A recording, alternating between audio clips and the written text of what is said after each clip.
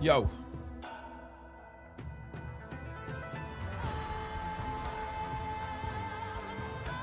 Hello, everyone.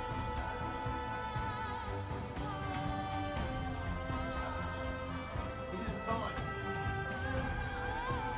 for something.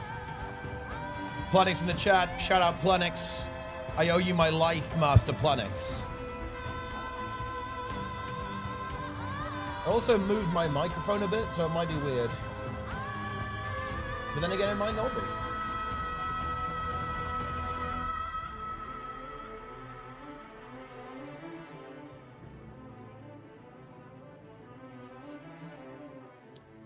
Yeah. The bot? I mean, look, the bot is in charge. Hold on, let me get my mic in the right place. I have moved it to optimize my real estate, my space on the desk. Are we good? I think that sounds about right, I think. Yeah, we're good. Okay. Spam this thumb to help Ultra Numb. I missed that team, to be honest. Also, I bought VOE for this account. So now I have this. I have a hat. And I have this weapon skin box. Very exciting.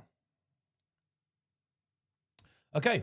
What are we doing? I guess it's probably just Leech World vs. World dailies into the monthly AT. We don't actually have that long. Monthly AT is in basically an hour.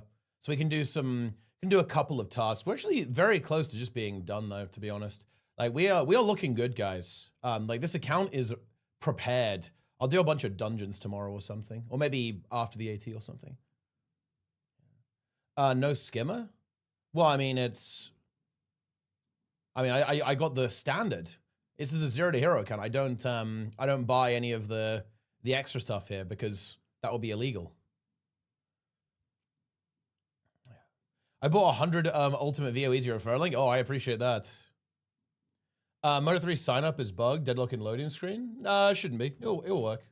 Oh, yeah. It won't work now actually because the API is down. Yeah, it's not bugged. It's just yeah, it won't work. If you just send me a DM to register your interest though. But yeah, that's why. Because it you need to put your API in, right?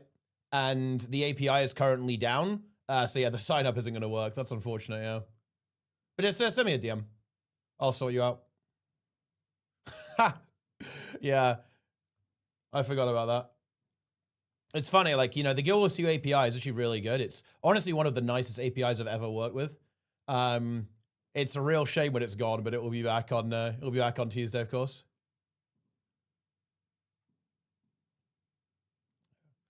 The account is so far along. You don't accept anything. Yeah. No, I don't take anything on this guy, and I including like any MTX, right? We didn't go for that. Oh, thank you very much for the wait. What is it? This donation on YouTube. There's a super chat on YouTube. What is this currency actually? Because yeah, you can go for any currency in YouTube. Wow, that is. Yeah, Guatemalan currency. So that is 0.098 pounds. Hey, I appreciate it. Super chat, yeah. That's right, guys. My YouTube experience is now optimized. Also, big bonus meme here, guys. If you are on YouTube, oh, I'm not sure if the bot, oh no, wait, I haven't entirely properly implemented this yet. I was gonna say you guys can actually participate in the doot list, but you kind of can't actually because the bot is not going to type any messages. Oh, well, it's not going to type certain messages in YouTube for now because I have to actually do a little bit of extra implementation to make it kind of handle some of the, basically some of the scripting I have built into the messages, and that needs to be handled a little bit differently for YouTube. But soon you guys will be able to play all of the Twitch mini games that we have here. And yeah, you should be able to use all of the commands that YouTube has, or Twitch has on YouTube too. I am now running the bot. I've been running it a little bit for the past couple of streams. But now we're basically fully swapping over to it right before the expansion. So that's pretty nice. Hey, go on. Thanks for the 40 raid, by the way. It's very kind of you. Welcome. Welcome, welcome, welcome. Just in time for the monthly AT. But yeah, you know, for example, exclamation mark meme. Wait, what the fuck is that? Last upload, what the fuck is that thing? 2552. I mean, that doesn't look good. Wait, what happened there? Wait, I actually have no idea what. Wait, what? Why is it saying that? Has it found the right video? Oh, wait. Wait, what? Okay, that's really interesting, actually, guys. That is correct, by the way. That is the last upload. It's just that it's a video that's currently being uploaded now, and therefore it doesn't have like a proper name or anything because it doesn't actually exist. That is absolutely remarkable. But no, like to give the bot some credit, that is accurate.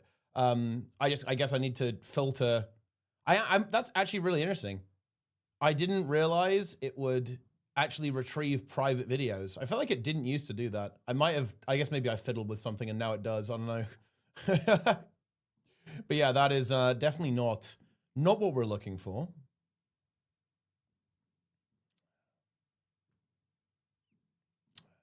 The bot is becoming too intelligent. It is. The bot is hyper intelligent. Okay, the question is, are we going to be able to make it in? I think the answer to that is yes. Ooh, the answer to that might be no.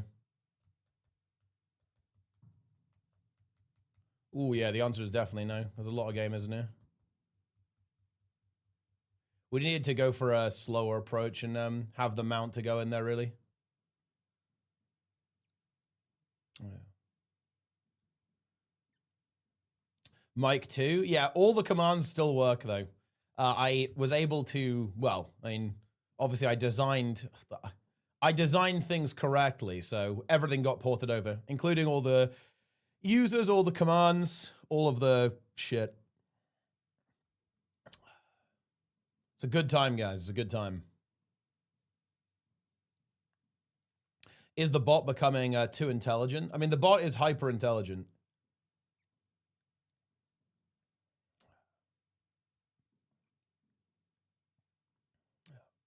But now YouTube can enjoy all of our fun and games.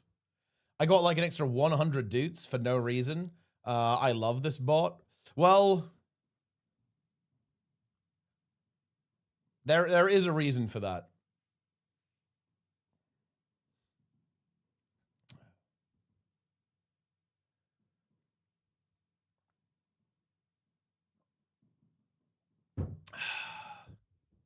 But the dutes should be mostly accurate. Well, actually, they're more accurate. They are far more accurate than ever before.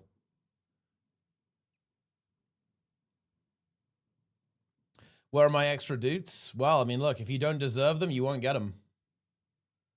They have to be earned. They are not without merit. They have to be with merit. Okay, I think we're basically done with all this stuff though, right? Yeah, okay. I'm just trying to have it in my head what we need to do. Like, the big thing I need to do is just like do the dungeons really to get a bit of it, you know, get some I just need to get some achievement points really. That's it. Like, we're very ready for the expansion. I think I'll probably do the Explorer achievements too. It's like just 10 AP in the pocket for like one Explore Langmar Estate, right? There's like a lot of, look at this, like loads of like really easy AP. That's like 50 AP in the pocket, right? Just for free. And then do all the dungeons. That's another, I think that's like almost 100 AP actually for this. There's a lot of fireworks going on outside. My dutes were wiped a few years ago, rip. Well, I mean, look, sometimes some of the dutes had to be cleansed. Some of your dutes were impure, probably. And the impurities had to be removed. I don't know why I have, what is this? Yeah, I'm not on the right build here, but that's fine.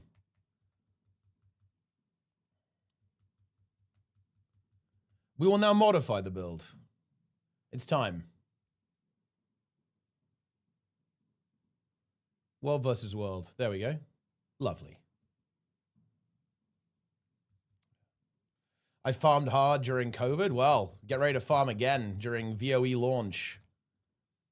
Are you going to solo the dungeons? No, I'll just do it with... I might do it on the LFG, actually, because this is one of those things that would be kind of nice to have the information out there. There's this idea that dungeon LFGs don't fill quickly because there aren't many groups listed. And it's not really true. Like, there aren't many groups, but they actually fill pretty fast. And I think people aren't really aware of that. But you'd actually be really surprised. Like, the groups fill quick. It's just that people don't tend to post them. Man, the microphone is... Okay, guys, this is really weird. I've had the microphone in a different position for a long time now. And it was kind of in my personal space a bit more. And now that it's a little bit... I repositioned it, so I've got more room. Now it's freaking me out. It feels really weird. Because now I have way more space, especially on the where my right hand is. And it's disturbing. I need to get used to this. Also, shout out Chomp, member of Team Champions. Leader of Team Champions, of course.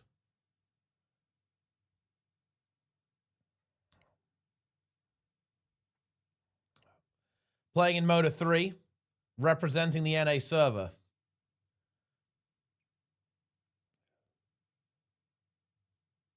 Living World Season 2 gives a lot of AP. I'm pretty sure I've done a lot of those, actually, for that exact reason, if I'm not mistaken.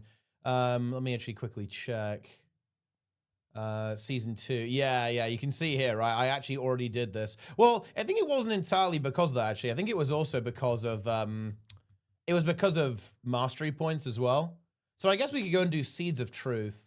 Oh, there's actually a bunch of AP that I didn't go for. Yeah, I guess I did this mostly for, I did this mostly for the mastery points, I think. Yeah, I did. Yeah, it was for mastery points. There actually is a lot of AP still left on the table. You're absolutely right. Look at that, 20 AP.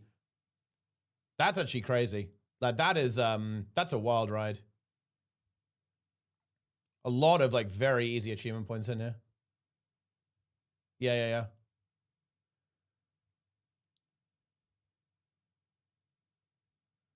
I'm scared of the fashion templates. Well, they're not coming in on launch, so we have to be worried immediately. I mean, the thing is, okay, so the really big thing that I'm worried about is if they make the fashion templates character bound. If they do that, that is a little bit brutal. But if they make it so that you can basically have, you can buy more templates, but they're account wide, that is absolutely fine. There is nothing wrong with that. That is not a big deal. That's not a problem, in my opinion. So that's pretty much like the only concern. However, I mean, I don't know. I don't know how that's going to go. We'll have to wait to see what ArenaNet is going to say about that. I think it's not a done deal either way. They could play it more aggressive, or they could be a bit more chill. I have a feeling they're probably going to go a bit more chill because they got a lot of... I think they got criticized quite a bit for the way they did gear templates and build templates. But I don't know. It's hard to say. Gone for like 4 days. I come back with people spamming new words. I feel old. Listen, we all do here. But that's because we all are old, to be fair. I see I've won 100 I do it 100 times without getting credit, and finally the count is accurate. The actual reason is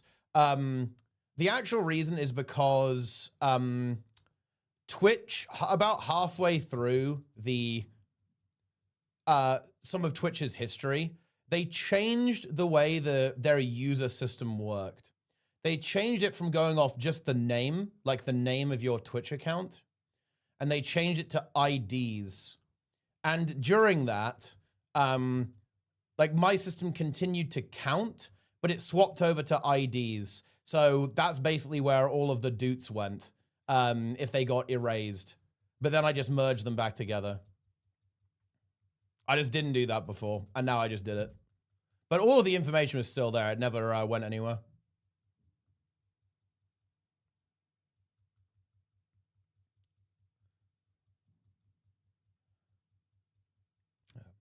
Bought an equipment template for 400 gems for it to be character per character on account wide. Yeah, it's really unfortunate. Like the monetization on gear templates and build templates is pretty brutal. It stings a bit for sure. It does not feel good.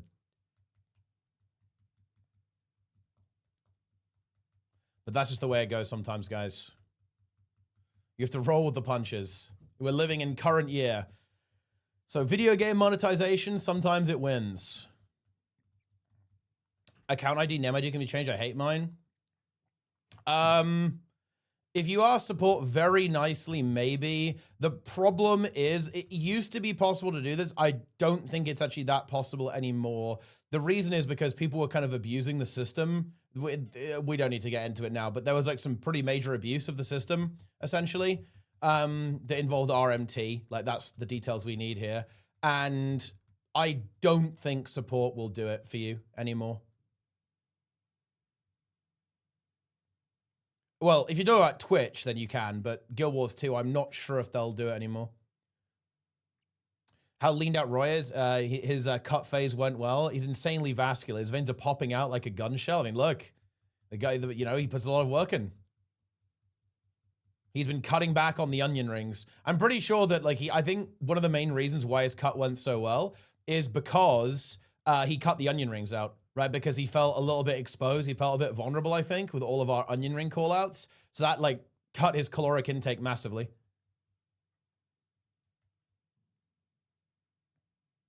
So if you think about it, I think we can take some credit.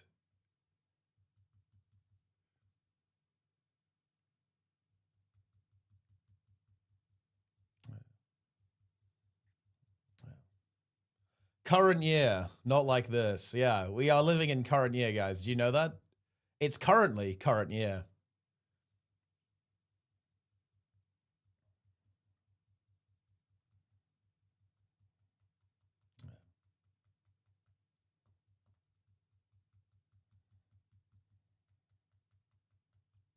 Boom.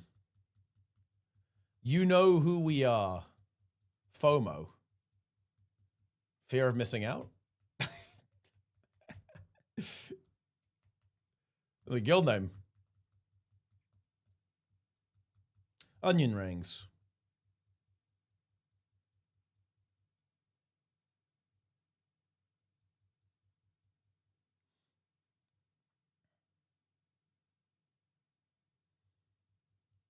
Let's see. I think, I wonder how many teams are going to play in this AT. It's the last one before the expansion. So I think quite a lot of people will play. Although then again, maybe people will just chill out. That's also possible.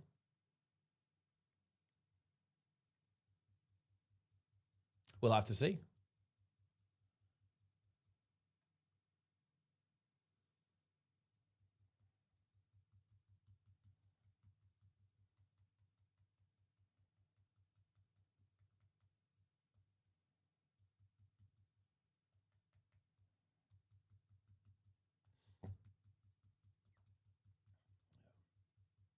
Look at these. What do we got here? Are these onion rings or what? The crispiest onion rings ever. Oh, shit. That's looking rough. This is not the time to be distracted by onion rings. And this guy is clearly an expert, an onion ring expert. Peaceful and chill without game audio? Oh, yeah, whoops. There you go. Have it back.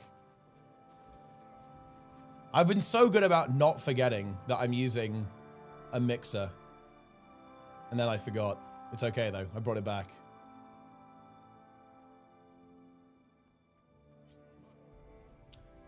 Now it's yours. It's actually getting interesting. I could actually make it so only you guys can hear it. So I can go without the sound of the game. And then you cannot. You have to hear it.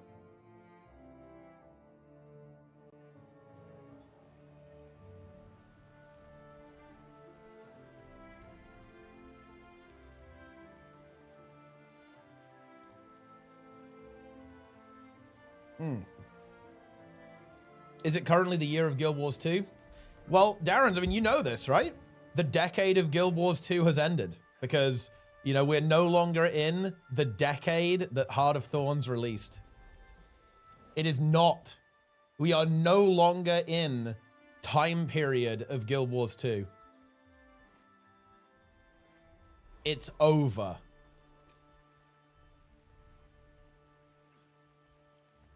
Can you rate my in-game name? It's Rock and Rolf, and I'm a big-ass Norn. That's pretty funny. I like it.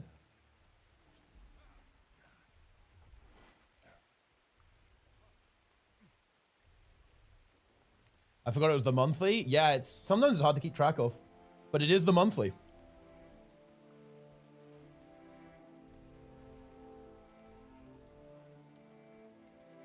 It is.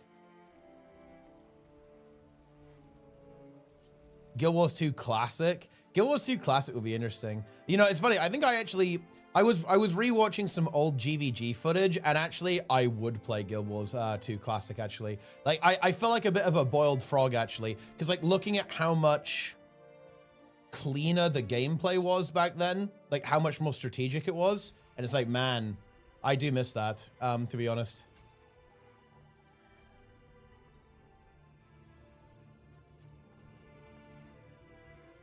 I do miss that. I would play, I would definitely play Guild Wars 2 Classic. It's just for PvP and World versus World. I think PvE was also, I liked how the game played out a bit better as well in PvE, but it's less so.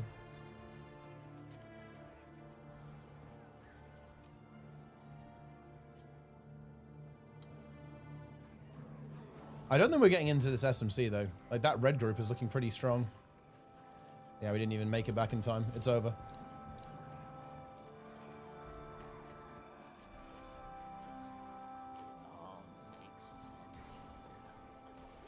Get us out of here. Wait, do I need to destroy a Dolyak?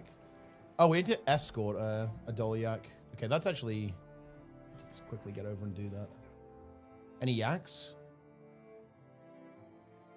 Guild Wars 2 Classic, Scourge, Firebrand, PvP meta. Nah, I'm talking about HOT. Like, nothing past HOT.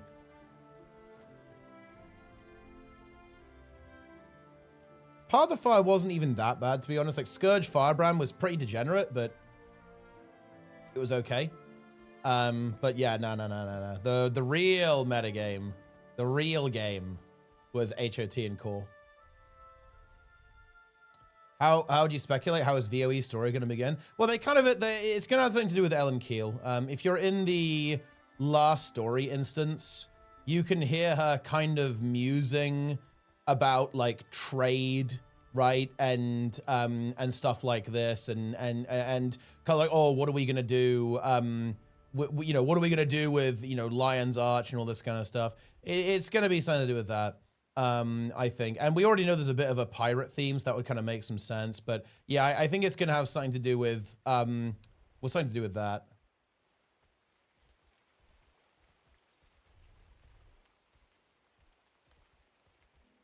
And it's going to be like, oh, look, you know, we've got this uncharted island we've got to go and explore, right? We've got to go and find the forbidden island of Castora.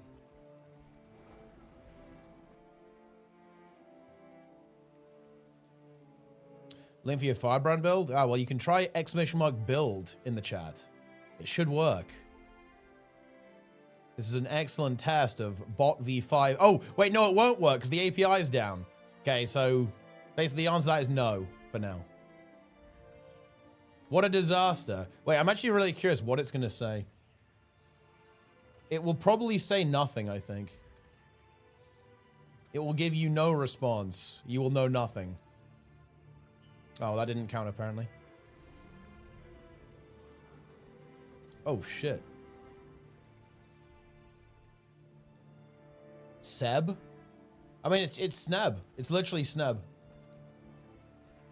Well, he does look like a fucking maniac. Look at him. He's got... Ugh. Seb has instead risen to power in the Inquest through a combination of ruthless ambition and the brutal effectiveness of his experiments. That's crazy.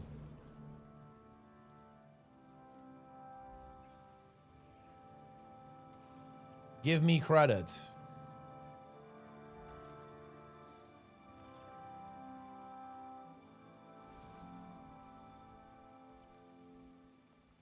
Yeah, I just gave up. Is Seb one with the goo? Well, I mean, I think he's like the guy who wants to, he's like one of those like lunatic Azura who are like attaching machines to the raptors, right? Like that's what he's into. He looks like someone who would cover himself in Vaseline. I mean, look, many people would do that. Sneb is one of them.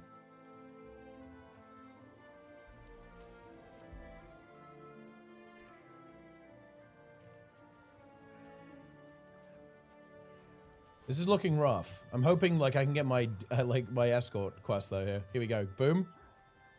Dude, does that really not count? That's crazy. Listen, you guys handle that. I'm gonna make sure we get this yak sorted out. Silhouette in the gaming. Silhouette gaming in the chat. Very good.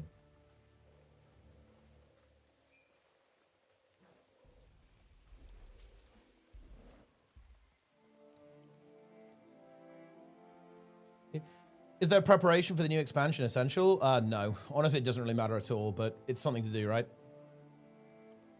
Dude, this yak is not putting in the work for me. We've got to go defend. The yak needs to disappear? Yeah, but like, why isn't it disappearing?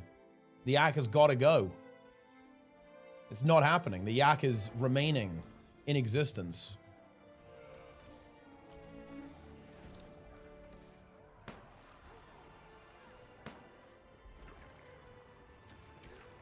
Needs more than 2 locations. I mean, it should be...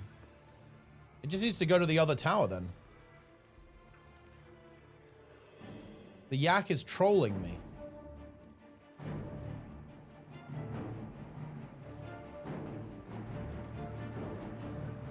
Surely we're getting kills here. We are indeed getting kills. Can we finish this? This guy rallied. Unfortunate.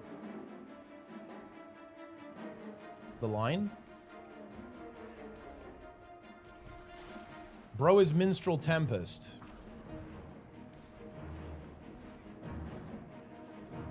Bro is dead. I'm doing a 7 to 8 hour VOE stream. Any tips on not being complete ass? I'll just give your opinion. I would say, like, you know, people are there to listen to what you have to say, so say it. Say what you have to say.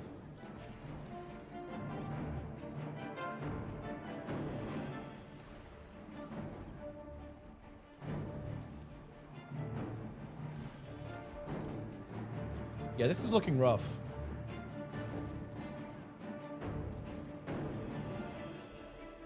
Not looking great.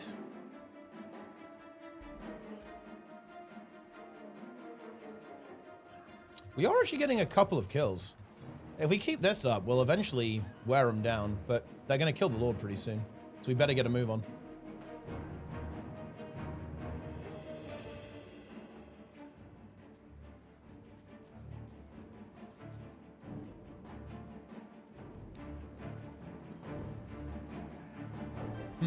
Yeah. Don't think we're engaging that one, to be honest, guys. We need 50 arrow cards. It's the only way.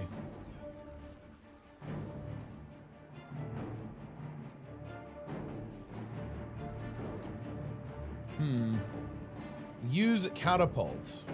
Yeah, then we're going to need more than the catapult for this one. Getting some damage on them. They're actually pushing. To be honest, if I was them, I don't think I'd even bother. I think pushing only gives us like a slight chance of winning.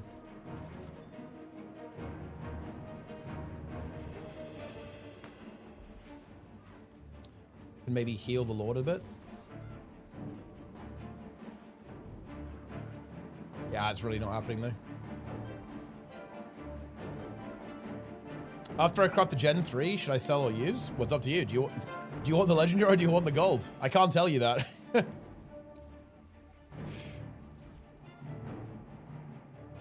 Giveaway hell?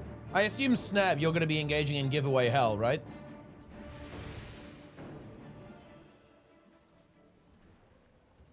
Maybe I'll do giveaway hell, guys. My annual giveaway hell. Wait, are you actually doing giveaway hell?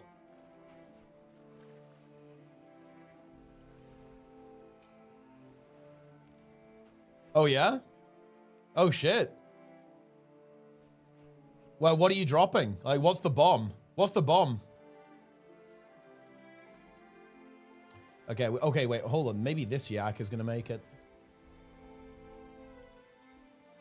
Legendary and gems? Okay, okay.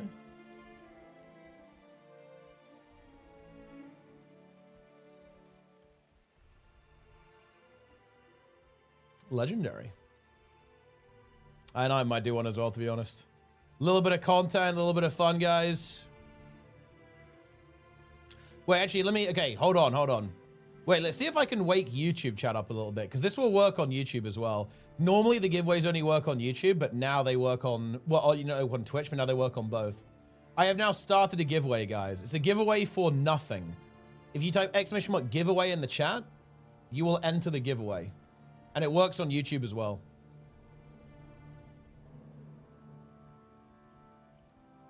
So let's see if we can cook.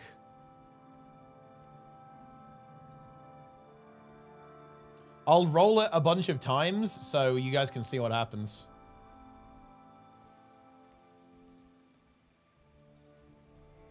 Because it can, basically someone on YouTube or Twitch can win, and it will announce who won and on what platform when I roll as well. Can't be bothered typing when it's a giveaway for nothing. I mean, you typed a longer message than just typing it. Okay, here we go. I'm rolling. Boom. Champion of naps. You won. But I can do rerolls too, right? So here's like a reroll. Let's do it a couple of times. Let's see if I can... Okay, surely someone on YouTube will win. There's obviously way more people on YouTube, so it's going to be significantly more likely for... or no, more people on Twitch, rather. It's going to be way more likely for someone on Twitch to win. Ah, there we go. Boom.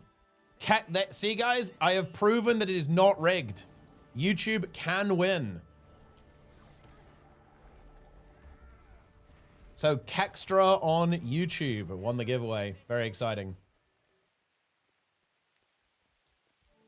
But yeah, that's what it looks like. I added some, you got some party popper emojis in there as well, guys. Big celebration. But yeah, we might do some, you know, fat giveaways and stuff.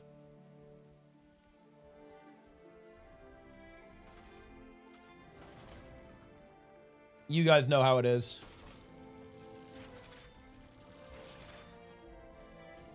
Oh yeah, Nozzle, you won twice. Yeah, there's interesting enough, actually, the way the reroll system works right now. There's no reason you... well, maybe that's good. Like, the reroll actually doesn't exclude the previous winner. But maybe it should. Maybe it should. If you didn't win anything, it means you won everything. I don't think that's how that works, no. Can I get 300 gold or something? No. Modifying the pool sounds like work. Well, it's not very difficult at all. You just have to keep track of who won and then just say it can't be those guys. The bot can do that, no problem. The bot has a photographic memory. 2 viewers, my wife and dog for 8 hours. And you just have to lock in and deliver content.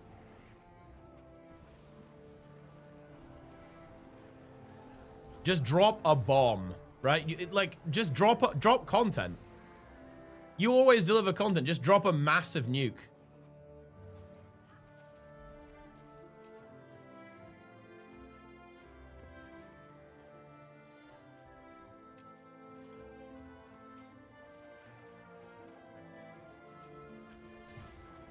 Drop the apocalypse.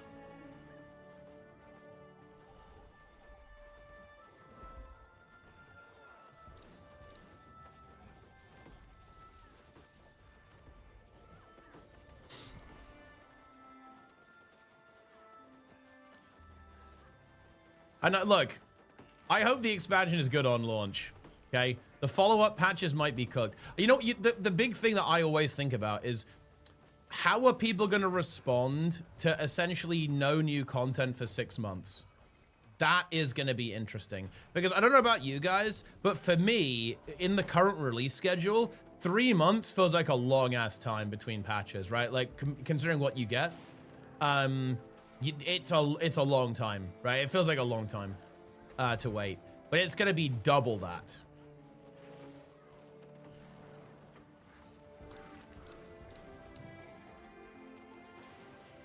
Last 6 months, just keep playing. Yeah, but here's the thing though, like this was because there's an expansion coming, but it won't be an expansion coming. It's going to be like a patch coming next time.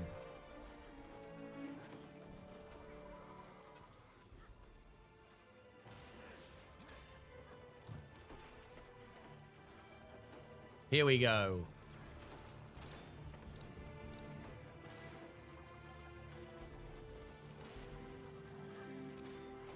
Kyo's busy with legendaries. I mean, we'll have those like within like a week, right? And it depends how much they gate them behind. If they gate them behind hearts, for example, I guess that could make it a little bit slower. But if they don't gate them behind hearts, like the weekly heart stuff, or even 2 weeks of hearts, then it's going to be pretty easy to get them.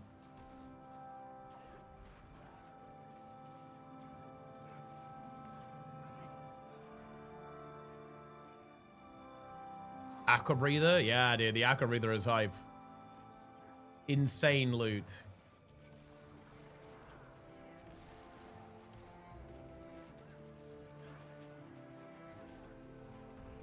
Repeal open more content? Yeah, that's what I'm hoping for as well. It's pretty much the most important thing they need to do.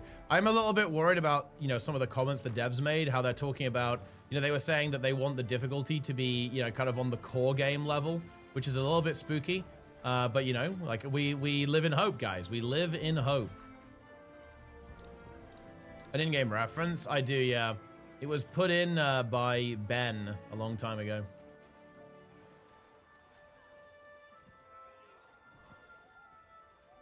It's actually interesting. There was going to be, there was supposed to be a much more direct reference, actually.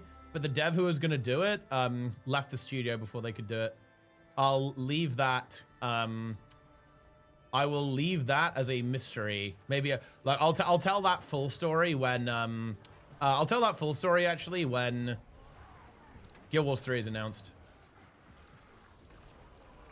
But yeah, there actually was going to be another like very direct reference put in the game.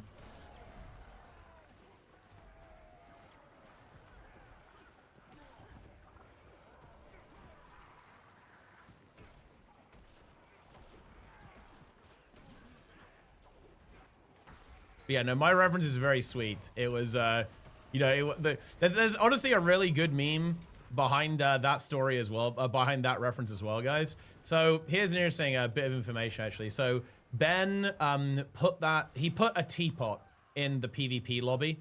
He put it into the game, right? But here's the thing. He actually didn't tell anyone. And ArenaNet actually weren't that happy with him when he found out. When they found out, it was kind of a funny meme. But he was like, yeah, I mean, look, it's too late now. It's in the game.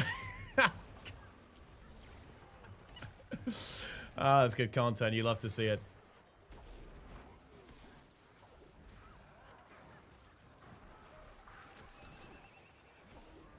Ben wins again. Ben wins daily. Imagine being the games company that's lucky enough to actually have Ben working there. Just think of that.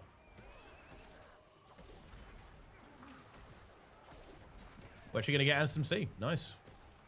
Stone Mist Castle is ours. Maybe? Unless Red shows up. Oh, Red's over here, though. I can see the swords. So as long as we get this down pretty quick, we're all right.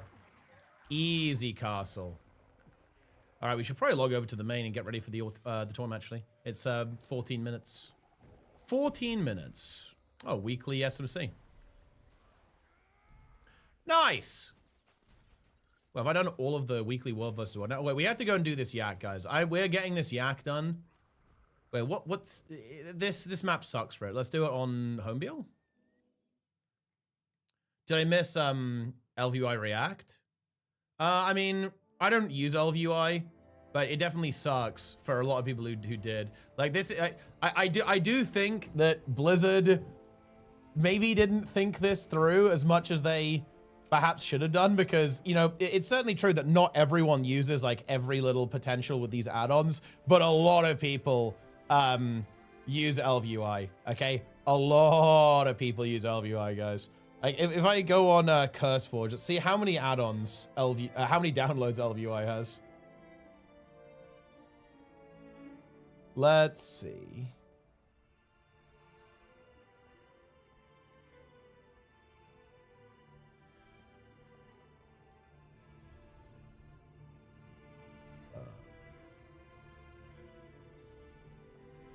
Wait, where can I see like the download count for LVUI? It's a lot. It's a lot of downloads on LVUI. I thought there was a number somewhere, but I can't actually find it. Was it on WowUp maybe? I'm loading WowUp.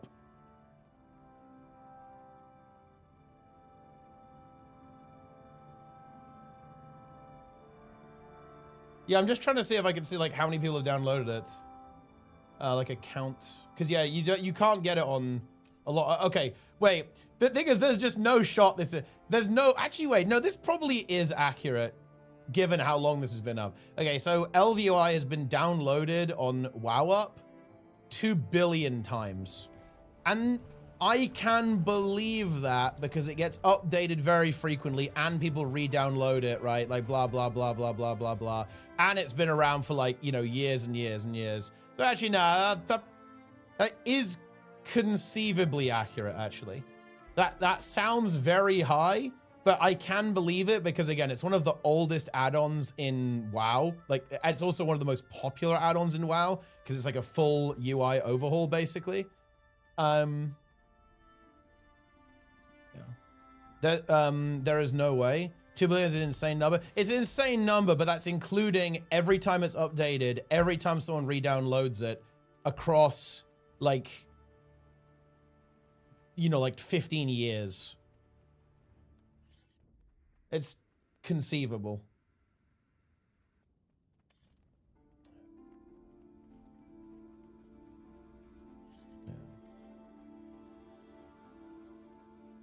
Download it 50 times at least. Exactly, yeah. So it's like you can see how it might add up. But okay, look, it doesn't matter, guys. Okay, because honestly, 2 billion is sus to me. I don't know where they're getting that number exactly. But yeah, 1 billion is a million. Nah, that's no, it's not.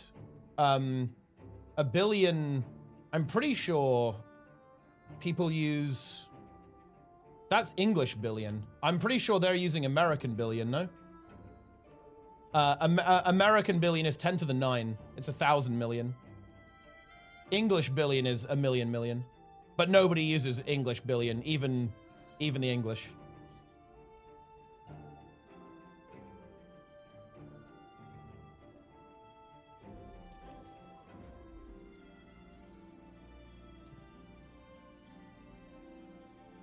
Ah, very good. Yeah. I was taught English billion in school. That's actually really interesting. Yeah. Yeah, that's interesting. Yeah, no, I've always known, I've known of the distinction between the two, but I've also known that like nobody uses English billion. It's always American billion.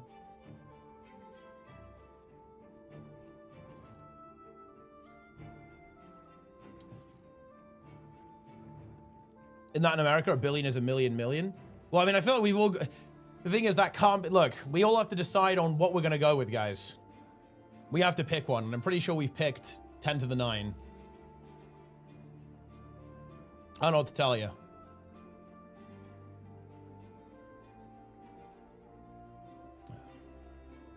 Incredible. I know a lot of casuals who use it and aren't happy. Yeah, because that's the thing. Like, LVUI being gone is a lot like... Oh, man, how do I even compare it in Guild Wars 2? Imagine if Guild Wars 2 efficiency shut down because ArenaNet restricted the API and the efficiency dev said, I'm not retooling it. But it's actually more than that. It's more ubiquitous. It's almost like if the wiki got restricted in some way and the devs on the people who maintain the wiki were like, fuck it. Arc DPS? No, more than that, because not that many people in Guild Wars 2 actually use Arc DPS. It's a small minority of people. It's something that people use like a lot. It has to be like everyone uses this, because like LVUI, no joke, is extremely ubiquitous and popular. it's not healthy to be codependent on others. I don't agree, actually. Because I don't think we'd say the same thing about mods, actually, right? About other games. And I think a lot of games are like very codependent on mods. I think that's often considered a good thing, even. I think that's actually accurate. Yeah, it would be like RuneLight being deleted. Because I think a lot of people use RuneLight in RuneScape, right?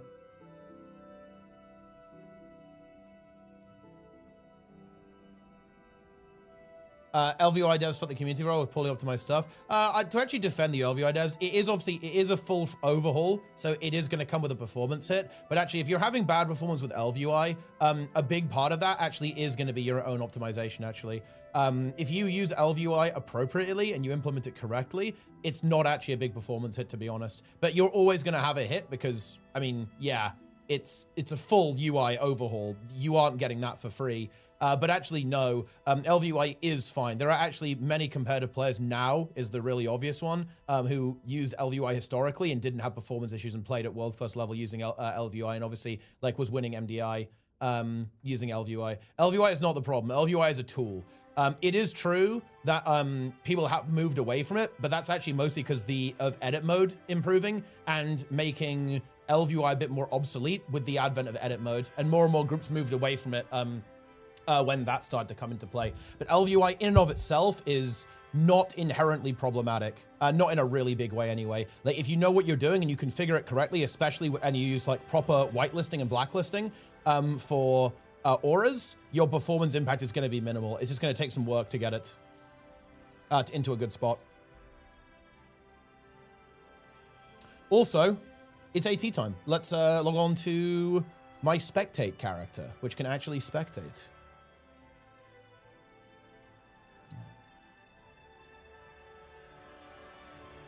Let's go!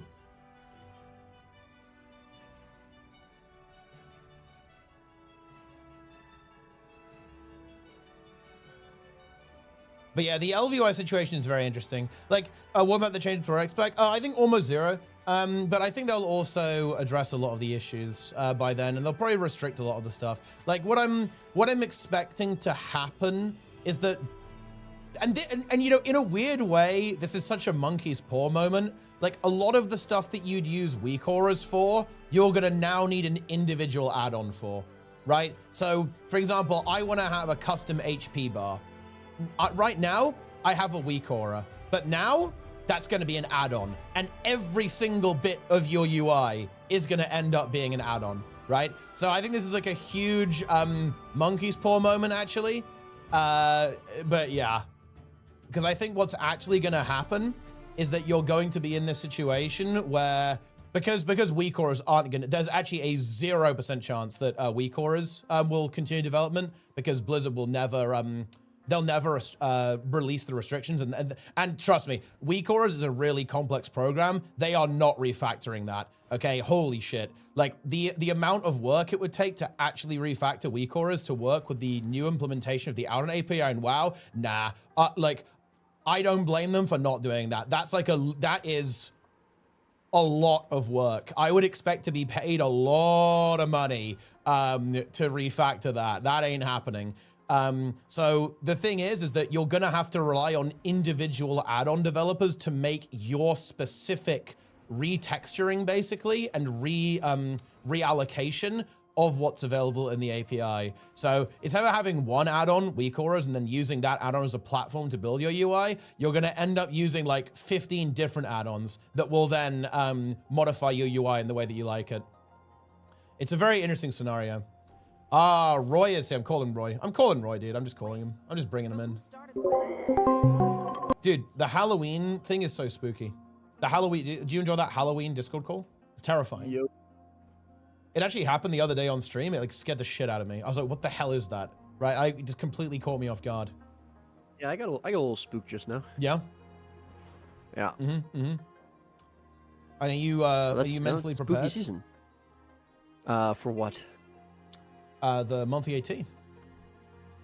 Is that happening today? It is, yeah. And apparently, this is interesting, actually. Skelling has informed me that it is apparently full 55 roster. Whoa, even a bindo?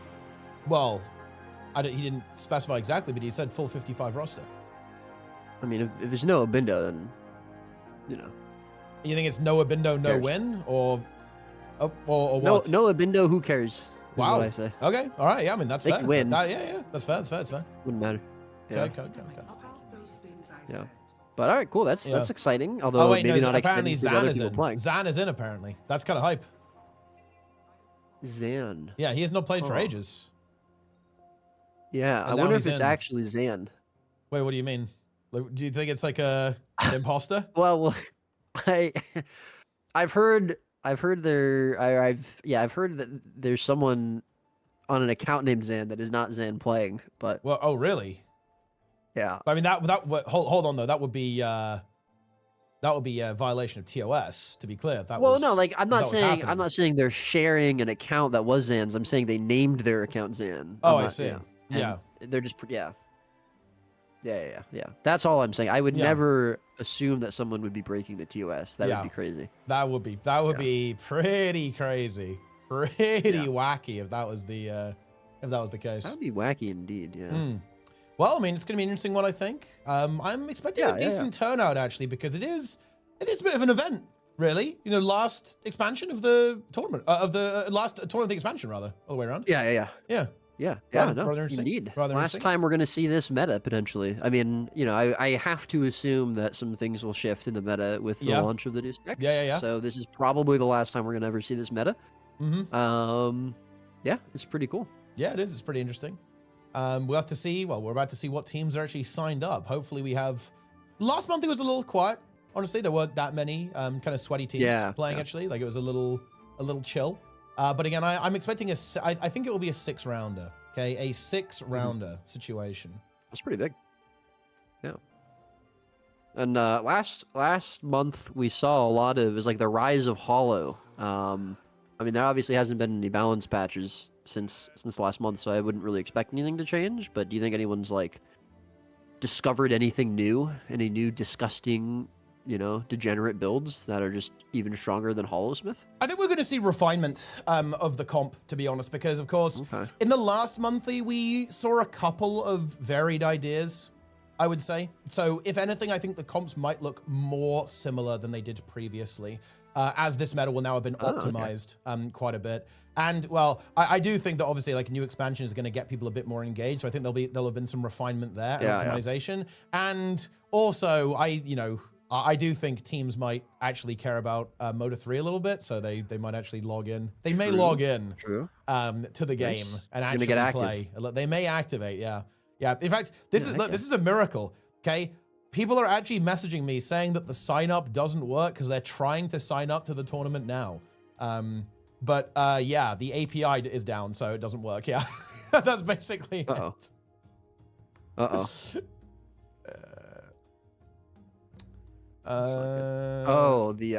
You meant MOTA. Yeah, MOTA. Yeah. Oh, I thought you meant the MAT for a second. No, the MOTA AT. Yeah. I was like, how does that make sense? Yeah, no. Okay, good. No, okay. Let's see what we got here. So, yeah, I'm just gonna. An interesting face here, Roy. We absolutely love to see this. Rising Star Sausages God actually playing in this tournament. Very nice. Oh, we love to see that. But we have 55 also playing there as well. Let's see how many. It's a 5-rounder actually. So let's see. I'm just gonna leap in and see who's playing. Let's see who's playing on Team Snowfall. I think it was 6 last month, wasn't it? Was it? I think it was 6. It was 5. Okay, maybe not. I don't quite remember. Yeah. Well, either way, yeah, we're just gonna wait for the games to start and then just see who's actually playing. I think there's actually a good chunk of good teams here. Actually, I think rank 55, obviously, Sausages God is going to be some kind of French arrangement. Skitto as well, actually. Caspi will be a good team as well, I think. Team Snowfall, So Goated, I Wanna Abuse, of course, in play. And I seem to recall that Team Bill is actually a good team as well. I believe that's French 2. Or maybe even French Prime. I actually forget which is French Prime and which is French B team at this stage. So yeah, we'll see. Yeah, what if they've both sort of equalized? See, there's no longer a clear B team. It's just, it's they're both kind of around the same level. I guess we'll find out if they go head to head, I suppose. Yeah. Is there a specific match you want to try to actually watch, or are we just kind of need to jump around here, you think? I think just jump around here for the first one. I actually think Sausage's God versus Caspi might be relatively interesting, actually. Because okay. I'm looking at that one. Who's Caspi actually playing with? Yeah, okay, yeah, this is a good team. Yeah, it's Maya, Caspi, Maya, Asu, Bamayas, and Benny, actually. I haven't seen this guy for a while. Of course, a member of Pharmaceutical Gang, back in the day, playing the Holosmith. And yeah, this is... Yeah, the red team here is French, as we can see.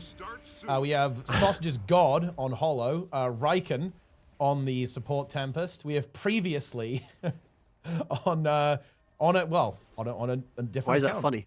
Well, I'm just saying it's just content. And then we have Goku. Dude, Goku he goes for this. He just loves this this core warrior. Like he's big into it. And then Glint, of course, who is not Azaz on Herald.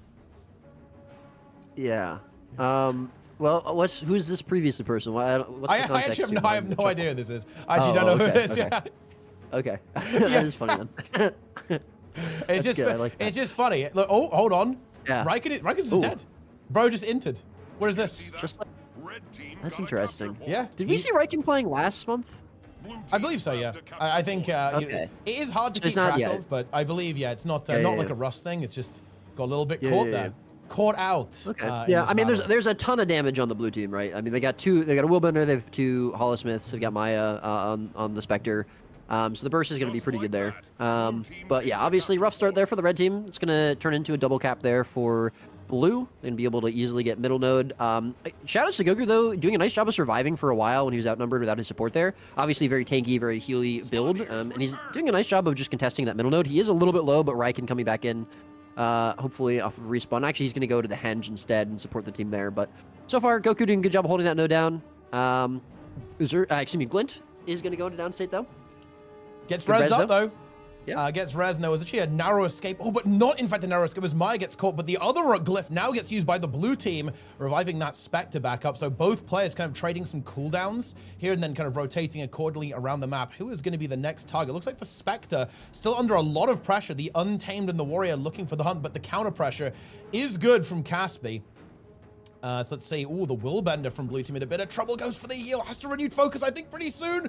Goes for it, but actually, Azaz is going to be the one who gets taken out. The Holosmith exploding all over the Herald as Glint is taken into the downstate. Pentakill, looking for an additional kill. It's not a pentakill, is it? It's only 1 kill, no? For the Willbender. Yeah. He's going to have to farm up a couple more before he can live up to his name. But pretty good showing there from blue team so far. They haven't lost any players. They've been able to hold on to this double cap for a decent amount of the time.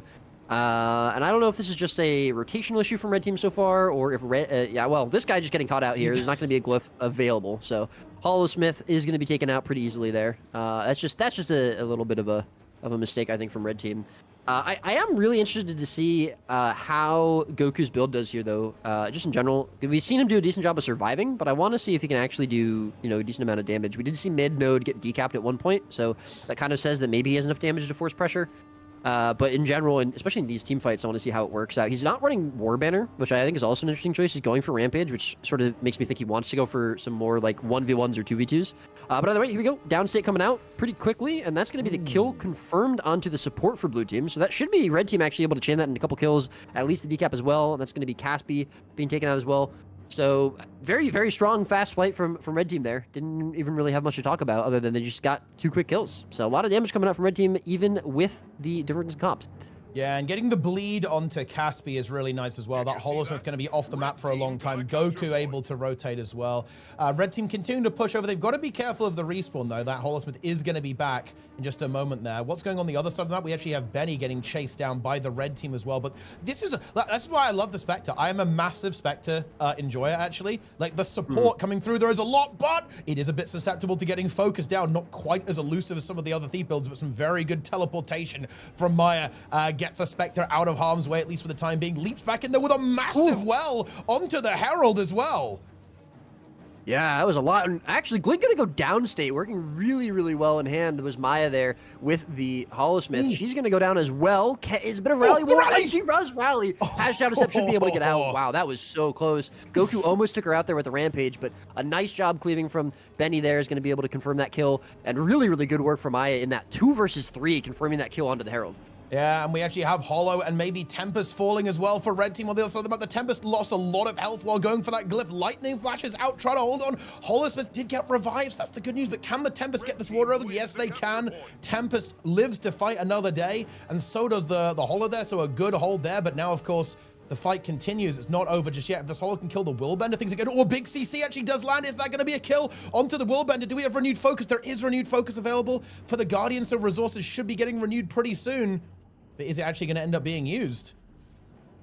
He's holding on to that for a very long time. Wait, very greedy. And he just dies. Ooh, yeah, that was greedy. I mean, not wanting to lose the node. Yeah, I don't know. That was a huge misplay there. I think he was maybe thinking he could hold on to it. He had a little bit more sustain. That's a sustainy build on that Willbender, but he didn't have any stun breaks left. One more CC would have killed him, and it didn't even matter. The damage was there. So, yeah, a little interesting call there from Pentakill. But blue team has a little bit of a buffer to play with. They're about 40 points ahead so far, but the double cap is going to make that lead disappear very quickly. Red team now gathering up here. Nice line from the Tempest from blue team.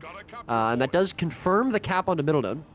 But blue team are going to have to try to win this team fight. And so far, it's not looking good. Mamaya's under a ton of pressure. We saw him fall in the last team fight very quickly. And he goes down again. The peel from the rest of his team just isn't there in the team fights. It's really interesting. It feels like they're just not peeling for their support at all. Yeah, they've got to keep that Tempest alive. That is the anchor of the team fight. Although, hold on, this Herald under a little bit of pressure as well. Incredibly low at the same time. But without the Tempest, it's going to be very difficult for the blue team to engage in any of these larger fights. However, this Herald is not out of the woods. Caspi on the hunt with the short bow. Glint Heal has now been popped, but the mobility of the host, but the Herald cannot get away. This is very, very funny, actually, as we've basically done an entire lap around there. Finally does end up giving up, but the Holosmith from blue did get picked up as well by the Untamed from the red team, and red team is starting to find themselves in a good position. Blue team need to be careful. They're getting a little bit staggered right now, losing that Tempest into directly losing the Holosmith. They're still going to be down a player for a couple more seconds. If they lose their Willbender, that would be disastrous, and they do. Red team with some serious momentum pushing across the map, and blue, I think they're going to have to pick themselves up here a little bit and regroup if they want to have any chance of making a recovery with their current position. Beginning of this game, blue team, I think we're kind of just rotating a little bit better and a little bit smarter. They got a couple of quick picks that helped them out pretty well. Ooh, Benny in some trouble here, potentially getting caught out. Nice mob there from Goku on the longbow. He's going to have a little bit of peel and support from Mamaya's. We got a respawn coming in as well, the Willbender. So, Mamaya's taking a huge amount of burst, though. But as soon as red team started grouping up and just running in and one-shotting the support, everything started falling apart for blue team. So they really do need to do a better job. Again, Mamaya is just getting deleted in these fights. They are finding him and just taking away his health so easily. You've got to be really careful in these fights. And the whole time this is happening, double node here for red team, blue team not getting any points on the board. Red team are running away with this game handily. Yeah, they absolutely are. They've got that double cap. They might even be about to find a third as the Herald is capturing middle, and red team just holding firm in this fight. And I think there's honestly a little bit of that value from the Warrior. The Warrior does put out a surprising amount of support, allowing the red team to sustain. Have a lot of pressure, though, coming on to Reich, and Reich does have Glyph and Rebound available, so might be able to hold on here, but needs a lot of peel from the team. Blue team going for it now. The mobility from the Tempest isn't going to be enough. Does go into that state. There was not a Glyph used, so that's just going to be a kill. Red team are going to have to disengage that. Tempest vaporing on to the point, but as long as red team disengage here, they're honestly fine. But this Elementalist is going to get killed immediately, and as long as they just back off a little bit and don't lose the Warrior or the Hollow, they're not really in the worst position whatsoever. Yeah, Goku even going to use the Rampage, I think, purely to try to get to the node to contest. I don't think he can make it in time. Oh, nearly did, but not quite. Yeah, and on the other side of the map, Pentakill just narrowly escaping. He was +1 there, 1 versus 2. Nice job surviving. We now see Maya coming in to help him support him as well. So nice job surviving there from the Willbender. Blue team do have an opportunity to turn this map around. Like you said, didn't get that stop on middle node, but Caspi going to go into downstate. There is a glyph available, and he is going to be able to get that, but that was a lot of damage very quickly. We're not sure if we can see them sustain this. They're going to go for a 2 versus 2 here, it looks like. And this is where we can kind of see how strong this Warrior build is. But again, I mean, the thing that I think is so interesting about this is the pressure on this node is they're forced to give it up. And at this point, I think they should just leave this node here. I think they should try to fight onto the side nodes. And we see Glint potentially leaving this, and it's now going to be 3 versus 2 for blue team. This is just a terrible fight for them to take.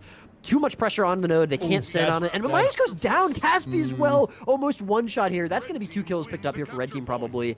I think this might be game. Yeah, that's looking very, very rough. And this thing you were talking about earlier, actually, I think the blue team did just get very, very much baited here. Because, yeah, as I understand it, like this warrior build, it is supposed to be the 2v2 build, especially when combined with the revenants, right? This is something that this roster has gone for a lot. They very often have a revenant and a warrior. It's Goku and Glint paired together, and they just have a monstrous 2v2 composition. And that's exactly what happened there.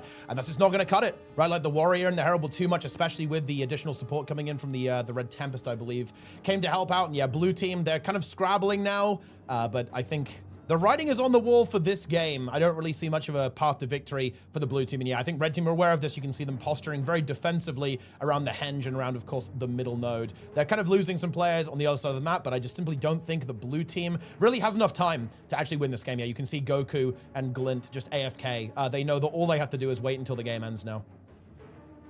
Yeah, and I think it's really interesting. I think the one fight that we saw blue team sort of win quickly was when they focused down Riken, the support there for red team. I think Tempest is probably one of the best targets, and it makes the most sense to take them out of the fight early if you can. Obviously Tempest being the main support right now for this meta, they're the squishiest of like the main supports, right? That you see, from like Chrono, from Warrior when it was a support, from Guardian when it was a support. Even though it does have more mobility probably than Guardian did, but I think probably we're going to see, I expect to see a lot of teams focusing down the Tempests in future games. And, whoever can keep their Tempest alive longest, whoever's Tempest can kite and sustain long enough might win the fight. But I think both teams just a little bit mismatched in their fights. But red team at the end just kind of snowballed after winning a couple fights in a row, even though I think blue team were rotating a little bit better and getting better picks in the beginning of that game. Yeah, very much so. It is, of course, early in the tournament, so no, the team is not going to be eliminated, and that means that, honestly, like, they're probably not that upset about meeting a team that strong that early, because that means they know what they're up against, right? They have a little bit of time to figure out what's going to happen if they end up facing that team again. That's the nature of the Swiss ranking system. And actually, there is one still game going on, actually. The red team trying to make a bit of a spicy recovery, in fact, as they're a couple of points down, but actually getting a big team fight win in the remaining game. As of right now, 2 players, 3 players from blue going down. Is this actually the recovery? I have cursed the blue team by showing up, and I believe I actually have, as red have this this revenant locking down this node over here, and a massive team fight victory on the other side of the map. Red team going to find themselves a victory, I think, in this game. Let's see how, oh, it was a massive recovery as well. Look at this insane scoreboard. Blue team just dominating the early and mid game, but red, with nerves of steel, have managed a recovery. Yeah, the ascension to victory. Another kill being secured onto the Willbend, and I think realistically, I don't think there's much of a way for blue team to salvage the situation, as the Rev is just holding on over here. The NG manages to grab middle as well. The Thief not really able to get the contest. A glorious victory for the red team. I mean, even if they wipe everyone at Henge, it's not going to be enough points. They're far too behind. Double cap. Yeah, nice job from red team. Huge, the honored one. I mean, of course. Tarnished. You can't be tarnished. Yeah, it's not possible. There's no way. Unbeatable here on the Hollowsmith. It's pretty powerful stuff. Oh, I do like the name of the Hollowsmith on blue team though. Terrorizing ranked. I like that. That is a good one. Yeah, it's a good one. We've all been there. Okay. All right, that's the end of the first round. Okay, let's. I want to have a look at who's actually playing. I want to see who's playing for Snowfall. There's actually an interesting game there. Snowfall versus Skitto might be interesting because Skitto is kind of like it's even more French. It's like 3 French teams, I think, in this tournament. I want to see what the roster for Bill is. And obviously for 55 as well, it's going to be pretty interesting. Because apparently, I want to see like who this alleged Zan imposter is, right? Because I think it is Zan. I was just having a. You were just memeing. You were just joking a little bit. I'm a memer. You're just memeing. I have been known to meme. Yeah. Zan, listen, Zan and I we go way back. Yeah. And Okay. Yeah. There's also another team called Easy. Let's see.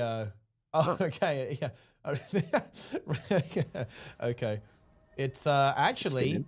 Yeah, it's a blast from the past. Oh, wow. Holy. Wow, we've got some old school players. We have XX, Abaddon XX, and Clarity, which used to be VinAeon, as the account. That is an interesting meme. Double Willbender, Hollow, Firebrand, Spectre. So that's a interesting approach there. Wow, we have some very old school gamers here as well. We have Spocker. I haven't seen this guy play for ages. Like, they're coming back for the expansion. And Crixels as well. Holy shit. Some old daily AT gamers in the mix there. But anyway, I'm going to leap in and I'm going to quickly have a look at this 55 roster to see who's playing here. Actually, the Snowfall game is going as well. I'm just going to see who's actually playing. Yeah. Okay, this is actually a pretty strong team. Blue team is quite strong. Both teams are pretty good here, actually. So we have Denshi, red team, with Sakaya, with Kranel, Kuba, and Alex. And then the Skiddo team is Skiddo, Warren. I actually have no idea who this player is. Okay, I fell for Russian, Boris Love. Okay, then we have Aki, which is, that's a player who exists. Vaguely, you could say. And then, what? What do you mean? They exist vaguely? Yeah. And then we have a Renegade as well over here. Yeah. Yeah. Which game are you in? Dude, we got to get Skelling in here. Like, Skelling knows the lore apparently. Like, he knows all these people. Like, he's in deep. Like, he's familiar with what's going on. The match starts soon. Yeah. Let's see who. Wait. 55's game has not started yet. This game actually might be interesting. We'll probably end up watching this one, I think. On Temple as well. What an exciting match. Yeah. We love to see that. So I'm curious. So we're seeing most teams running 2 Hollowsmiths, right? Yeah. Especially after the last month we kind of established Hollow being like the dominant DPS spec. What is to stop people from running 3?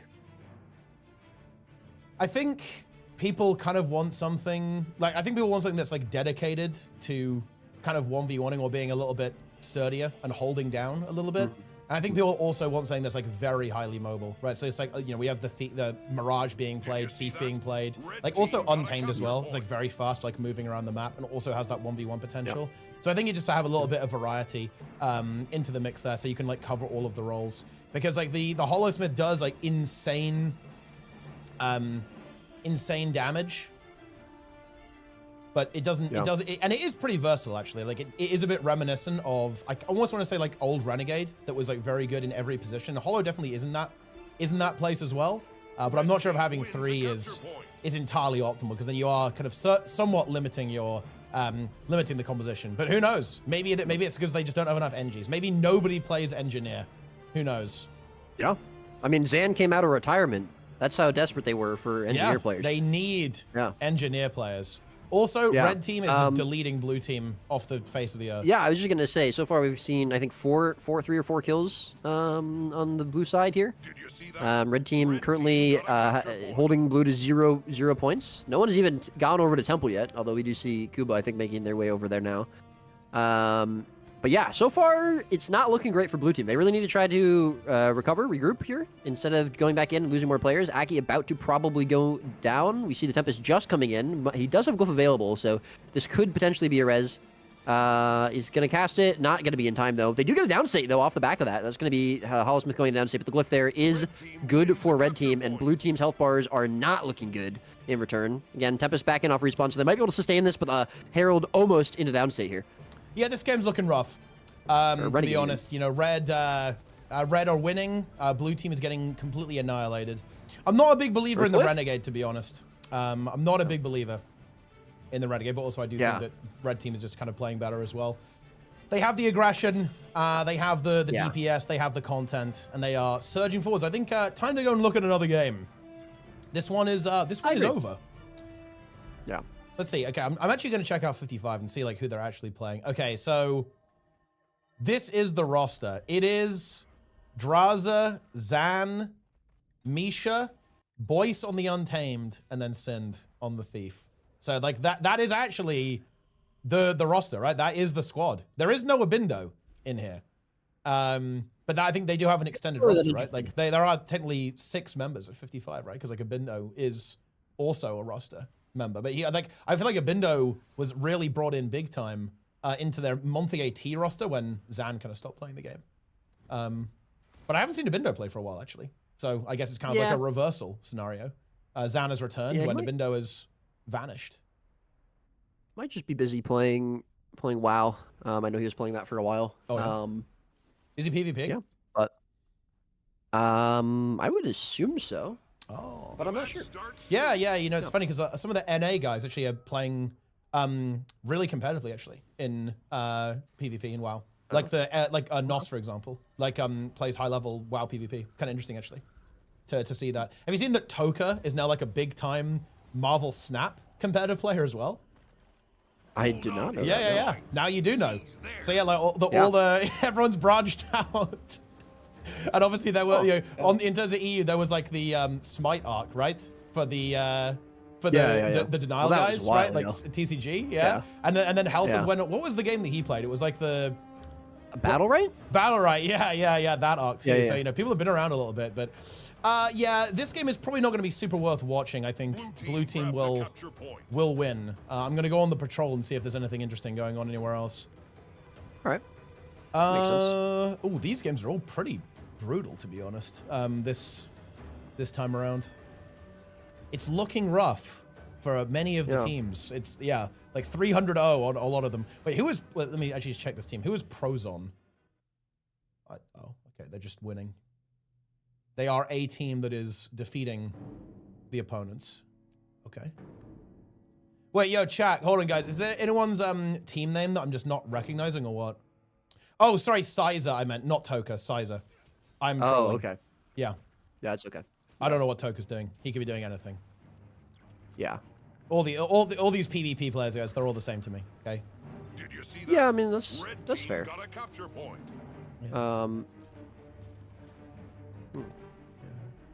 It would be funny if it was both. Yeah. Someone just whispered me and asked me where you can find the jeweled amulet in Kessex Hills. Does anyone know? What? I have no idea. I don't even know what that is. Okay. Wait, what even is that? It's for the collection Secrets Obscured, I think. Oh, wait, for like the global teleport. Oh, for the teleport thing, like the Wizard Scroll teleport, or what? Yeah, I guess I haven't done the collection. I'm not sure. Whoa. Are you self-reporting for not playing the game, bro? Oh, I'm sorry. Have you done every single collection in the game? Yes. Really? Yeah. There's not there's not a single achievement you don't have complete. Correct. Wow, that's crazy. You must have the highest AP count in the game. Yep. I'm actually Hellmasker. Oh my god. I need to leave. He is. I actually use AI to stream on that account, but it's actually me. Gotcha. Oh, you can only find the amulet if your heart is pure. Okay, I'll let this person know. Anyways, even though Teapot is insistent on trying to get us off track, it does look like there's not a ton of close matches here in round number 2, which is fine. Usually, I mean, I think we see that kind of in the first couple rounds. Round 1, we had a pretty close couple games there, but yeah, round 2, the gap is a little bit bigger, I think. Yeah. Yeah. Well, I think the actually, interesting enough, the Aeon game is actually pretty close right now. It's an intense match, yeah. Wait, let me just... Which one is that? Is it Perfect Storm, right? What is this game called? It is Easy, is the team name. Okay. Here on Temple, it's actually trading blow for blow here on the bottom buff, as we do lose the Hollowsmith on the red team, but a Hollow also dies on the blue team with Avancine going down, but the players from red are very, very low. They need to get this. They've got to get this rally. They've got to rally this player. Can they actually find that the rally comes through, but it's not going to be good enough. Next IRL rallies. Comet also... Wait, did Comet self-revive? I believe we saw a self-revive scenario going on here as well, somewhere on the map, which is quite a wacky situation. And blue team actually slowly losing players. They are red going to be able to push through and be able to secure this bottom buff. They might be able to. More reinforcements from the blue team are moving in. Red team is very heavily committed to this bottom buff. They're not going to get it. The Thief finds the interrupt. Blue team actually have the caps as of right now. Wait, I'm not sure about this channel. Aeon going for the channel. Iris, that is, while the team is dying, going for the channel. Oh no, the teleport out of the glyph, but the rally comes through. We're good to go. This is an absolute fiesta of a team fight here. Aeon did save the Signet as well. Yeah, so she has Signet still. She's going to be able to get it. Spaka super low here. He needs to be careful. He has Black Powder. He's going to be able to, or Blinding Powder, excuse me. He's going to be able to stealth out. Nice reveal, actually, from the Hollowsmith. He's 1 HP. He's so low. I actually think he might be okay. He might be out. Wow, yeah, Spock is gonna be able to come out of this. If he can get out of combat, it should be okay. That does mean his team will be a little bit outnumbered here on the bottom buff, though. 4 versus 3 now. But red team, yeah, they are feeding into this, or they're spending all their resources trying to get this bottom buff, and blue team, in the meanwhile, took the lead from about a 60-point deficit. So they're going to be able to come back here.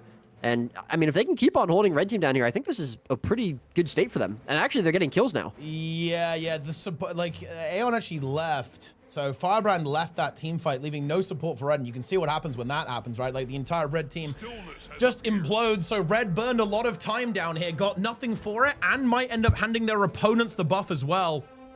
As it looks like that is going to be the case. Blue team going for the channel. They're going to connect it soon. There it is. And things have gone quite poorly, I would say, for the red team. Is pretty much the worst case scenario happens. I always do get really, really nervous when I see a team committing to the bottom buff, because it can be so easy to throw the game by doing that, and I kind of feel like that's what we just witnessed, right? That commitment did not work at all. They nearly had it, but not quite. Overcommitted, went half in, half out, wiped, handed the buff to their opponents, and now I think they're just kind of scrambling to survive, but more and more players are going down. Firebrand going down, Spectre also going down, and the Holosmith as well. I think the game's kind of over, actually. Yeah, it turns out it wasn't quite as easy as they thought. Yeah, it was not. It was not, in fact, easy. I mean, what should they replace? Should they rename it to, like, hard, or like challenging? Well, that could get confusing. Name? Well, I mean, look, you know, you've got to keep people guessing a bit, right? With like your with your name. Why would that be confusing, Roy? Sorry, I'm reading chat. Oh, yeah. Which is probably a mistake. No, Twitch chat is highly intelligent. But, yeah. What do you think more so is than YouTube chat? What do you think is more intelligent, YouTube chat or Twitch chat? I mean, okay, my heart wants to say Twitch chat is smarter, but I think saying Twitch chat is smarter than anything is just an incorrect statement. It's questionable. Yeah, I mean, that doesn't make sense. Like, it would be like speaking a foreign language almost, you know? Like, I don't, like, it's just, I'm saying words that I don't understand. Yeah. Yeah, I don't know, man. You stumped me. Wow. YouTube chat just said Twitch chat are NPCs. Yeah, okay. I mean, coming from YouTube chat, that's like, you know, it's really, you know, pot calling the kettle black, right? Like, I don't know. There's only one game going right now, and it's actually the Bill team. Bill. Yeah, they have a play called Joker on the team here as well. Budget Wolf Spider. There should be a Budget Wolf Spider. Yeah, Budget Wolf Spider. Isn't Joker someone that used to play with Wolf Spider? Am I misremembering? Jingado's here. Okay. Yep. Got some gamers. Okay. Do you like the account, you know, the character name of the Tempest here? I do not. No, I hate that. I do like the account name, Bill. But Bill. Why would you have why would you name yourself Bill and then name yourself this? Yeah, why not just go? Wait! Actually goes for the BM. What is this? Slash. He's What is this? Breakdancing on middle. The game is not over yet. But they're kind of. Yeah, it does deserve to get punished here. Are we going to see a punish? Punish. Red team. Huge line actually. But yeah, he is fine. Okay, never mind. It's over. Sir Carry Lord. Oh, it's a good one.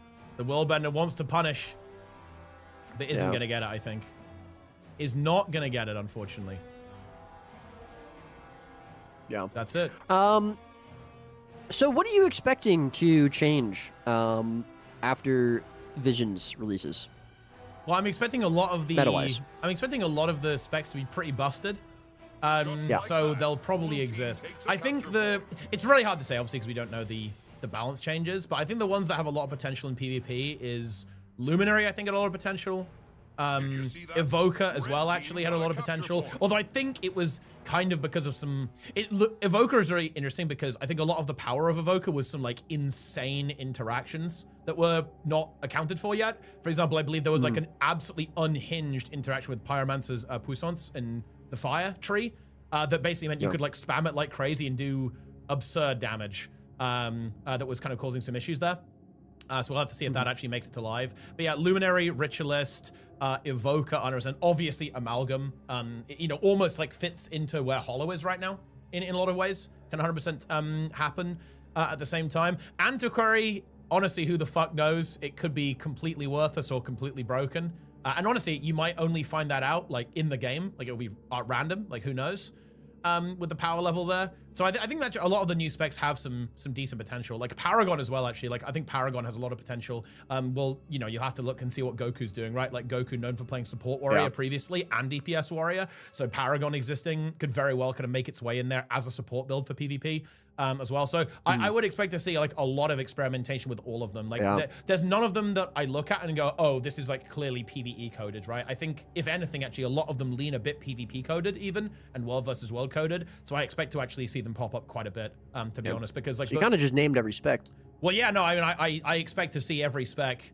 Like there's no spec that I look at and go, yeah, that's never going to work, right? In PvP, right? Like, oh yeah, it doesn't make any sense. But yeah, like for example, it's very dependent on tuning though. For example, like Ritualist and Luminary were like unkillable in beta, especially Rit. Like Rit was like, I died all the time on Luminary. Yeah. I mean, yeah, I mean, I don't know. Like you were probably dying to something OP, no? Like it was just other broken stuff. Yeah, a lot of like core specs. Yeah. Oh, yeah. What Core Warrior? Goku's playing it. No. It's OP. Yeah, I was probably just fighting Goku. It was weird that he was on an A, but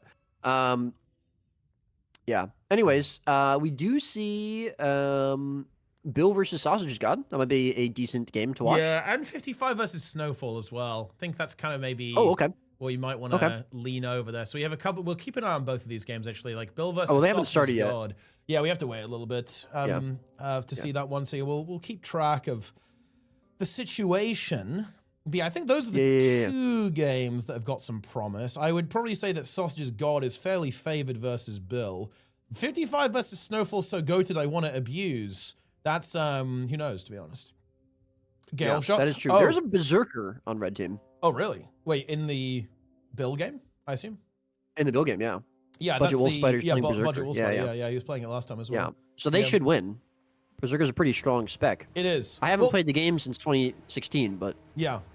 You know, it's kind of interesting. I think that, you know, Warrior is in a weird spot in PvP. It's like, I wouldn't say that his builds are actually bad. It's just that there's better things, basically, pretty much. Yeah, you know, like Condi Berserker, like if you actually let this build connect onto you, it is gnarly. Like it's very gnarly in World vs. World, like the full like Cancer Trailblazer setup. It is pretty disgusting in World vs. World. It's kind of a similar thing here. You got Relic of Akeem with the Rabbit Amulet with Rune of the Engineer. 2k toughness, right? You're a very meaty. You have meaty armor on the Warrior build and some pretty gnarly damage too. But yeah, not the most popular build in the universe. But yeah, blue team, I think a fair bit stronger here. Comp is better, I believe, for the blue team, and I think just in general, this is a team. These players have played with each other for a long time, right? Like they pretty consistently play together, so they kind of have the expertise to defeat the opponents, and I mean they're doing it pretty clearly. I think it's time for the Snowfall game. Surely it exists. It does not. Unlucky. Yeah, they still haven't started. It's kind of crazy. Yeah, they're making us wait. Yeah. There was another game that looked kind of interesting. I'm trying to find it again because I remember the name, or I forget the name, excuse me. It was the one with Spaka in it. Was it Honored one? Yeah. Oh, look, it's in the chat. Helseth is in the chat. Okay, we've got all the it was Spaka. All the PvPers are back in the mix. Wait, where's Helseth? Oh yeah, big fan. Whoa, what's up, Helseth? Yeah. I can't wait to see you play in MOTA 3 in a few weeks. That's gonna be awesome. And of course, we have coming back for Troubadour. Zealith 1v9, the leader of Team 1v9, also in the chat. We love to see that. Not playing, I think, this time around, which is kind of interesting.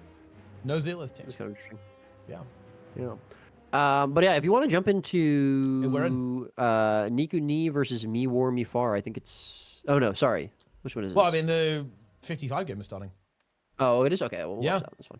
We actually have on Red Team, it's Draza on Hollow number 1, Zan on Hollow number 2, Misha on Tempest, Boyce on Untamed, and also Time Fate Karma on Thief. Damn, that. I think Sind might be the biggest role player in this game. He is a massive role player.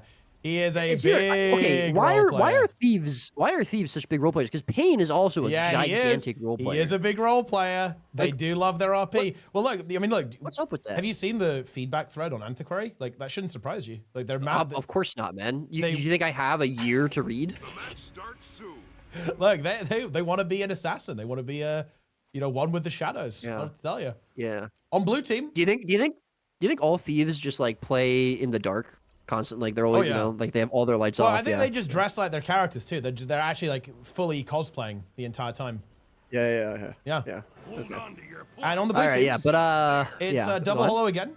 Willbender from Cranel, Kuba on the Untamed, and then we have the Tempest as well. So the big difference here is basically no thief for blue, right? They've got a Willbender instead of a thief, basically. But other than that, it's going to be the same composition. Interesting.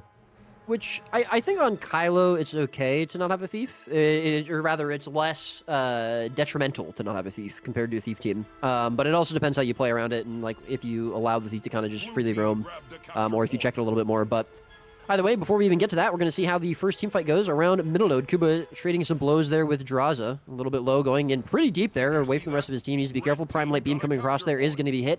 We see a rebound coming out now from the Tempest as well, but not going to be completely necessary. Trading some damage back, but red team do get the node, so now blue team are going to be forced to try to actually stand on it. But Kuba, again, going to be the target here for red team, taking a lot of CC. Maybe going into downstate. He is going to go into downstate. Are we going to see the glyph come out? We do. That's a water glyph as well, so full health back for him. Draza still going to be low, still going to be the target here for blue team. Goes into downstate, but Misha should have the glyph available. Actually, he's line of sighted. I'm not sure if he's going to be able to get it in time. Oh, he does. He starts the precast. Really nice job for Misha. As always, as expected, to get a excellent res there. Yeah, but actually a little bit of an interesting explosive start here. No kills secured so far. Cranel looking to shove away the thief. 55 pushing in. Sind actually getting a little bit caught very, very low. Doesn't have any cooldowns. Manages to get into stealth to slip away into the ether. But Draza also under a bit of pressure. Bear in mind, glyphs now have been used. There is no glyph available. Draza goes down. That should be a confirmed kill. And first blood is actually going to go towards the blue team here. A little bit of a scary situation. Zan also in a little bit of trouble here too. Tries to get away, isn't able to do so quite effectively. Gets blocked by the wall. Is that going to be the kill? A beautiful wall there. The support from Misha is good, but is it going to be enough? I don't think it is. Water overload is not going to be enough to keep him alive. We do see Drowzo coming back in off respawn, but actually Misha gets caught up as well. Just staying on Zan for too long, trying to save him when unfortunately he wasn't able to. Red team has a really nice job there though. Heads up play there from Boyce as always to get that decap. So they don't have, there's no nodes there for blue team on the board. Already going to be a 50-point lead here for red team with the double cap and the third node contested. So we have to see if blue team are going to be able to turn those kills into anything. 3 kills quickly picked up. That's going to be good for them. That should result in at least a double cap for them. But again, Boyce trolling there at far node. But Sind here getting picked up, actually. That's a really big kill. Nice job from Kuba and Zila to pick that up. Kuba now can freely roam. Looks like he's going to opt to go plus Boyce at their home node. And Draza actually going to go down as well. Blue team, okay, so blue team, I think more than turning the map into their favor, they're doing a really good job of just continuing to snowball and stagger these kills out. And that's a little bit of a throw from red team, maybe just overestimating or underestimating, I should say, the damage and the precision of these kills from blue team. Yeah, blue team off to a very, very good start here. 55 though, like they are a team that's good at not losing, right? And you see that in the score, right? Like blue team don't really have this like level of dominance over the map, and Kuba getting taken out by the thief as well on the Untamed in the middle of the map is not ideal. So 55 trying to find some value here. Team fight about to start up over here on the windmill at the same time. Cranel gonna have to lock down middle as well. Is actually gonna go ahead and pursue the Untamed. That of course does leave the node to be decaptured there by the thief too. And of course this is gonna be a really scary situation now, I feel like, for blue team. They've got to, I think they've got to disengage this or like win something insanely quickly, because now they're in a 4v3 and their reinforcement is not going to be here for a long time. And yeah, we see that now. I think a little bit slow on the rotation from blue, not able to respond to that thief moving in, and another kill secured for 55, and they're starting to rebuild back into this game. Yeah, I think it'll be interesting to see if blue team allow themselves to kind of get staggered the way that red team did. If they can escape. Right now, the support here, the Tempest for blue team, going to be getting chased down. A little bit of peel there, but it's not going to be enough from the rest of them. Draza is getting pretty low here, though, so they might be able to find a kill, but is it going to be enough? Vapor Form is available for the blue team Tempest. Can they get a kill? They do, and that's a rally. Really nice job from the blue team DPS to support and rally their Tempest there. Really, that's a huge save there for them.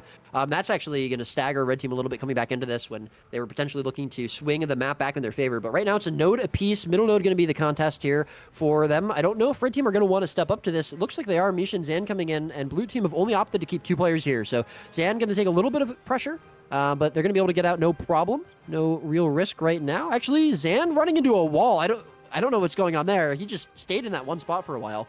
But he's going to take a lot more damage than he probably should have. Misha sticking around, though, to support him. Prime Light Beam coming through, though. He's going to take him out. Kuba going a little bit low. Misha should have Glyph back up if anyone does go into down state. We'll see if the Cleave's going to be able to prevent it. But so far, just the peel and the support so far, keeping everyone alive. 100%. Syndra getting shoved away. During all of this, Draza is going to go down. Like, you know, we were talking about the Thief a little bit earlier, and I think we're almost struggling to see the Thief find value. I think you were very much right to point out that map, but also, I do think the Willbender, in a way, almost at the intended vision of the spec, is kind of performing that role, right? It's able to move around the map very, very quickly, but also has some 1v1 and team fight value. So, Thief struggling to find its place, I feel like, in this particular match, at least for the time being. Misha very, very low. Doesn't really have a lot of cooldowns, wants to support the team, can't really do so, at least for the time being, but 55 kind of on the warpath there. But in fact, the Thief is going to be caught out, but this does mean that 2 blue players were committed to this part of the map there, and that does leave the rest of the team exposed. Can they get to their team to save their Untamed in time? The answer is no. That was beautiful, actually. Zan and Draza just hitting Kuba with one Prime Light Beam after another, knocking him in 2 different directions. That was actually beautiful, and a huge cleave on Azila as well, coming in, trying to support their Untamed. So a couple of really good kills picked up here for red team, and it looks like they're going to turn that into a couple more as the next Hollow Smith going to go into downstate. We do see Draza going down, but I don't think there's going to be enough cleave here. There just aren't enough players from blue team to find that. They get it. They actually get it. I can't believe it. Absorbic Acid actually finds that cleave, but now I think both Hollow Smiths going to go into downstate. Zila is here. No, not in time. There's no way they get any glyphs. So now it's just going to be about peeling Zub out. I mean, they kind of... Draza dying there is kind of whatever, I think, because they just got 4 kills, so it's not really a huge deal. That shouldn't have happened, probably, but it isn't really going to make a huge difference. But... you know, all this happening, you know, it was after a couple of kills. We saw Sin go down, and I think that does allow blue team to kind of neutralize this map. So it's still a very, very close game, but Zila can't die here, getting chased down, and this is where we do see the Thief coming in with some value. Rebound gonna proc, and he's gonna be doing everything he can to try to bring this Tempest down, make sure he doesn't overextend here, but the rest of the team now coming in with a lot of damage. Zila peeling for themselves so well, the damage now being turned back onto Zan. Zan going very low, but they're split up now. The Tempest is gonna be left alone. He's probably gonna go to downstate, and Zan peeling for himself. Blue team kind of misplaying that a little bit. They left their Tempest. Vapor, they've got to cleave instantly. Oh, Vapor they get the rally. He does again. Yeah. Another amazing rally for blue team. I cannot believe that this might just turn the fight around. Yeah, that was actually really, really crisp there from Alex, actually. Which, by the way, Roy, you may notice is actually Zila backwards. That's a very clever name here, actually.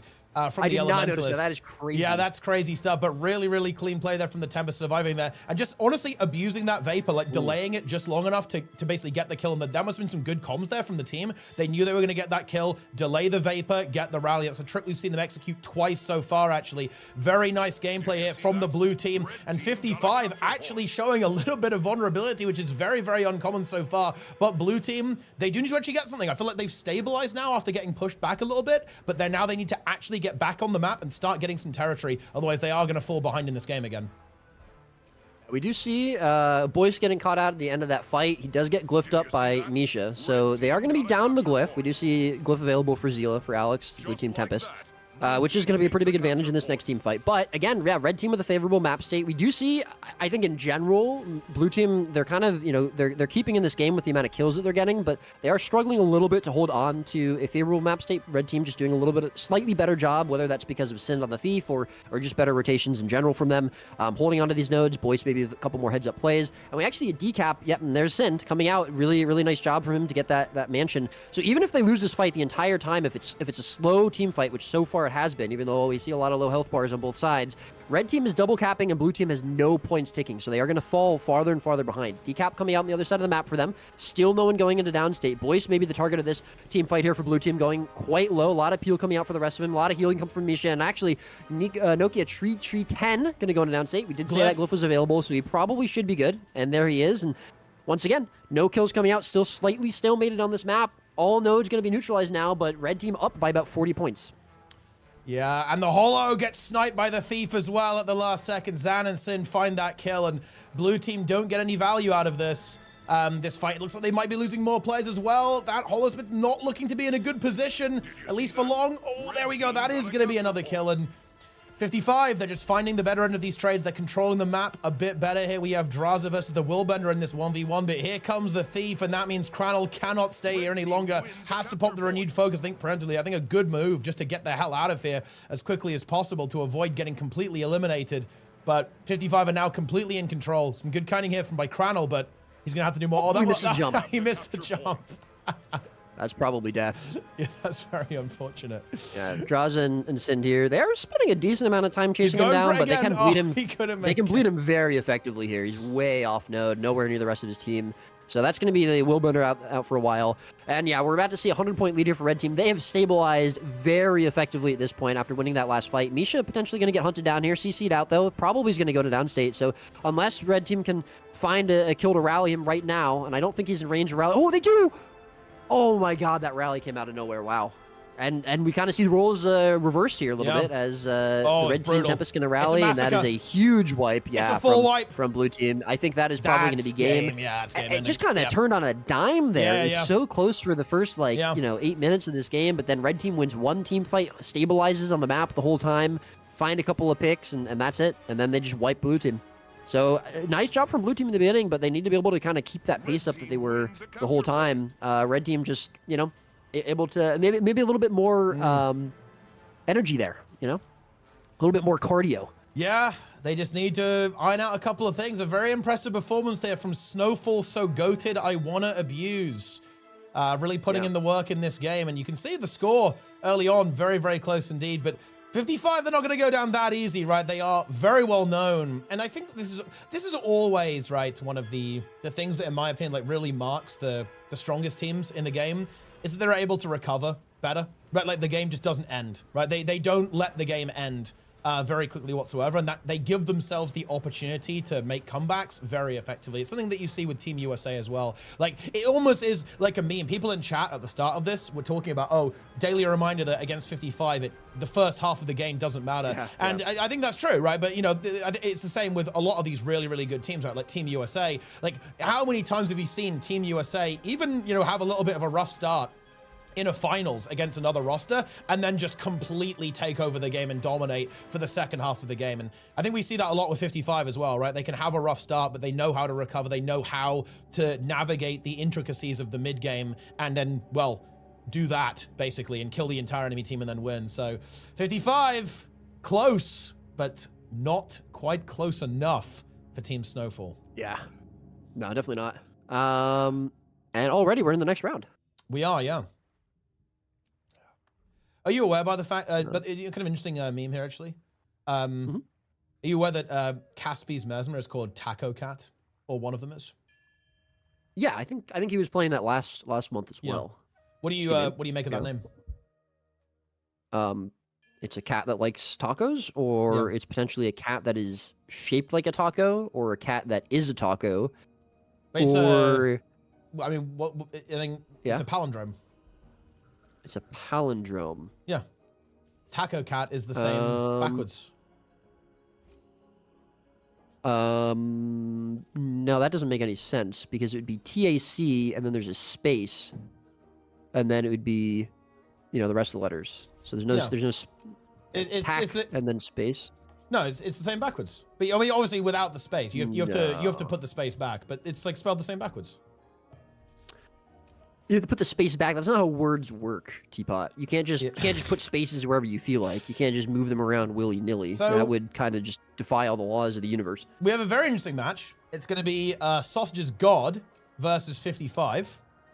It is on Skyhammer, which is also known as Wormhammer, right? Which is a French map. This is a French map. This is known. Like, you all these flags here that we have, the red team flag. You might as well replace it with the French flag, right? And this is where... But there's only one French Worms player on Blue Team, right? Goku? That is correct, yes. Nobody else is... But, I mean, I believe all the players are French, though. I think it's a full French roster. Yeah. I mean, but does being French just qualify you as being a French Worm? I wouldn't say so. I think it's like home territory for them, though. Like, this is... But, yeah, no, sure. they're definitely not worms. Right? These are not worms. Goku is the only... worm here, and well, Glint is definitely not a worm, but it's obviously not. I don't believe I've ever recognized that name as being on the Worms roster. regardless, though, we are going to see these are probably the two strongest teams in the monthly, I would say, facing up here. Oh, yeah, I guess so it'd be really interesting to be honest, but yeah, it's definitely that's up true. there. But I mean, we Yeah. did just see 55 beat them though, so That's true, you know, that's true. we'll see how this game goes. But yeah, some obviously pretty stark contrast between the comps, but in general as well, I think some sort of stark contrast between other comps from these teams in the rest of this. Although both are going to be running, or actually only one's running double hollow. But either way, here we go. Glint going to be taking some pressure here early on, but it's going to be turned back onto Draws now. Sustain coming out though from Misha and the rest of his team. Good peeling coming out for him, and not able to lock down a kill is blue team. Hollow Smith on the other side of the map, winning 1 versus 1 against Boyce. That's going to be a little bit close, but yeah, Glint taken out here first is going to be Glyphed. It's going to be okay, but not sure if he's going to be able to sustain that for too much longer. Glint Heal coming up in a couple of seconds. Let's see if he can sustain long enough to get to it. The red team doing what they can to chase him down. He does have Glint Heal available, but actually the pressure turned back onto Draza, but Misha will still have Glyph for the time being. And Draza's going to go down. Where is that glyph coming through from Misha? He pops it. Oh, a water glyph as well. A full heal onto Draza is nice. Syndra actually gets cleaved down there, though, by the Untamed. So a very back and forth fight here. Misha gonna go for the res. One hollow, very, very low indeed. Sausages God, 1v1 into Boyce in trouble, but Zan is now moving in as well. This means this Hollow Smith is gonna have to disengage that, but is aware of that and moves away. Yeah, and blue team should be able to pick up middle node, although Misha is gonna be coming here. Does have to be careful he doesn't overextend. He's got Sind dead and the rest of his team kind of rotating to the side nodes, so he doesn't want to stay here too long. And also, I'm not really sure what he's trying to set up here because Sind coming in is not a great 2v2 for them against anyone, I think, in this matchup. So he's, I mean, I guess he just slows down the cap of this and, you know, does get away, probably not going to die, probably not going to get picked up by anyone else. But I feel like if he had just plussed one of the side nodes, they might have gotten a little bit more value out of that. Either way, though, we are going to see Viciously taking quite a bit of pressure here. We see the movement from red team come to the side nodes, and blue team, I feel like they're almost moving around this a little bit slowly, even with Misha doing that. But it looks like putting the resources into A is going to pay off. Zan going to downstate. Yeah, Boy's still pretty low. Misha, again, he wasn't here in time, I think, to sustain Zan. A little bit of a slow rotation from him. Oh, Sid gets caught as really well! seeing that. Oh, no. Ooh. Yeah, I mean, this is Yeah, kind of second time this game already. Kind of a weird meme. 55 having some rough early games, no? I feel like here they're not quite finding the answers that they need here, and that Thief is going to get bled out for quite a while. That is annoying for 55. Riken under fire there, but so far blue team playing well rotationally. I think like they've really responded well to 55's aggression, right? Very effectively. They've countered it, and maybe. A couple of, again, I feel like the Thief, struggling to find value, like, you know, plussing into, not able to kill the Untamed, right? Wasn't able to get that. And of course, I feel like it is hard to get a kill in a plus on this map, right? Because it's like very easy to kite against the Thief, but still, they've got to do something better than that. Oh, if Misha dies here, that's very scary, especially as the hammer's coming up. Really nice counter CC there from Zan, evacuating the Tempest highly effectively, but it's not over as the Herald is on the hunt, not pursuit. Zan try to punish it. But 55 actually already a little bit behind. 80-point deficit so far going into the first hammer, but Glyn is in a lot of trouble here. Is going to go into the downside. There's no revival potential. The Tempest is kind of, well, doing something over here instead. Not able to get that revive, so that's a big win there. But the Thief actually goes down as well. That is not what we want to see right now. Could Misha maybe go for a clutch res? Yes, he absolutely can, but that does burn the glyph, which obviously that's an expensive resource to use. Yeah, especially with Hammer coming up, although blue team, well, Goku's here. He should be able to sustain this for a while, although he is going to be outnumbered. Misha opting to potentially leave this. Yeah, he's going to leave Zan to 1 versus 1. He doesn't want to waste his time there, although already Goku so low, almost dies here. Wow, he just barely got that heal off. Oh, man, that was crazy. Glint coming in as well, so it's going to be 1 versus 2 for Zan for about a second before his team comes in as well. Misha coming back in to sustain him. I think this is probably a favorable 2 versus 2 here for red team, so they can stay here and probably get a kill. Nice line there from Misha. But on the rest of the map, we did see a kill coming up as well from blue team, I believe. One of them died. Still, though, huge lead. And on Skyhammer, I mean, any lead is kind of a massive lead. It's so slow to gain points on this map. And this is, yeah, very, very big deficit already for 55 early on. Yeah, GS Bow getting so low, does go down to the Tempest Surprise. They can probably res that, I want to say. It's going to be hard to get that cleave. Maybe there's some way. Oh, the damage from Zan, the poison is massive. They're actually going to get that. That beautiful Prime Light Beam denies it. And they cannot get the recovery. And at the same time, Sausage's God, Boyce, was able to take that 1v1 and secure that kill as well. So 55 getting a massive win there. And yeah, like I think they should just leave. Yeah, I mean, they have to. I think they need to concede now 100%. And I think that this 2v2 was just kind of a disaster, right? For the blue team. They were just not able to sustain that. They weren't able to get that counter pressure onto that Holosmith. And as a result of that, they've now lost a lot of the map. But they still do have an advantage. And again, like, Skyhammer is a slow map, so they're not in a world of pain just yet, right? They have potential to recover this. Yeah, I think they probably stayed a little bit too long on Skyhammer, especially once it didn't really help them too much to get it.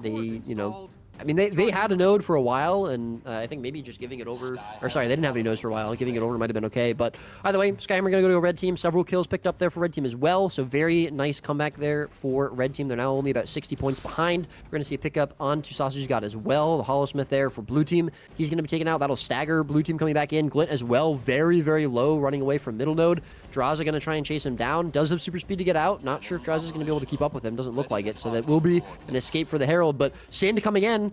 Looking for that kill, gets him, yes, oh, and that's nice. Great pickup by Sin. Yeah, very nice pickup there as well. And blue, they need to just stop getting staggered, right? I feel like they've been outnumbered on the map for a long time now. They just need to take a breather. Like, I think they have that opportunity now.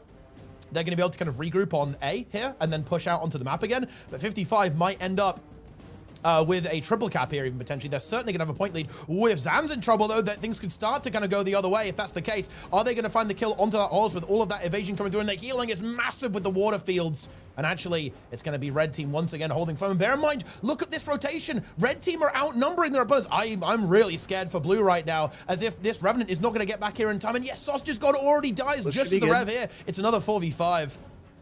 That's a big problem here. Yeah.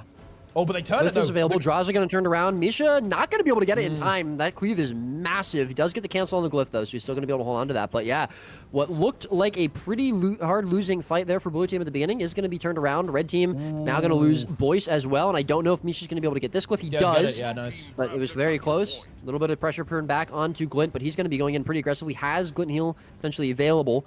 Looks like he does, so he's going to be okay to play that aggressively. Zan actually getting CC'd away. He might be able to get picked up as well here. And again, no glyph now for Mish, as he just used it on Boyce a moment ago. But we will see Draza coming back in off of respawn. The rest of the team, Sind actually going back in to try to get a decap on this, but he's going to be stopped by the Holosmiths. Glint chasing him down now as well. Prime Light Beam coming across from there, and no one getting picked up so far in this fight. Sind needs to be careful, though. We've seen him get caught out a couple times in these fights and taken out. Doesn't really have anything else to do, though, although with Viasly moving across the map, he might be able to find a plus there. So it could be an opportunity for him, but red team on the other side do need to be careful that they don't lose anyone else.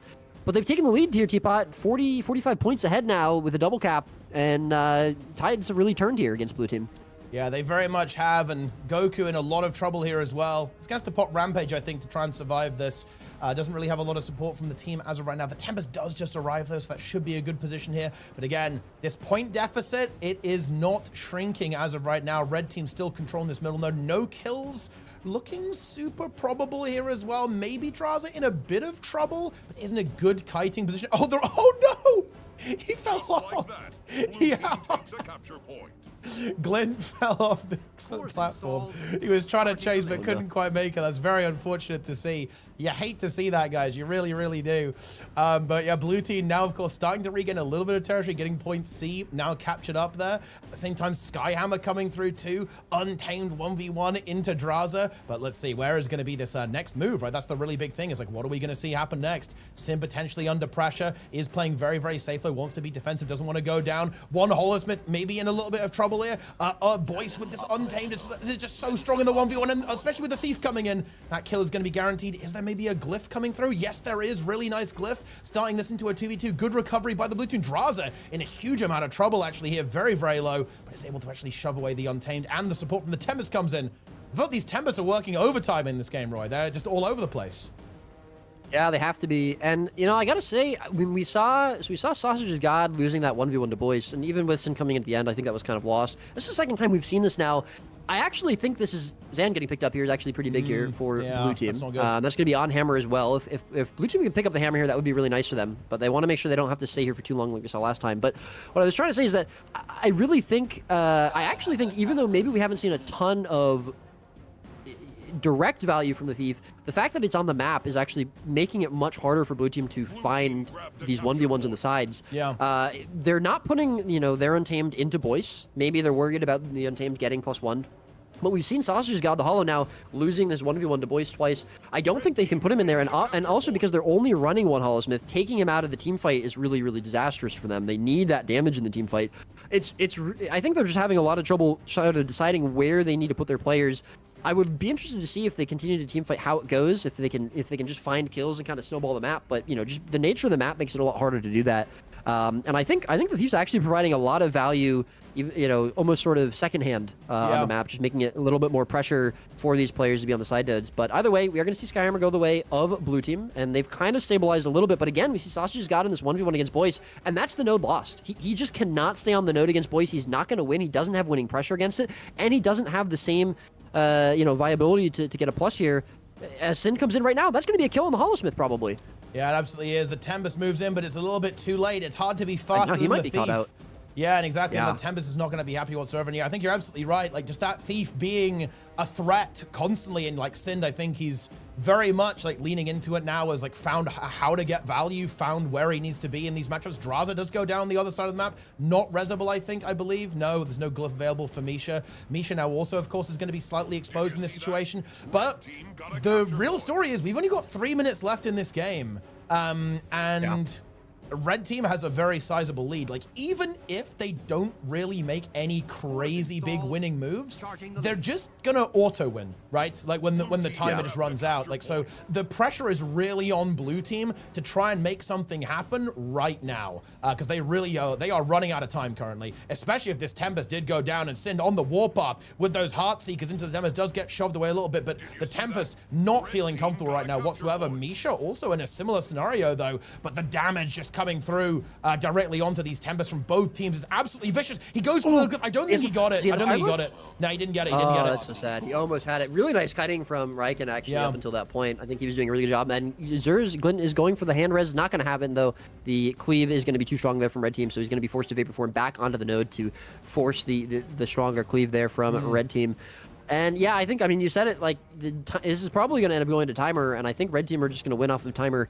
And I really would have liked to see Glint maybe trying to match the Thief a little bit more. We saw him kind of plussing the other side of the map, but I think he's just a little bit slower, and it's just not quite as effective. Nice glyph coming out there from Misha to get Draza back up, and now they're going to turn that damage onto Viasly. Tempest nowhere near this. That's going to be a free kill for them. I think that's probably game. And I don't think it was just the Thief. I think the Thief provided a lot of value, even though we did see him get picked up a couple times in the beginning of this game. But I overall, I think it was just better rotations for sure from red team. But also, I think, I don't know why they kept sending, like, I don't know if this was just like an ego thing from Sausage's God, but we're seeing him like the fourth 1v1 against Boyce. He's just losing again. I don't know if he thinks something is going to change or like Boyce's monitor is going to turn off, but I just don't think he's winning that 1v1.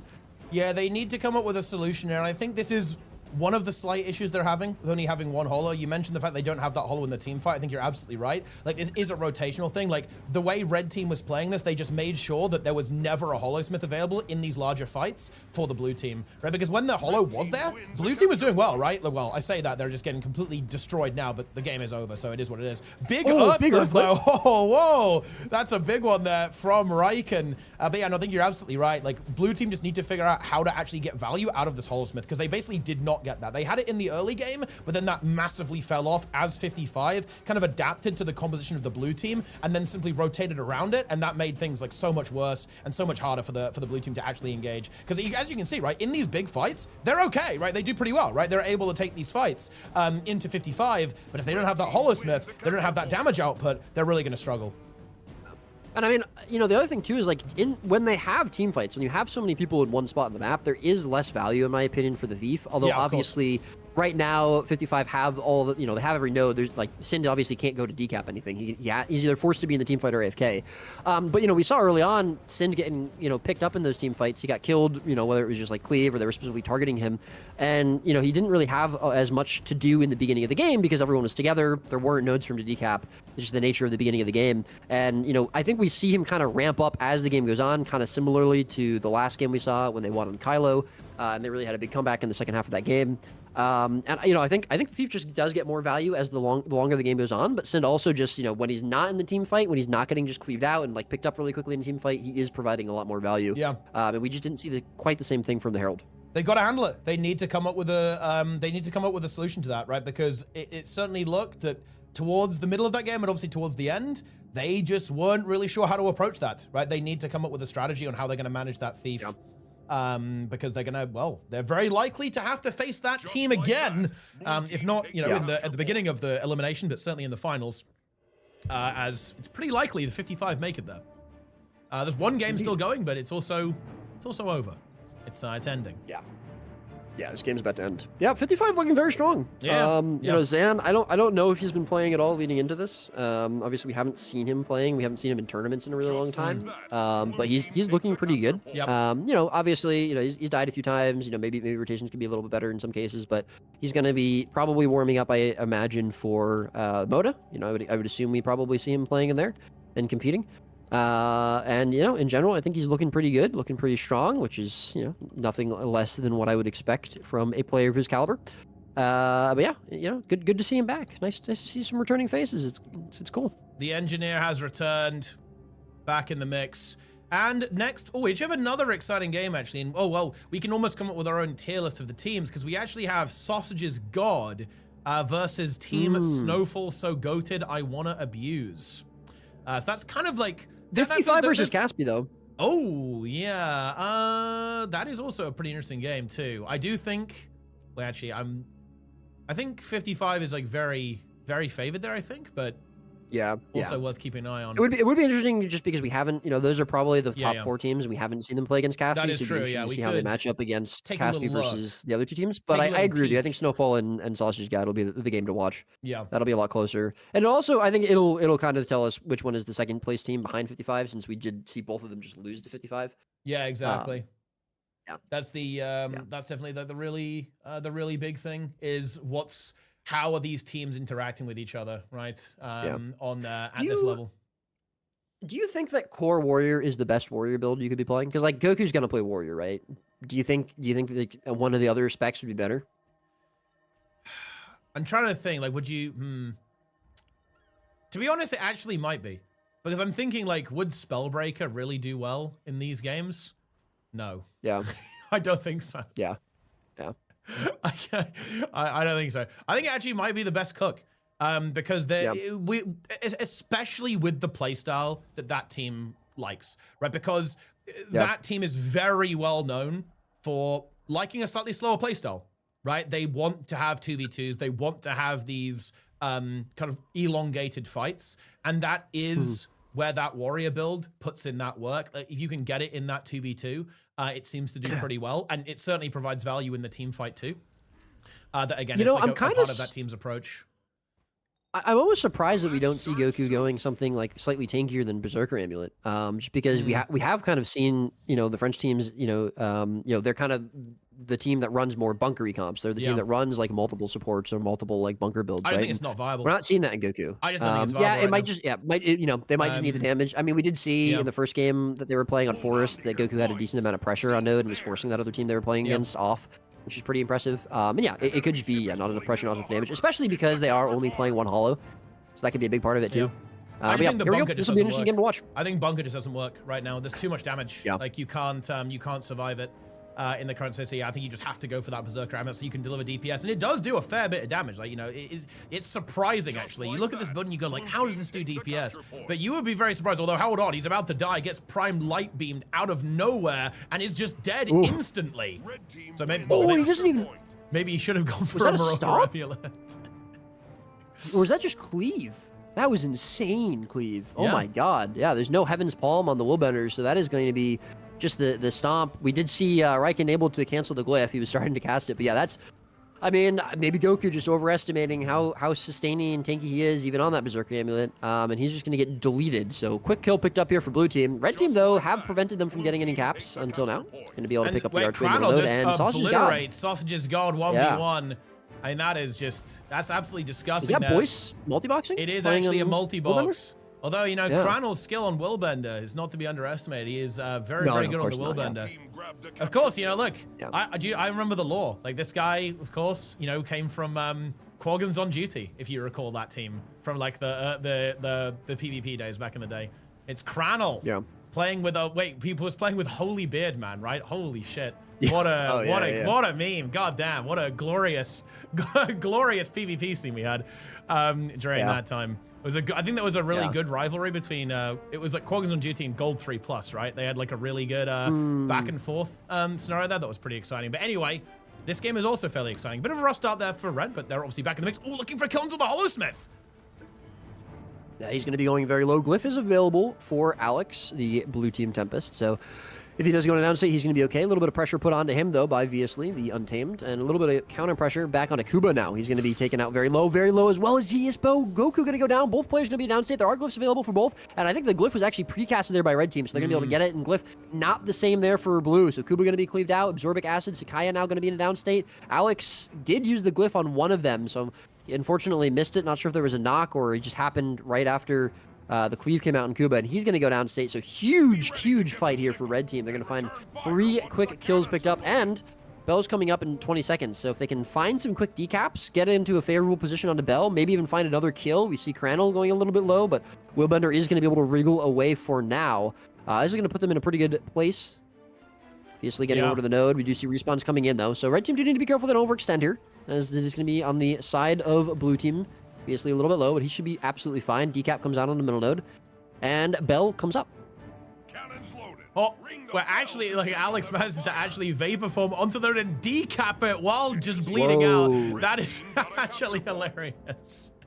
Oh, man. And that's going to slow Red Team down. It's kind of a big deal, right? That is going to delay Glint by like 10 seconds, right, from getting to the Bell. So that does give Blue Team a bit of an opening here to see if they can kind of take the lead and get the pressure advantage. Looks like the fight isn't going to start up properly, so it's not the biggest of deals at this stage. Especially now as we also have Crannel also moving out of the situation to face Sausage's God. Like, I am really interested.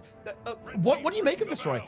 Red Team is doing the same thing again. They are putting their Hollow into the 1v1s, like every single time. Like, what do you make of that? That's an interesting choice, I think. I mean, I think part of the problem is that he might just have a worse matchup into the Untamed. Also, Boyce was playing specifically a different like build than what like Cube is playing, right? Which I think is a little bit more meant to take 1v1s. Yeah. But also, Boyce is just probably the best player playing the game right now. Boyce. So, in general, I think it's going to be harder for you to win those 1v1s. I think against the Willbender, you maybe have a little bit of a better opportunity. And I think we did see, Sausage got in the first time we saw this team playing, although it is very close right now, and RF is still available for Crannel, chasing him down. Does need to be careful he doesn't get counter pressured, but he's going to opt to go for the decap instead of the range. Pressure from the Hollow-Smith with that short bow is available. He does get the decap, but that forces the RF.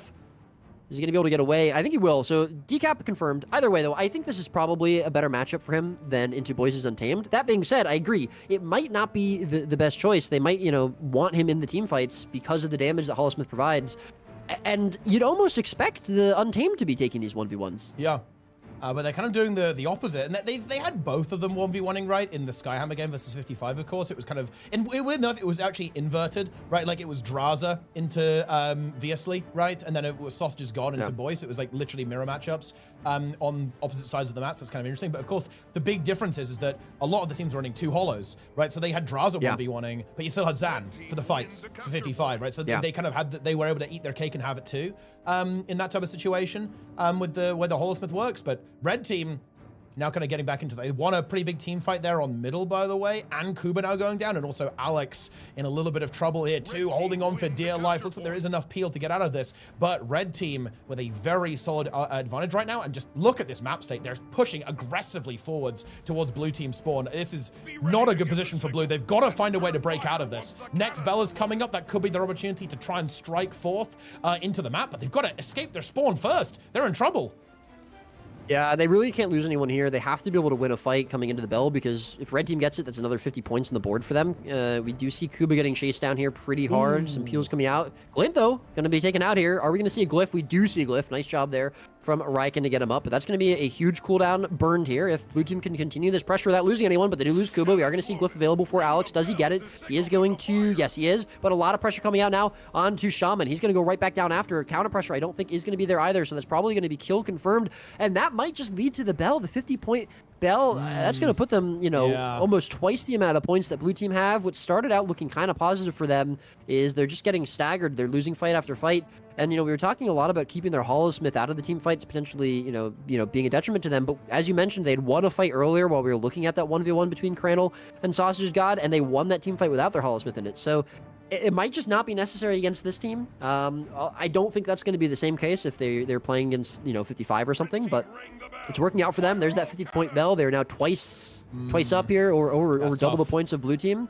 And it's looking good for them. And yeah, blue team's still staggered. And Kuba, he's going in for this 1v1 against Sausages God, but he doesn't really have the reinforcements quite the same. You see Nokia coming in off respawn. But yeah, they're getting staggered. Again, Crandall down, somewhere in the map. I think we're kind of, this is kind of over, to be honest. This is looking very, very rough.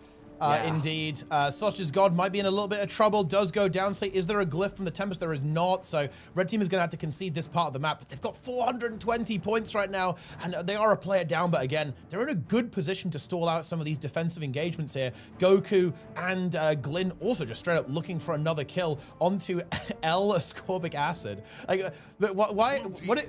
Okay. Yeah, but anyway, they're about to go for that even kill. A thing? Well, I mean, I assume so. Yeah. It's vitamin well, I don't know. C. Anyways, vitamin C. Oh, he doesn't like vitamin C. Well, I mean, that does check out for a gamer, I guess. I mean, he's got scurvy. Is that what we're saying here, basically? He's a pirate. Well, he's getting ready for the expansion. Pirate-themed expansion. No? Yeah, exactly. Yeah. I like that. Okay, yeah. Full circle. I like that. Sakai 5. And by the way, Sakai is a role player. World versus world player is a role player. You have to bear that in mind. So there is some potential there. I mean, I'm actually okay. So we were saying before that we thought like these role players, it might just be PvP players who are role players. Look, they are actually. Look, this is actually one of the darkest secrets of PvP players. A lot of them are very big role players. Very big role players. And look, we were talking about Sind, obviously, but we surely have to call out Draza, no? Like his character's LeBron Draz. He's a massive role player. Like he role plays hard. Boyce also role plays very frequently on stream live. It's kind of crazy that you would name yourself after not the GOAT of basketball, though, right? Since Michael Jordan's the GOAT. Oh, I guess it doesn't work. I guess he couldn't make it work as well. I guess I don't know. I don't know. Yeah. Even though it's also not him, it's Larry Bird. Larry Bird's the GOAT, but yeah. Yeah. Raza is best. Yeah, you enjoying the B Roy wide wide? That was that is really great. I like that a lot. That's really good. And the chat does want to know what your thoughts on Frog Wide are. I wrote it. Oh wait, what did you write? Oh, Frog Wide is you but green. Okay. Yeah. I mean that's fair, I guess. A couple of games kind of tidying up. Looks like it's fairly decisive though. Yeah, Bill winning pretty aggressively in that one. Let's see what the Perfect Storm game is going on here.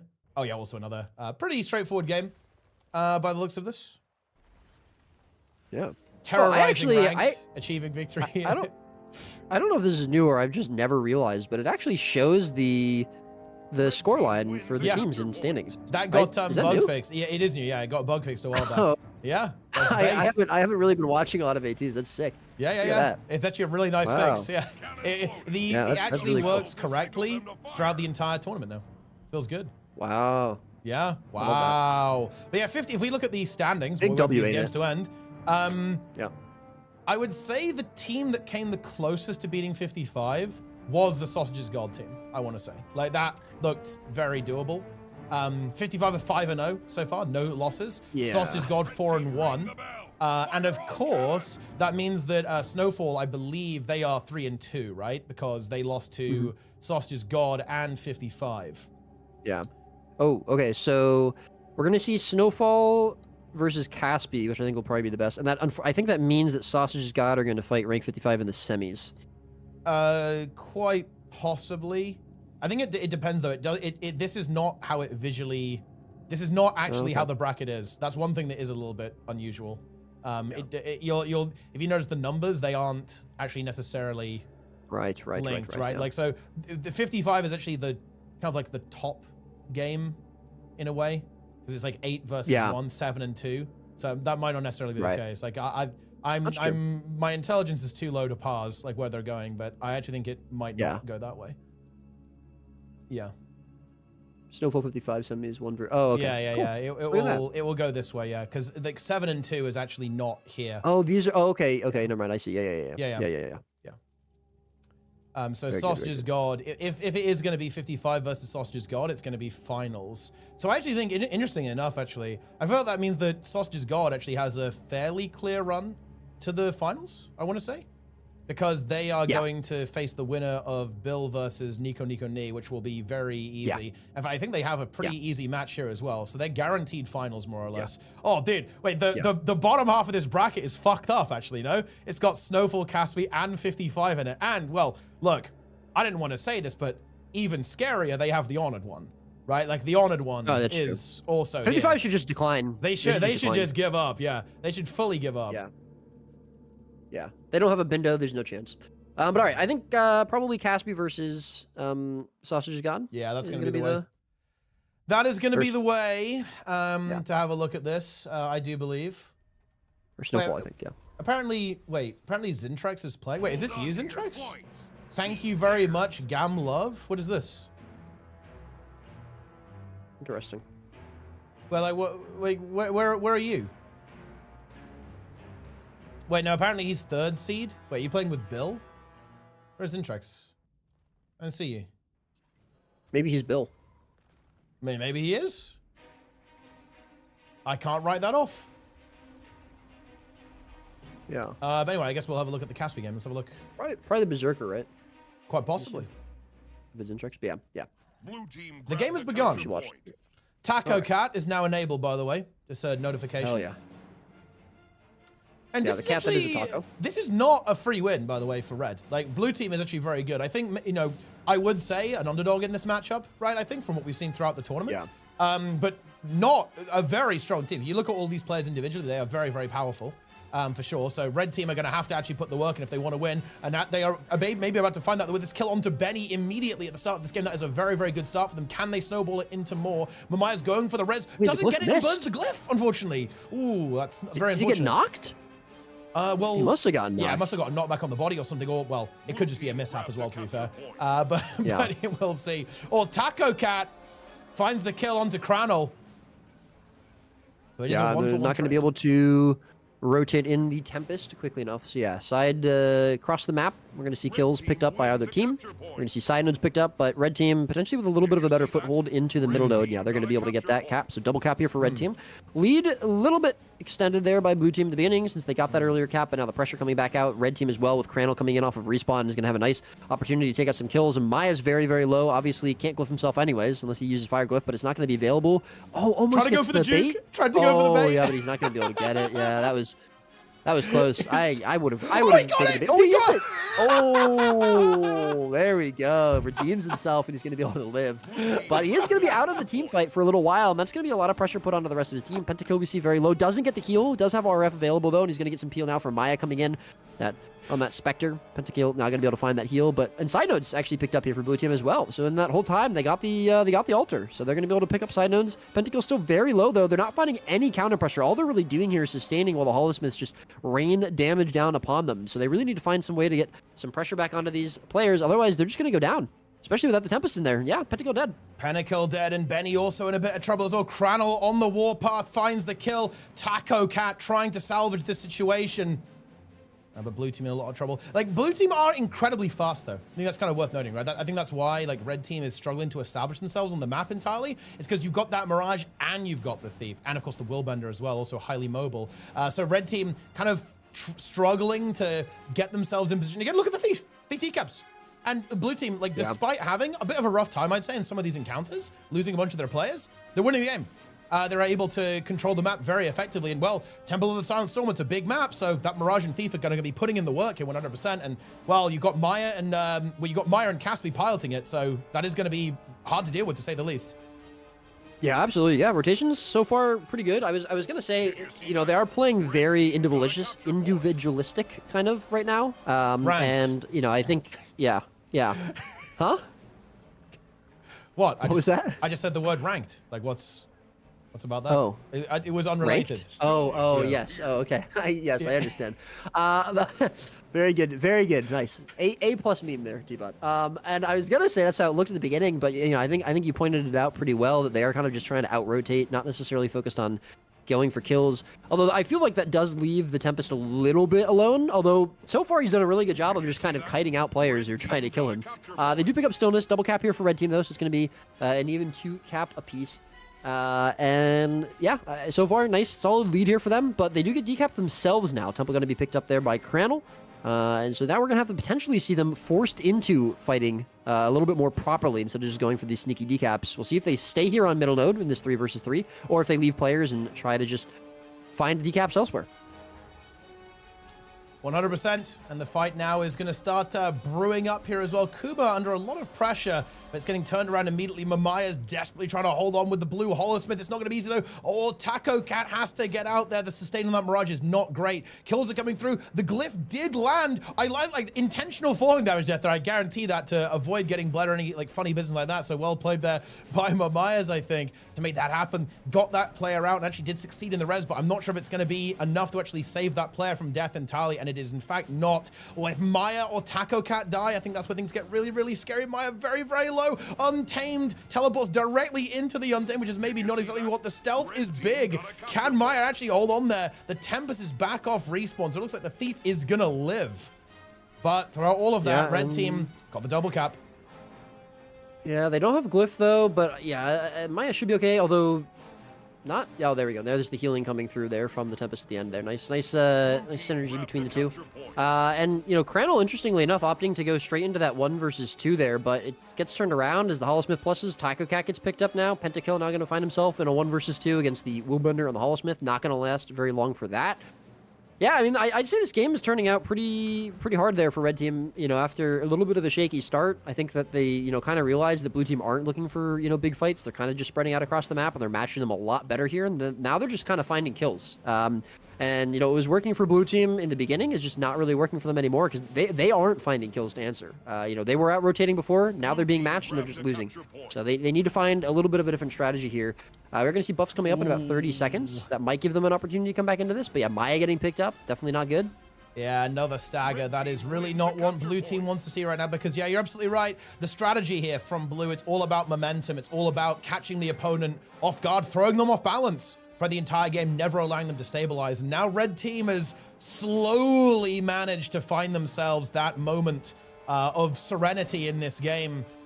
They're holding on Blue. It's kind of on them now to try and find some way to throw this game back into chaos, right? They need some chaos here to get back into this. And well, killing the Tempest would be a good way to do that. But it looks like Alex is going to be able to get out of this, or at least get to some reinforcements here in the middle of the map. Yep, he's got Shaman there to peel for him. They do get the decap on the middle node, which is good, but now buffs have come up. So we're going to see, you know, how these teams decide to go for them. Right now we've got the Tempest in a 1 versus 1 against an Untamed. Probably not ideal for him at the bottom buff. I mean, if he can sustain it, I suppose that's probably fine, especially the way the Blue Team are playing. But Pentakill in a little bit of some trouble there over on Temple. He's in a losing 1 versus 1 on an enemy node. Not really a situation you ever want to be in. If you can find a quick kill on a Crandall, maybe, but it doesn't look like that's going to happen. And again, the entire time he's doing this, that's his node. See Benny getting picked up around middle node as well. Mamaya's actually dead now as well. I don't know where he came from. Maybe that was a portal there from Maya. I wasn't paying too much attention, but plus coming in from Pentakill. Stillness somehow gets picked up by Blue Team. I don't know how that happened. We see losing 1v1s in fights all over the map for Blue Team, and they somehow get the buff. And the decap? What are Red Team doing here? Yeah, Red Team, a bit of a weird thing to happen there. Yeah, and Blue Team now going to get a whole bunch of points off that, of course.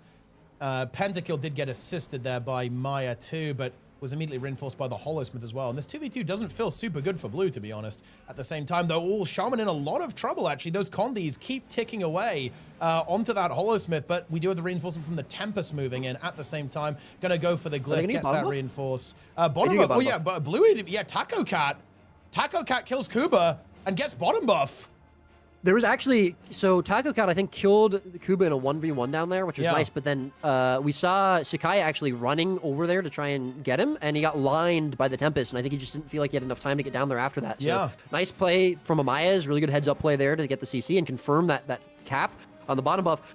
This is good for Blue Team, obviously, triple cap, that's great, that's what you want to see, but, you know, based off the beginning, you know, or the rest of this game, Red Team has done a better job of holding on to nodes. I don't know if Blue Team are going to be able to sustain this for that long. So, you know, we'll see what happens. They have held the double cap here for a little while. They give up the middle node pretty quickly, and they get the kill on a Sakaya. That's pretty good. Good way to start this.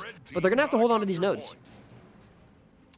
Yeah, and this is a weird Is situation. there an overheat here. situation? Apparently, it was an overheat scenario, which is that's obviously never going to go super well. Good thing you won't be able to overheat the Luminary Forge, right? So, like, at least we got that. Oh, Taco Cats get shoved away as Benny gets taken out, but blue team. And I feel like this is where you hate to play against a Thief and a Mirage, because when you're behind like this and the game is nearly at the end, they can be so annoying and slow the game down so much, right? Like, red team right now, they've got to hold their nerve and try to claw their way back into this. I think this is a really scary situation for red right now. They do get the kill onto Taco Cat, but they've got to get on these nodes. Oh, and the glyph comes through as well. Very nice there from Mamaya's coming off respawn. However, Taco Cat not out of the woods yet. Goes down again. That damage from the Hollow is crazy.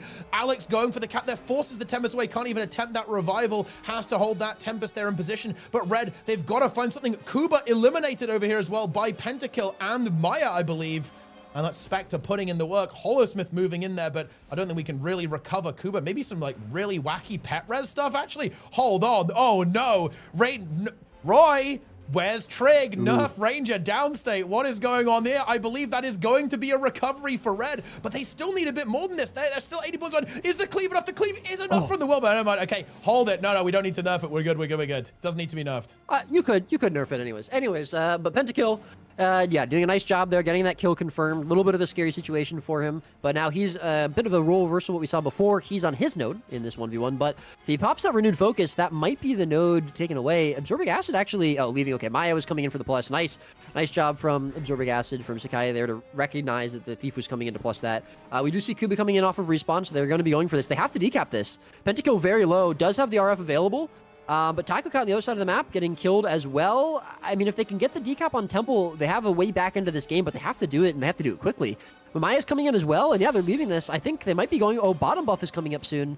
40 seconds. I don't actually know if they get there in time, though. They only need 70 more points. Yeah, this is really, really scary. It's 4 minutes on the clock as of right now. Also, something very weird happened. Oh, this is actually a bug, by the way. So you'll notice that this node appears to be red, even though it's actually owned by blue. They actually got baited. That's why they left. That's actually a bug. It's funny. And actually, I know why that happens, funnily enough, because I have reverse engineered PvP. It's actually a bug with Tranquility, but never mind. That's, yeah, that causes the node to display incorrectly. It was very fun when building the MOTA overlay. But anyway, back to the game. Red team, can they make this recovery? Taco Cat now in trouble on middle. Doesn't want to give up that node, but yeah, doesn't really have the sustain to hold on to that. But 2 blue players dead. This is so unbelievably close. Blue team, they've just got to find a little bit more. They've got to hold out longer. If they can just deny their opponent points, they can win this game. Mamaya's dies here while the Vapor was used to try and get over a little bit close to interrupt the top buff, was able to do that, but that's now going to be a kill. Alex is in a really spooky situation against Taco Cat, but Taco Cat doesn't really want to waste time on that, I feel like. Alex might be able to get the buff for free. That would be a massive game-winning move. Kuba now has to go for this fight here into Taco Cat. Pentakill goes down there as well. Shaman finds that 1v1. I think red team are kind of doing it. I'm not going to call it just yet, but I feel like they're kind of doing it, Roy. It's so close. I mean, yeah, I mean, they're about to hit 400 points. They have the triple cap. If they give up, if blue team gives up stillness, that's definitely going to be game over. But now they're going to be forced to play for these 4 nodes. They get a decap, but they have, again, we've seen them struggle to hold on to their nodes so hard. Taco Cat down! You know, I mean, they have to get another decap. Yeah, that's really bad. rough. I don't know. This might be game. I mean, they get the cap. Bottom buff comes up now. And decap, Pentakill! Pentakill's the decap! Okay, that's a really big decap. Yeah, that's massive, actually. I don't know. There was no response there. This is... Alex is going for the buff, but can't find it. Yeah, bottom buff is definitely going to be coming into play here. Maya, actually, I think being down here is really good. Maya can just troll bottom buff for quite a while and should be pretty safe. So I think this is okay. They don't really need to get bottom buff. They just need to prevent red team from getting it. Now it's just going to come down to, can they hold the kills Pentakill here in a 1 versus 1? Taco Cat coming in. Now he's going to go for the decap on middle node. That's going to be massive. That's massive. Red team just... They don't have enough players for this. Yeah. I mean, this is where, like you said, I mean, the faster rotations, the faster specs really coming into play here. They weren't able to hold on to the nodes for very long, but yeah, as long as they can survive and just continue to be annoying like little gnats flying around the map. And getting these decaps, Maya and getting actually these caps. in a really sticky situation there. No Shroud of Thrower is going to die. That forces a response from the blue team to the bottom buff. Taco Cat also in trouble versus Cooper and Cranel. Is there a response from blue team? There is from the Tempest, but that means the Tempest is not able to support the remainder of the players. Everything is now neutral as well. Taco Cat desperately holding on top buff, but cannot do it. How is this 1v1 going? Oh, actually, Sakaya losing into the Willbender. That's a big This problem. is huge. They need the points from the kill as They need well, this. because if red team, their team's Panic about to Kill get the finds cap, it. there's a minute left in the game. He does. Oh, he has to get the cap though. Did you see that? Temple's going to be picked up here Top by red team, buff. and they get Oh stillness. my god, this is so weirdly close. And actually, Alex is getting mid. Blue team, do they have a response to this? Where's Maya? Maya, I feel like, has to go to middle here to deny this cap from the Yeah. Tempest. If that goes through, it's game Smith coming over, in. I believe. Benny's not going to be able to do it. The No, static can't throw. make Oh, it. he has skilled, but oh, he can't get in there in time. Oh yeah, that's going to be game. Oh my god, that was so close. But the no. stillness, Stillness comes comes through at the end through. to win them the game. Brutal Wow. game. 40 seconds That on was the super timer. close. Very back and forth. And there you have Yeah, it. that's crazy. I'm going to be honest. I know this game was super close, but I think on a different map, it's way more in favor of red team. I think the only reason it was as close as it was because of the buffs. I think red team were the stronger team for sure. Blue team, like I liked what they're doing. They were running around, they were being fast, they were going in and out, getting these decaps, getting these sneaky caps and stuff. But they were in general not getting as many kills. They were losing fights, and I think on a map that you have less need to spread out as much. I think you have a stronger fight. But either way, still fun game to watch, still close game. Blue team almost made it through there. But yeah, now we are going to move on to semis, I believe. Yeah, I just want to read a YouTube comment actually before we move on. It's going to relate to the vitamin conversation we had. Okay. So this was the opener. Someone joined the chat and said, yo, vitamin C is good, mixed with water, yo. C, probably the best of all the vitamins. I don't like vitamin 3, I mean E. Never mind, not sure where I'm going with this. I mean, this is why you shouldn't read YouTube comments. Wait, what's the hate on vitamin E though, by the way? I have no idea. I mean... yeah, I don't know. But also, I will be right back 1 second. Okay, this game is probably going to be a little bit rough. I think we want to be, Snowfall versus 55 is probably where we're going to be going next. This one's going to be tough, but you might as well be in this game while we wait for the next round to come through. Yeah. Don't spectate this. Waste of time. We are Plat 1 LFG. Hold on to your points. See theirs. I mean, yeah, I don't know.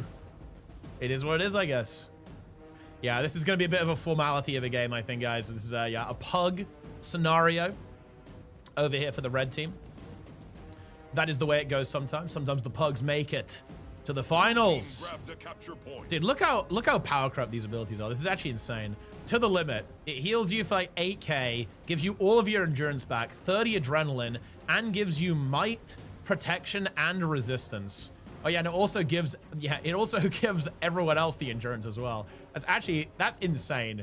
If you compare this to how it was in the core game, guys, it's actually fucking wild. Like how insanely strong everything is now. It's a wacky world, guys. It's a wacky world, let me tell you that. But anyway, Blue is just gonna win here.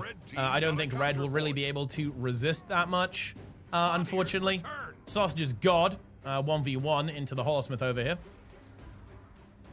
as you can see. But yeah, red team trying to make something happen. They actually do get middle here. It's gonna be interesting because it looks like man, the finals are gonna be very, very spicy, guys. Actually, very, very spicy.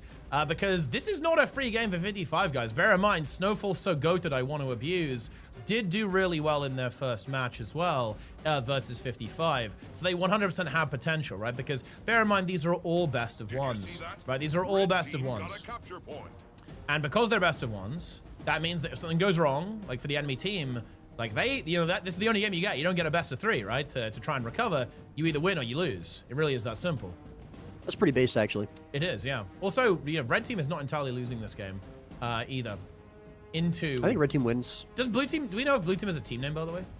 Like, why do people not have team names anymore? I miss French worms. Because they're cringe, actually. Wait, what? How is French worms cringe? What about Ultranum? No, I'm saying not having team names. Oh, okay, yeah, okay. So you're saying that? Wait, so wait, to be clear, you're an ArenaNet dev saying that the players are cringe. Like you're saying that. I'll go on record saying that. Yeah, absolutely. Yeah. Listen, you know what? I think if I can get away with saying anything, it's that PvP players are cringe. I think most gw2 players would stand with me on that one. Yeah. Okay. But anyway, I think, let's see. Yeah, the 55 game is up. It's going to be on Forest, of course. And, oh, dude, I love how Sind has different thieves. Look at this. He now has another one. Reality Crumbles. What do you make of that one? Jesus, man. That's crazy. That's crazy. Reality crumbles, man. What a role player, dude. We love to see that. What an absolute role And, player. well, I mean, honestly, it's sick. what Like, an impressive showing from Snowfall, though, right? Like, very, very impressive. Yeah. To see this roster, actually. Very, very impressive. Shout out to Lone Cap in chat, by the way. Okay, look, every person who mains a class should be like Lone Cap. He's like, yeah, I play warrior, I play rifle. Me snipe is based. Yeah. Yeah. But anyway, interesting map, I think. You know, I feel like, because the last one was on Kylo, correct, right? And... Do you think... Oh, yeah? well, I was going to say, do we see him stay Soul Beast? We could, actually, because this is a build floating around, right? Like, this is the Condi build. Yeah. But bear in mind, of course, these are teams playing at high level. They might be doing a little bit of sneaky stuff, right? We might see a last-minute swap. Yeah, we can see it being swapped back and forth, right, over here. So it's just, I think, to keep the opponent in the dark, because as you said, obviously, like, Boyce was playing a little bit of a specialized build last time. So we obviously might be seeing a similar approach from both of these teams. What's it going to be? It is going to be the Untamed. And I think that does make sense. I feel like the Untamed fits better into the comp, right? Because it not only has that incredible 1v1 potential, but it also brings a lot, I feel like, to the team fight and also the skirmishes. It has that damage potential. It has that mobility that I think really works well here. Now, I think 55 are going to be more comfortable in this map. They're known to really hate Kylo. That's just, you know, that's just one of the things. They view it as the cursed map. I think Azan in particular does, I think, because of some incidents that happened in the old pro days. So I think they're going to be comfortable here. I think it does lean into their playstyle, right? It's a very heavy rotational map as well, with the kind of like triangle point alignment with how the map is laid out. So let's see how this one goes. It's going to be tough, I think, for Red Team to make this work, but already Sin getting nuked. Also, Sin opting for SD, by the way. He was playing, I believe he was playing DP last time, and it's going to be the SD Thief this time. So I think he wants to bring a bit more damage and I think a bit more value to the team fight, right? Being able to kind of break through some of these targets and stick to them very aggressively with the sword main hand. Yeah, does need to burn all of his skills to his utilities there to get out of trouble. The short bow from the Hallsmiths doing quite a bit of damage at range from him. But he's going to be able to escape with his life. A lot of low health bars, though, across the board there on Red Team. And we do see Boyce now in a 1 versus 2, which is a situation he's probably very comfortable in. I think Boyce is probably confused when he's not being outnumbered. So, you know, I mean, he's probably okay. I think he's fine sticking through this for a while. We actually see Sakaya leaving. He's not going to decide to stay there outnumbering. Zan actually taking quite a bit of pressure over at mid node, even with the outnumber on the other side of the map. Reality Crumbles is well going to be pretty low, but Kuba is going to be the first to fall. Alex should be there with the glyph, but he's going to get interrupted. Oh no, I don't know if he's going to be able to get it. The cleave probably, the cleave is going to be good. They got the glyph on Descend as well, so they actually perfectly handle that, does 55. Now, Reality Crumble's still in a little bit of trouble, but does actually manage to get the heal off, so it's kind of okay, I think. Has Shadow Step available. And yeah, Red Team slightly crumbling there.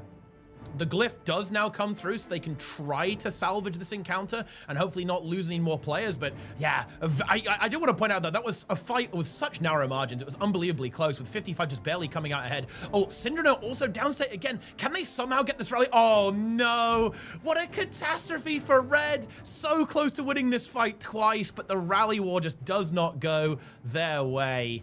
And Blue Team off to a commanding start in this match. I gotta be honest, I think I would have liked to have seen Sakaya stay there in that 1 or that 2 versus 1 against Boyce. I mean, you know, if they have, you know, obviously I'm memeing a little bit about saying Boyce should be fine in the 2 versus 1. There's, you know, he should lose that. Like, he should be able to die. If they can, you know, confidently kill him quickly enough, you know, you're just not going to match the rotation of a Thief, especially on a Hollowsmith. So I think, you know, him coming late into that fight really cost him it. And now we can see them just kind of getting staggered here, getting snowballed here. So many kills coming out here. Red Team have to just stop. They have to regroup. They have to find a foothold back into this map. And they have to just be aware they can't match Sind. They're not going to match the rotations of Sind. I mean, maybe if they keep Crandall on top of him. But even then, I think Sind is probably going to be a little bit faster. But yeah, I mean, you know, we'll see if they can come back into this. Again, they need to regroup. They still have a Hollowsmith coming in off of respawn. And Kuba, he might be about to die. Yeah. Again, the stagger just continues. I also really like the swap to SD from Sin, to be honest. He's just, I feel like he's way more able to bust through like the tanky classes here. I think he's able to deliver his damage way more effectively, and simultaneously he's able to be a bit more active in the team fights than playing DP. So I actually really like this decision from him. 100%. Like he still has all of that speed as well. The mobility from the Thief is still present on this build, of course, but he just has, look at this damage. He's able to connect onto these targets, and he's so unbelievably sticky. You cannot shake this guy when you have the sword dagger cert there as well. I mean, oof. Wow, okay, this is rough. All right, so I guess it takes 7 games for 55 to warm up. Yeah, they're warm now. They're warm, and yeah, red is struggling. I think what you have to do, you were just kind of getting into it before, they just have to almost like AFK for a bit and just pretend that the game started 150 points down or something, because if they keep doing this, they're going in, right? Like we have the Hollow pushing in here. We have Kuba pushing in. I don't know. Like they need to stabilize. I mean, this just feels disconnected from red team. Someone needs to be saying to them, stop leaving spawn. I mean, like, you know, obviously you don't want to end up in a situation where you're getting spawn capped with a triple cap on the map, but you also just can't keep on losing these players and dying over and over again. And I mean, you know, we see Kuba under pressure, Alex under pressure, getting prime light beamed. He's very low, forced to use the blink. They have respawns coming in. They should be able to group up here and have a proper team fight. You know, and maybe we'll see them win this. He has the glyph available, but I'm sure Misha's going to have the glyph. Oh, no, he actually doesn't. Misha did just use it. So no glyph here. And I do finally go into Draza. This could be a chance for them to come back into this game. He's going to be in a down state. And Alex, very, very low, though. Does have rebound available. They get the cleave. Alex is going to go to down state. They should be able to force him. Force the blue team away from this, though. The hard res. Kuba, though, so low on this. Zan doing so much damage on top of it. They might be about to lose 2 players. Sin coming back in. He's going to be looking for this. Zan chasing him away. The cleave going to be enough to keep Alex out. Kuba's so very low. Crannel very low in his 1v1 off to the side as well. But Sin going to go into downstate now, and that probably will rally Kuba. It does. Sin finally going to be taken out here, but Kuba's still low, and this is right outside of both teams' spawns, so the respawn's going to be coming back in. Kuba going to go down, but Alex coming in. He has glyph. He should be able to get this. We do see him going to down. Get the rally. Zan going to go into downstate. He's going to cleave Dak out. Yeah, this is going to be Jaws picked up as well. Misha still won't have glyph available, so he's going to not be able to come into this. We do see Sin coming in off of respawn, choosing to actually go. He's going to try and plus this, I think. If he can find a quick kill into Crandall, that will be some value. But finally, some kills, some life here from the red team. Yeah.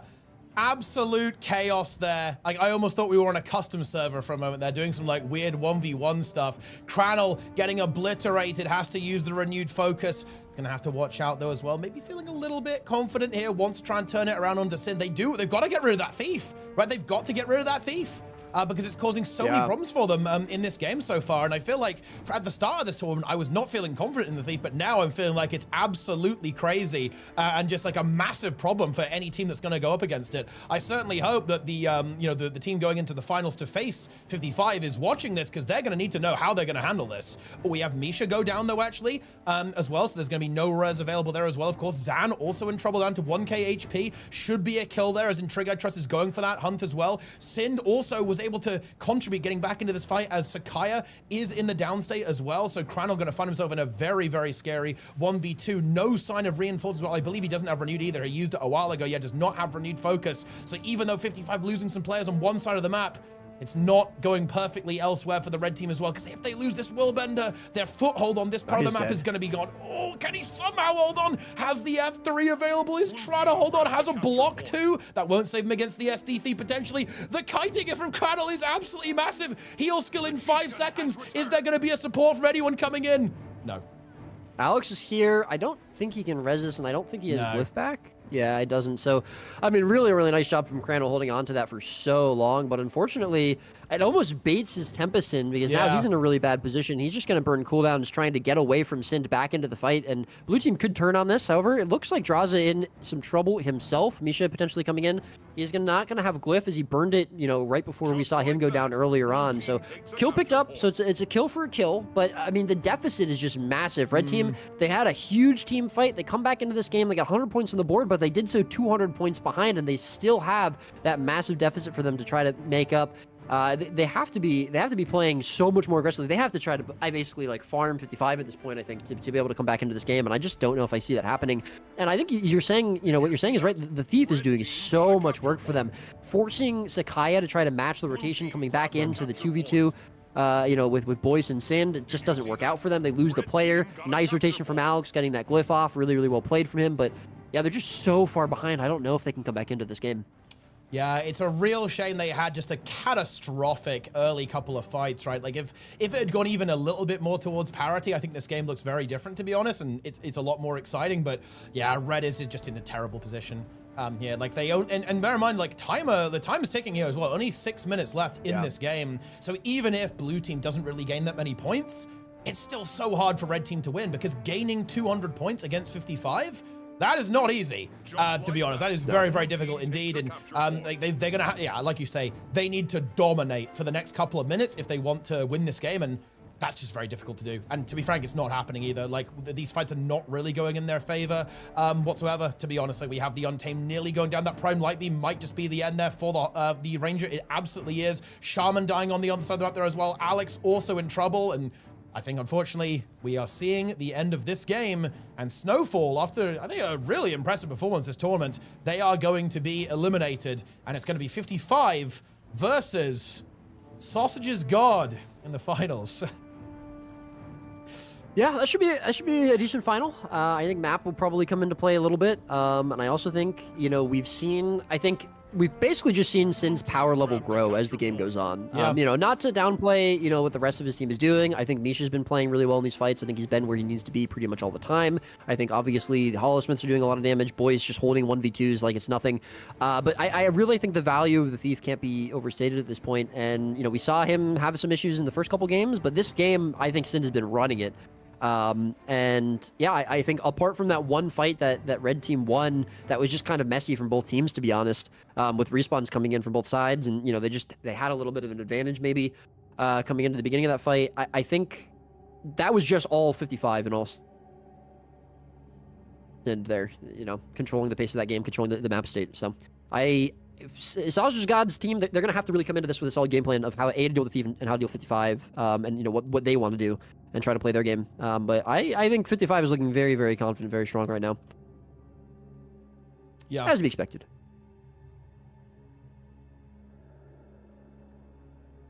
Yeah. Sorry, right. This is the... Oh, yeah, when did you predict? Oh, yeah, no, well, I'm just, you know, just doing some DMs, Discord DMs. Okay, no worries, no worries. Yeah. It's Hold important that for you. stuff. It's Trig. Oh. Yeah. He says that he's nerfing Ranger downstate. Nice, I like that.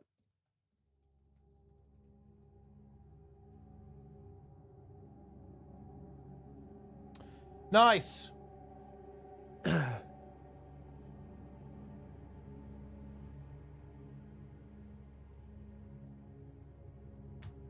Right, I am going to do a prediction, guys. Prediction is going to be created. Who wins 55? Wait, what should we say? Well, I'm just going to say French, because it's a French team. 55 or French. I feel like that's like the way to go here. Yeah, rank 55 Dragons versus the entire country of France. I'm actually going to put that. That's what I'm going to put in the poll. Yeah. Minus Draza, since Draza is French. Yep. We should include him. He's a traitor to his country. All of France. Okay, I'm putting all of France. There you go. Prediction now starts. All right, there you go. There you go. Vote, guys. Grand Finals coming right up. This is the last game. Last of this expansion. monthly automated tournament game of Janthea Wilds. After that, it is crazy all stuff. going to be Visions of Eternity. Yeah. Yeah. Syndra is French too. Syndra is not French. Oh, that is true. No, he is. Yeah. Wait, so you just say that he is? I mean, is Boys French too, right? Is everyone in this game French? Maybe it's just France versus France. Yeah, it might be. Yeah, it might be. PvP is just French players. Yeah. It's kind of like the dead internet theory, except it's just France. Yeah, it is. Yeah. Everyone is a robot. Everyone is France. So, what do you think? What map do you think the French are looking for here? They're looking for a slower map, I think. Right? Kylo and Skyhammer, I want to say, right? Is what they're probably looking for. I'm going to be honest. I think it's less about what map they want and more about what map 55 doesn't. Yeah. Because I don't think the French are really playing something that is like, they're not playing, again, we talked about this, they're not really playing like a bunker comp, right? And you're saying you don't really feel like bunker comps work. They're not really playing a comp that's like meant to out-rotate 55. I think they just need to try to play something that's like 55's weakness. I think it's, you know, I don't know. I mean, we saw 55 win on Kylo, which you said is kind of their least favorite map. We haven't seen Coliseum yet. We haven't seen Faux Fire. We haven't seen Faux Fire. Oh, is that the map? It is Faux Fire, yeah. Oh, interesting. Ooh. I mean, I almost feel like that could be good because if you can snowball, you could just run away with the game. And I think it doesn't necessarily strictly favor 55, although the Thief isn't bad here, but it's not like a. Oh, I definitely like the Thief here, but I think Coliseum, the Thief would probably get more value. Well, I mean, even more disgusting for sure, yeah. I think this is probably a decent map for them, but they have to win team fights. And we've seen them able to. I really want them to see them not put Sausage's God into a 1v1 against Boyce. I really don't want to see that.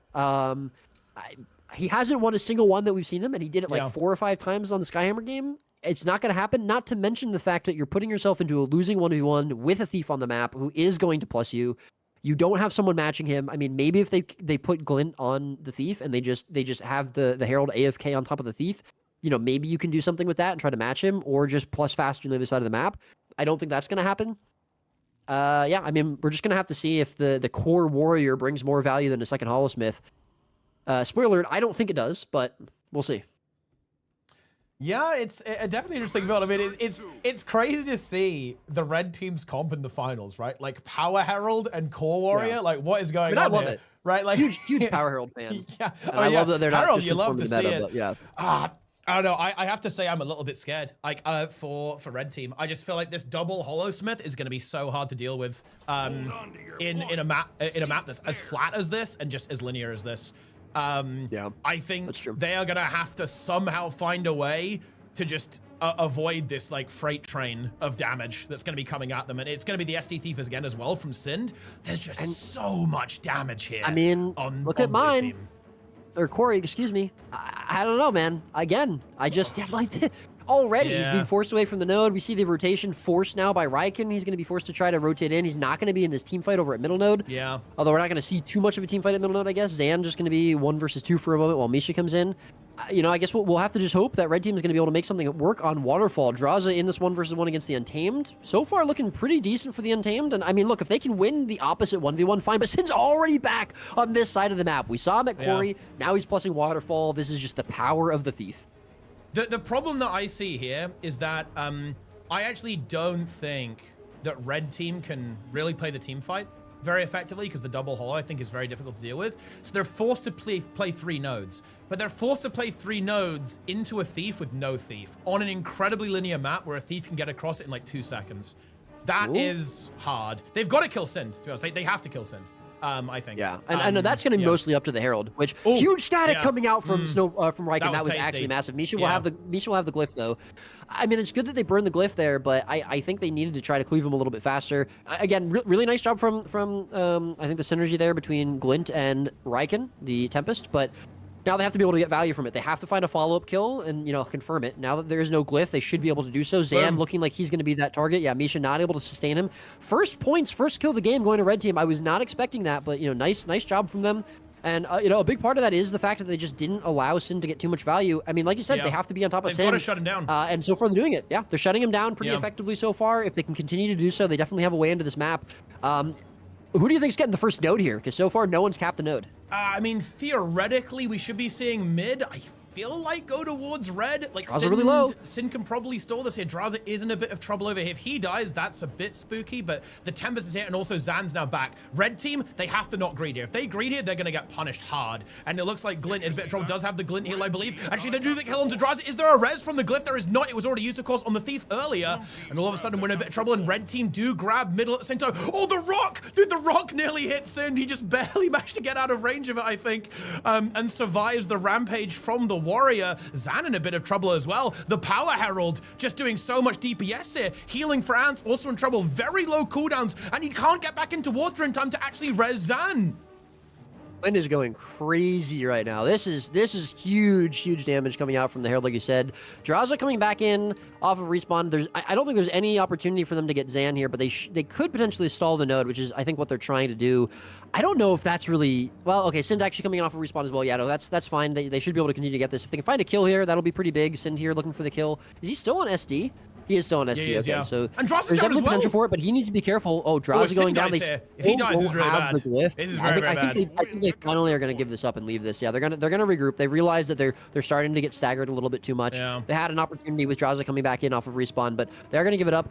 I will say the saving grace for them is that once again, not really a huge surprise, Boyce wins his 1v1 against Sausage's God, but credit where credit's due, Sausage's God held him for a very long time. He didn't die, mostly because Sin was focused on this side of the map, although he's about to die now as Sin comes in. We should see the glyph available though. Gets If it. Riken is there, he is going to be able to do it. So now a team fight, real team fight I would say of the game coming through here with Sausage's God coming in here a little bit low. Sin still on top of him. Finally, this thief value coming through, but Boyce needs to be careful. He's going to be pretty low. I think the cleave should be good though. No glyph available anymore as they just burned it. Glint heal coming in huge for Glint as he's going to heal himself up fully, but the cleave is going to be good from blue team on to that Hollow Smith, and this might be red team forced off of middle node. Follow up pressure now onto the Tempest. He's going to be good. We do see Viasly coming in on team trying to peel here for his teammates, but it's not going to happen. Glint going to go to downstate and a big wipe from blue team. Yeah, massive team fight there for 55.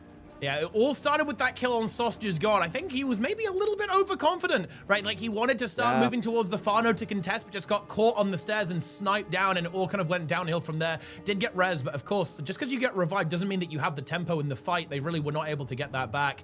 And yeah, but the red team are playing the smart though, right? They're playing it a bit slow. The problem is though, is that how do you survive against the Thief and the Hollow on the Untamed? I really don't think that's going to be realistic. It's not, and the entire map collapses for the red team. If that Untamed had maybe somehow been able to hold on, then there would have been some potential here for red team to not lose too much, but this is looking like a very expensive defeat for now.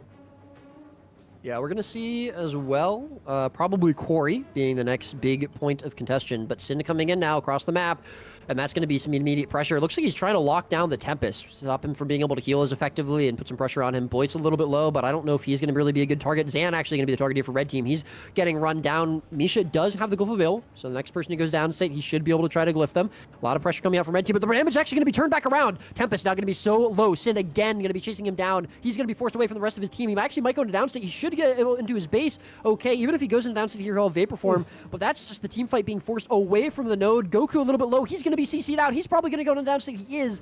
Another fight won. Another kill confirmed here for red team. Glint as well going to be pretty low. We do see the Hollowsmith coming out, peeking his eyes out that door to try to peel for him, but he's going to go right back in as soon as it happens. That's 2 kills very quickly picked up for red team, from red team for blue team, and I don't know. They looked solid at the beginning. But blue team can't team fight this. Or the red team. They cannot. You can't team fight into the double hollow. It's just not realistic for red. And 55, they're saying, well, we're gonna team fight, right? Like the entire game is are team they going fights, for Lord? Right? I think they're just they actually may well be going for the Lord. I think that would really not be the way. To be honest, but I guess maybe it's fine. They can just force the team fight here. This is a very risky maneuver. They're obviously feeling confident. I'm a little bit scared here. I'm not sure if we want to be doing this. To be honest, as 55, that's really not the way to go. And maybe a little bit of overconfidence there. We're not quite at that stage in this game just yet. But look, the Thief gets another kill. Like I mean, I think red team's just dead here, to be honest. Like they're not able to really force the map state that they want. They lose their Untamed again. They're stuck in their base right now. Zan is going to go down, but we do have the glyph coming through. Yeah, so we should be okay for 55 to get out of here, I think. Yeah, it's okay. and I think the aftershock. Yeah, Boyce rotating into this fight from the other side of the map from Waterfall. It's going to make us a 4 versus 4 as the Untamed for red team was is being bled out. They do get Zan, so they are going to get a kill. I mean, this the thing though is this isn't really red team making a comeback. This is blue team throwing. Yeah, this is trolling. I think they were. Look, I'm getting real. I think there was a bit of BM going on there, to be honest, Roy. That was maybe a little bit of disrespect happening. I think. Fair, they might have thought they could do it. They might have thought they could do it. I'll give them a little credit there, but also yeah, maybe they were being BMing a little. But it doesn't matter. Boyce is going to stall here. Boyce didn't die in that fight. He's going to be able to stall at Quarry for quite a while. And, red team are going to have to choose if they want to try to commit resources to kill him or if they want to leave. Sind didn't get picked up in this fight, so he's going to be free to roam. And plus draws coming in. Yeah, I mean, this is definitely looking bad for red. We've seen them lose 2 fights pretty quickly in a row. I don't know if there's a way for them to come back into this game if they are going to continually be forced into team fights. They have to try to out-rotate blue team. And there's a Thief on the team. They were doing a good job of holding him down before, but that was kind of when they were matching his rotations. Now they're behind. Yeah, I don't know. I don't know if they're gonna be able to do it. Wins a capture point. Hollow dead. Not great. Yeah, I thing is, they had that kill. They were able to kill Misha, but the problem is that Boyce just landed a crushing hammer blow onto Sausage's god and was able to eliminate that. Sin does die, but we need to see big moves, right? We're seeing like little wins here and there, and more and worse, right? It's like trades. They're trading with Blue right now. That's not good enough. They need to be getting stuff for free. And yeah, they get Sin, but Goku gets caught, obliterated there by the Holosmith, and of course by the Untamed, and that's just not good enough. Red team needs to activate big time if they want to win. And yeah, don't worry, I fixed the audio. I just changed the server. Looks like the Discord server we were on imploded. I just swapped it. You were outed as a clanker, actually, Roy. For the just so you know. You can't say that. I'm suing you. Did you see Yeah. that? Red You are a team robot. capture point. Yeah.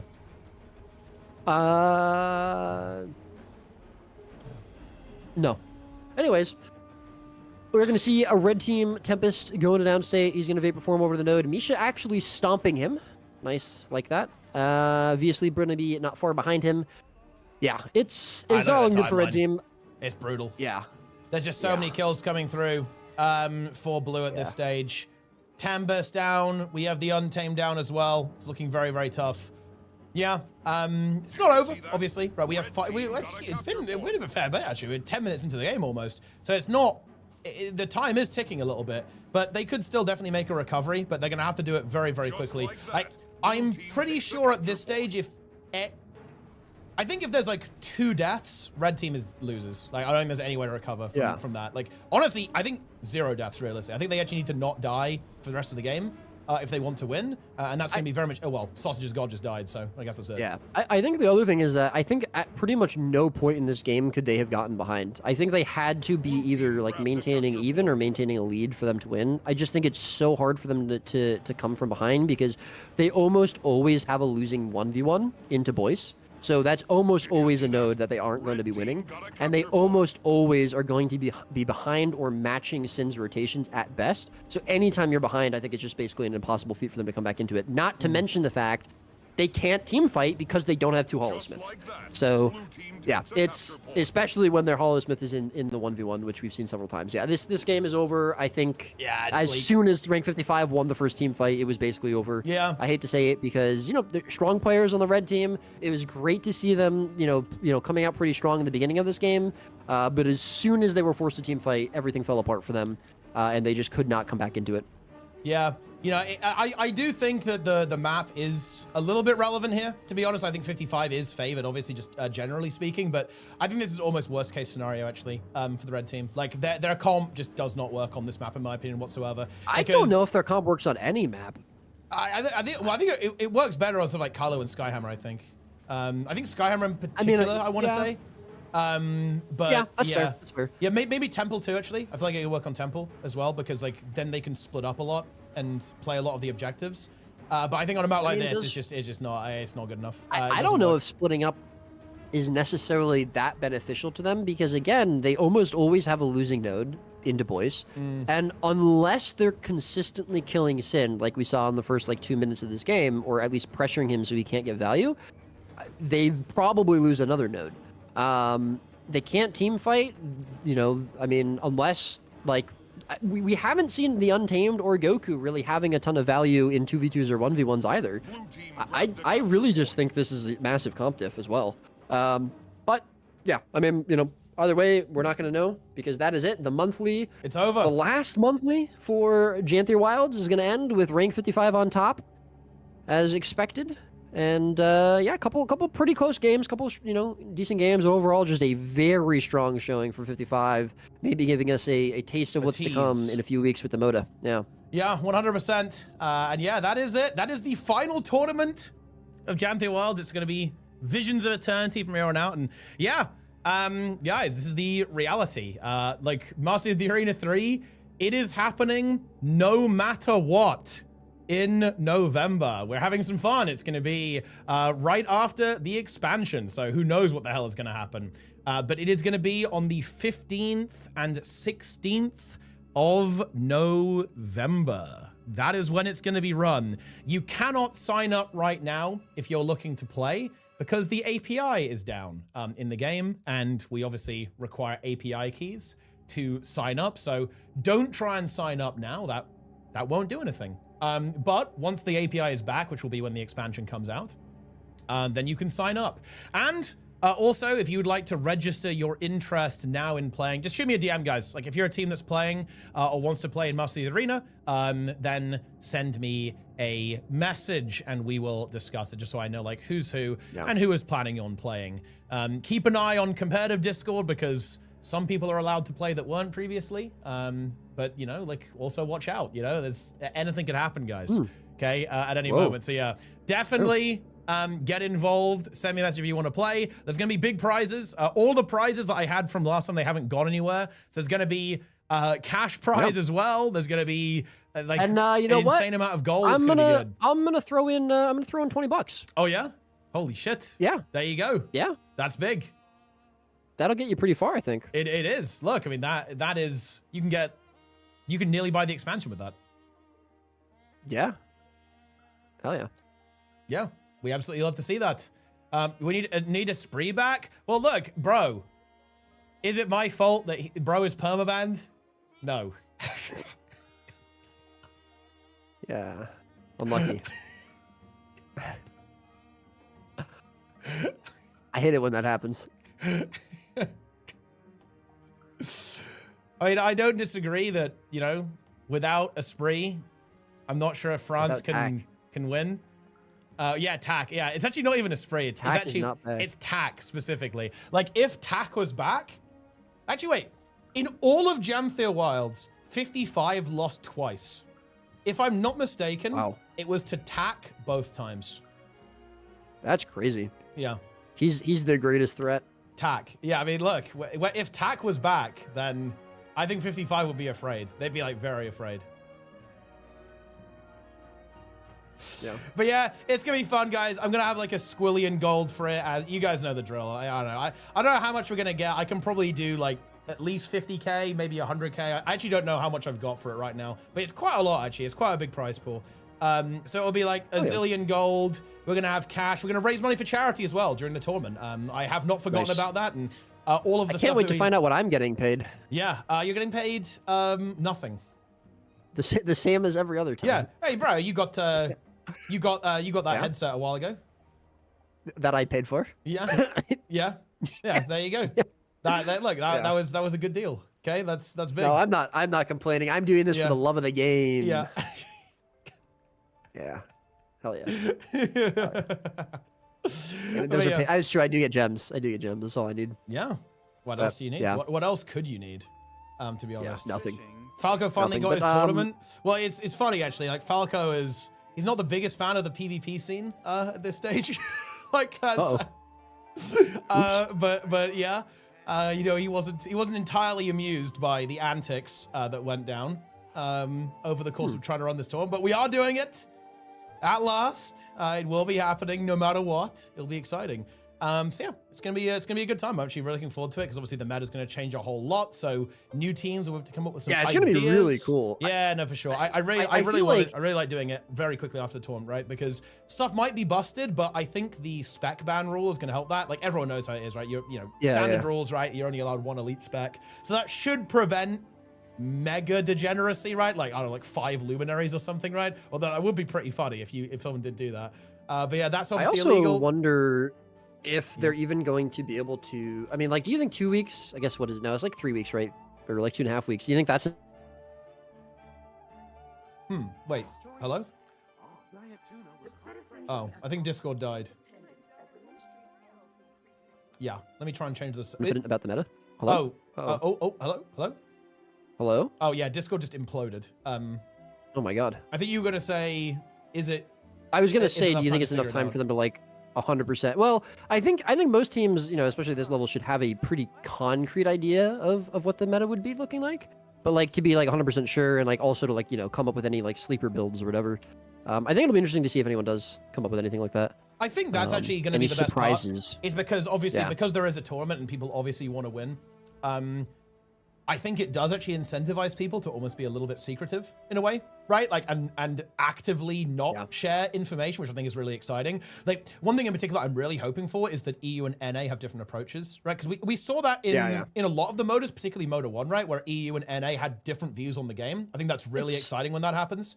So I'm hoping that we kind of see a bit of a dynamic there with like teams trying out different ideas and even potentially adapting on the fly, right? Because it is a 2-day event. And that means that if they go, oh shit, that looks kind of broken on day 1, then you can like pull it out, then you can adapt on day 2. But even more, and this is what we saw the French did, right? I'm sure you recall this. In fact, this is what TAC was known for. The French actively sandbagged essentially in Swiss rounds of the tournament, and then they activate TAC for the finals, and they you know, wow, but look, he cannot be resisted. He is the irresistible force. So there was no defeating him. So you've always got to be aware of that. So yeah, I think it actually leads to a really exciting dynamic. And I would look, full disclosure, guys, like MOTA 3, I want to give you guys my thought process on this. Like MOTA 3, I just want to get this done because it's been a long time coming, and I just want to look. It feels really bad that it got delayed as long as it did. I'm very unhappy with how that went, and there were a variety of reasons for that. Like some out of my control. It is what it is. I don't know what to tell you. But I just want to get this done. We're gonna have a really good tournament, and I might do some other stuff as well. Like it depends. I'm planning on doing quite a lot of events in Visions of Eternity, actually, like across all game modes. Like the one thing that is guaranteed going to be happening, we are doing a Beetle tournament. Like I really want to do that. I am so excited to try and make something happen, actually. Kind of contribute to that, try and contribute to that community. Because in particular, the thing that's really exciting, actually, this is so cool. I love the Guildhall loadout feature, right? That's coming with the expansion. So you can just like swap between Guildhall files very, very quickly. And like you can have like infinite tracks, right? Like within a Guildhall, which is really cool, I think. And just like swap over the decorations whenever you want. That's really exciting, I think. So that's going to be really fun. Doing some PvE stuff too. And I might try and do PvP, whether it's going to be I'm really in two minds about PvP events going into the next expansion, because doing like the cross-region kind of like world championship style thing is really fun, but it's also just a pain in the ass, and it's very difficult to get people to engage with it. And also, look, I'm gonna be real, guys, okay? Like the PvP scene is a bit unwieldy. Let me put it like that. Sometimes a little difficult to work with, you know. There's some personalities and there's some characters, so that makes things difficult. And to be honest, guys, I kind of want an easy life. Okay, I want some relaxation. So if you're a fucking peepo, you guys might be in luck, because we might do a bunch of peepo PvP tournaments, which could be fun. Oh my god, I could play. Yeah, that's so sick. But basically, guys, MOTA 3 is coming. There's going to be a shit ton of tournaments. It's going to be hype. I'll try and throw together a trailer for it. It's on November 15th, 16th. There's going to be fucking chaos. Like, who knows what's going to be good? We have no idea. It's going to be fun. It's going to be epic. There's going to be a big prize pool. I'm going to try and get, like, you know, 50K at least, 100K gold, hopefully. There'll be a cash prize as well. We're going to raise money for charity. I mean, I don't have to tell you guys. It's going to be good. It's one of the things that I'm actually really looking forward to is actually raising money for Cure Rare Disease again, guys. That will be a part of the stream. And we're going to raise some money for a really good cause and a charity that I've been really proud to work with previously, and really looking forward to doing it again, actually, with MOTA 3. Yeah. But all right, I'm going to head out. Teapot, thank you very much for letting me join in with you today. Yeah. Appreciate it as always. And I'm looking forward to the MOTA as well. Yeah, should be a good time. I can't wait to continue doing some casting. But yeah, hope you have a lovely rest of your stream and a lovely rest of your day. Absolutely. Oh, yeah, 100%. And of course, thanks for showing up. Always a pleasure. Yep. My pleasure indeed. Bye. See ya. How did NA go, guys? Was NA exciting as well? Or was it pretty straightforward? Let me actually check. You won't believe it? Well, I'm watching Grimm's VOD now.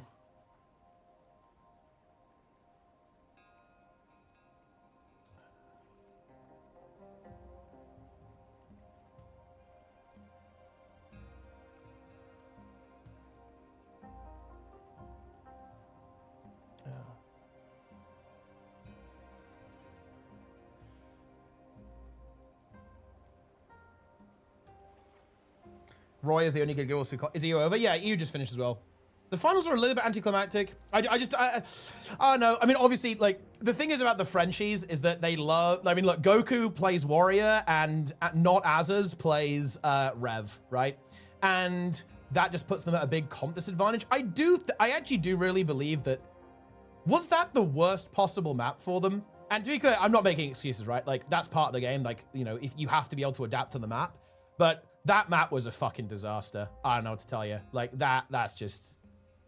They weren't winning on that map, no way. Like, Thief is too fast there, and they can't team fight into the double hollow. There's, like, no way that they were going to be able to win on that map. They had a bit more hope, I think, on the other maps. They did already lose on Skyhammer, to be clear, so it's not like they were guaranteed to win on Skyhammer or anything like that, but I think it was very disadvantageous for them to play on Legacy.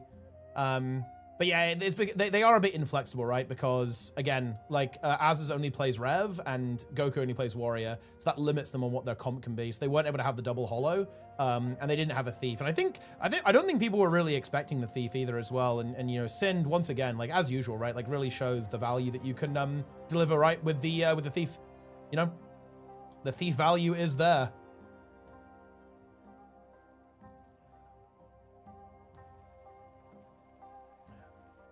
Why didn't French Mafia play? Well, I think all of the groups are very, like, amorphous. I don't really know. I don't really know what the official, like, French team name is right now. I'm not sure if there really is one. The problem is that the French don't have leadership anymore because there's no Esprit. Esprit was like the big French. He was like the ultimate French in the game and was fully in charge of all of France. And that, you know, he got permabanned. Yeah, he was the glue, right? Like the glue, holding France together. Much like Cole Summers, also holding the entire game together.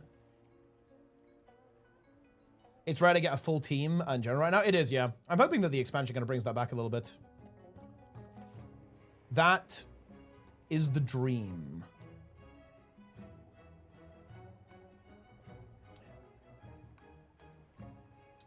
Incredible. Gillis is still a game with little players? Oh yeah, for sure. Game's very active. For sure.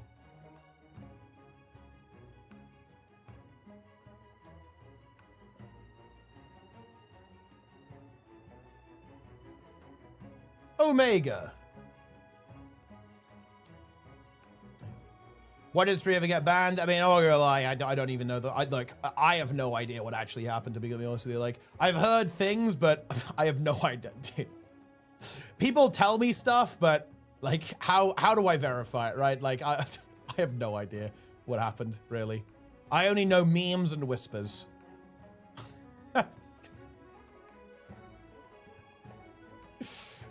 Who knows? Is Esprit allowed to make a new account? Is it banned on site? He gets banned on site, I think. Well, that's what I've been told anyway. Like, he makes a new account. Like, he made TAC or something, and then TAC got destroyed again, like, instantly. Like, TAC was immediately shut down. Free Esprit. I mean... yeah, I mean, look, it's... Yeah. They clearly need him. They need Esprit. He's the chef, right? Like, they need him to cook.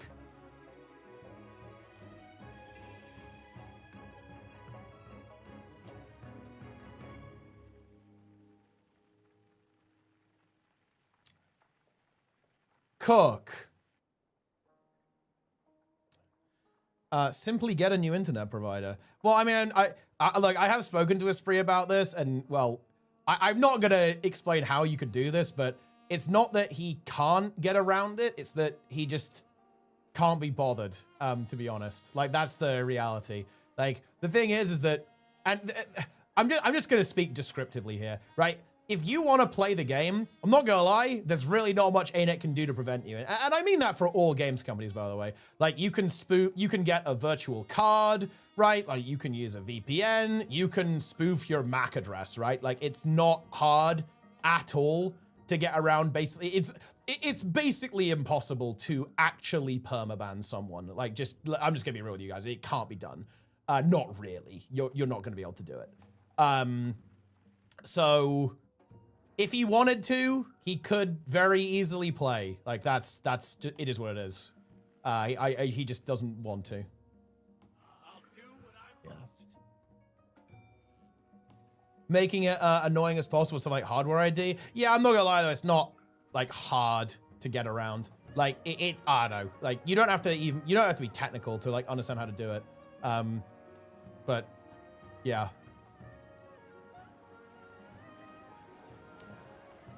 That's how it is. When is the new expansion coming out? It's coming out on the 28th. Yeah.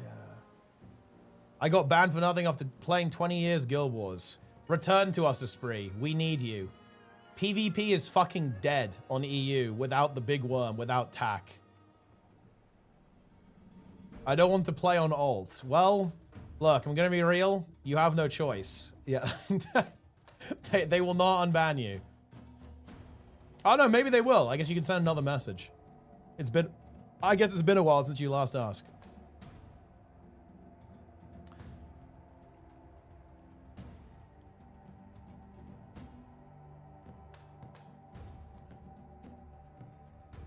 Incredible. What are you costing the X-Pack? Probably Guardian, right? I'm going to play on my Zero Hero account. Can play on Frugal Fighter, get a bit of Luminary going, you know? A little bit of Luminary content here and there. We'd love to see that.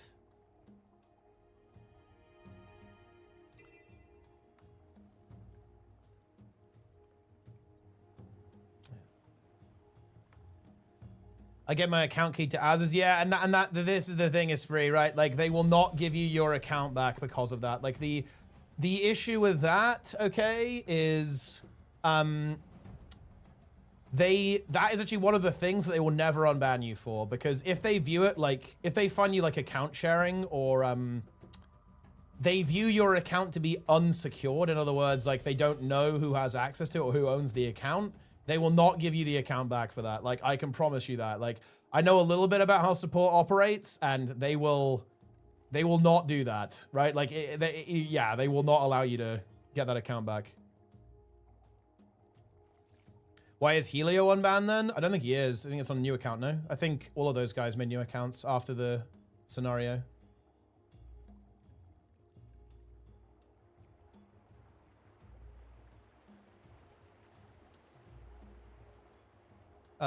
So yeah, like that's the thing. Like once that's happened, it's like new accounts, right? Yeah, you can't account share. Like you will not get your account back if you account share. It's like there's a couple of things that they will literally never unban you for. They will never unban you for account sharing or RMT. Like if it's like confirmed RMT, like selling gold or selling your account or whatever, they will never unban you for that. You know, I never play on this guy. It doesn't matter. Like the issue is, or the issue in their eyes is that it makes it really confusing. Well, they don't like someone logging onto an account that they didn't pay for, basically. So if you like share an account with someone, and it like is messing around with payment methods, they get the trigger finger is very itchy. Other +5 power bonuses released for the benchmarks, they are, yeah, they give you about another 2 to 3%. So it's not like massive, but it's not nothing.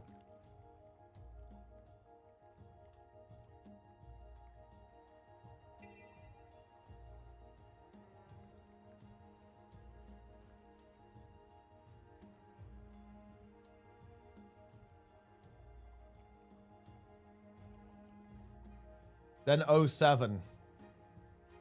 Listen, you must return to us, Esprit. It's the only way. Look, you have to return for France. They need you. Look, they're struggling. Imagine if they had a thief. None of them can play thief. They need the big worm. They need TAC. Otherwise, they will not be able to defeat rank 55 dragons. Kazas can play thief. Is Kazas still playing? I haven't seen Kazas for ages.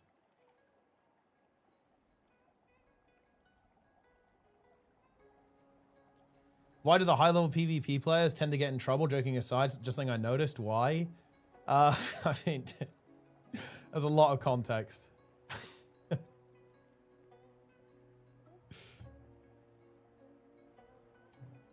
In heal, it's not really utility. I mean, it's like, it's good on healers too. Like, you can get a couple of extra percentage of boon duration, and you can get a little bit more healing if you don't need any boon duration. Like, it's not nothing.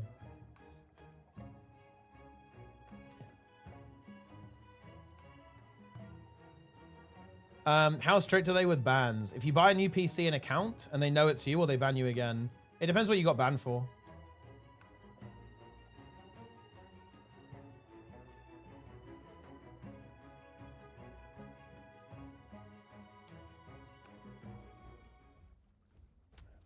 It depends. Really enjoying it so far. Oh, it's good. We'd love to see it. Ain't actually IP ban. Oh, they can do, yeah. They do a couple of types of bans. They can IP ban you, they can hardware ban you, and they can payment method ban you. So in other words, if you try to buy a new account, if you use the same payment method, you'll get flagged for it. So there's a couple of ways they try to prevent people from playing.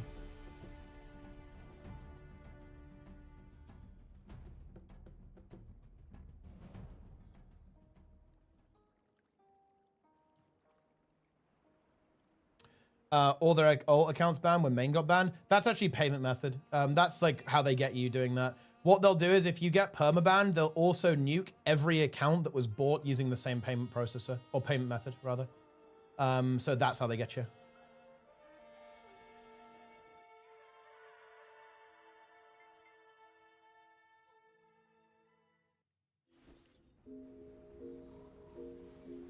And in fact, I think that's like pretty common practice. If you actually fuck up big time, they'll just nuke all of the accounts that you bought, which by the way is based. Shout out ArenaNet. It's good that they do that.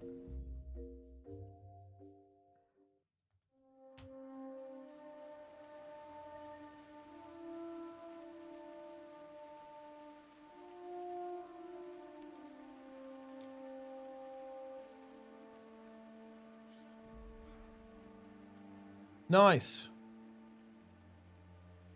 Can I ask you a personal opinion about class switch? Yeah, sure. Sure thing.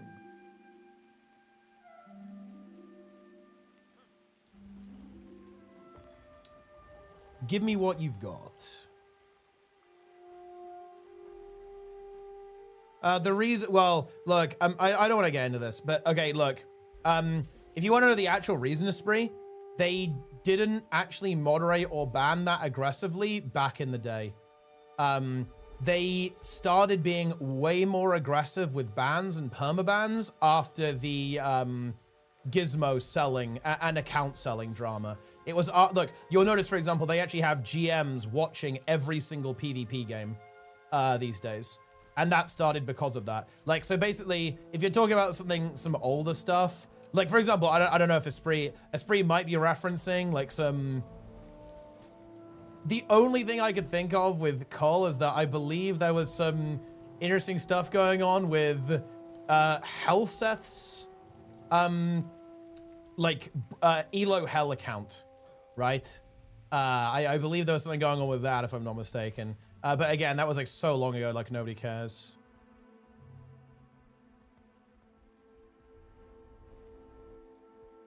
Mad King says, and same is, I've already done it. Yeah.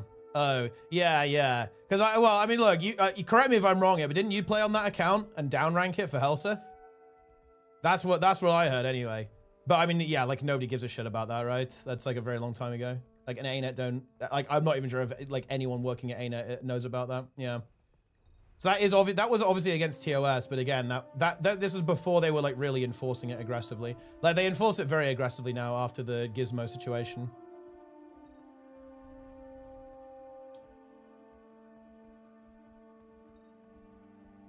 I never saw anything. Yeah, but it's the account sharing they don't like, Esprit. They don't like the account sharing. They don't like the account sharing because of the Gizmo stuff, right? Like the Gizmo stuff, you know, was what triggered them being much more aggressive about it. Was that Kitty Meow Meow? I believe so, yeah. And that was Helseth's like bronze, you know, break out of bronze account.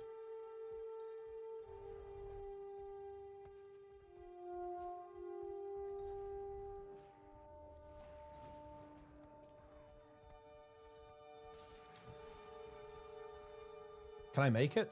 Nice, we can. Wait, oh, this is not good. The blue team is here.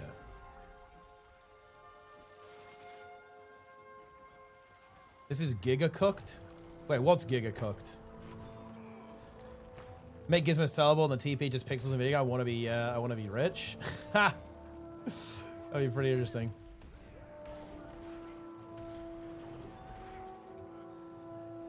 We need a custom gizmo for the tournaments.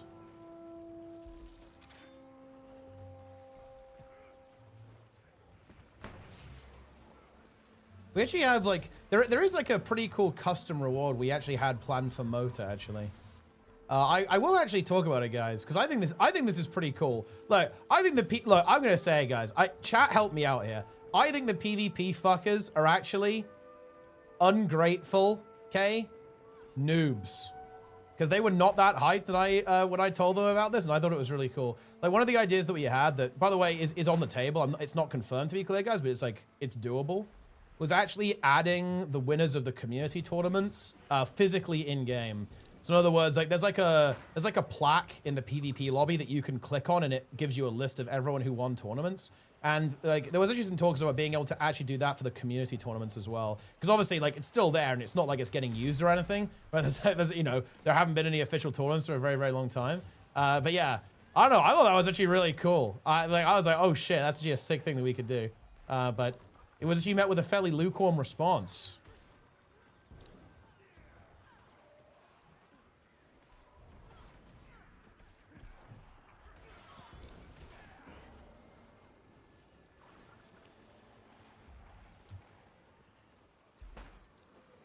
The PV's in is too decoped. I mean, yeah, I am aware of that. There is definitely a lack of copium. Yeah, like it was actually fucking Zeromus was talking to me about this the other day, actually, is that he was talking about the lack of cope. Which is pretty funny. And I'm hoping that maybe you guys can recope a little bit. Okay, like we could recope a little bit with the expansion, maybe.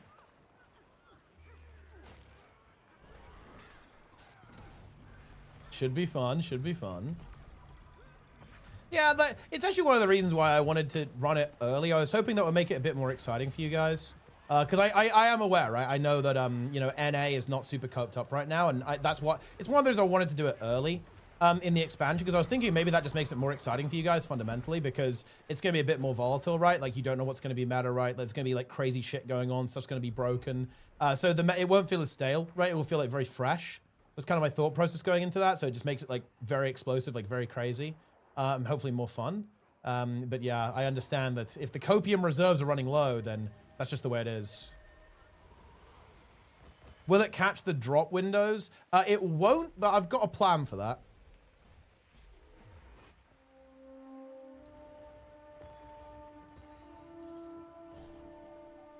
I actually put quite a lot of planning into MOTA 3.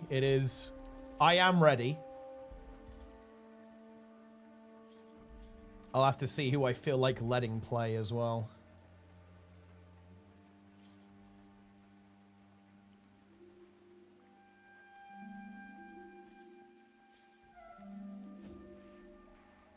It's not the same situation as Spree, by the way. I think this is really funny because, and one of the reasons why they were maybe a little bit lenient here is it was kind of like an ANET meme.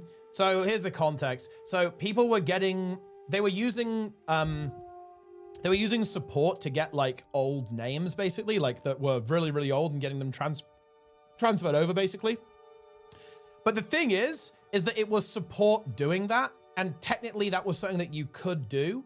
And it did get abused quite a bit. And I think there were some bans and names were removed, but you're not going to get perma'd for that because it was kind of ANET's fuck up in a way, because technically speaking, the players weren't really doing anything wrong. Really, because again, it was like something that, yeah, it's like, it was something that support was doing, right? Like, and it was like an unwritten thing that you could do. So it's not really the same thing. They're not gonna like delete your account for that.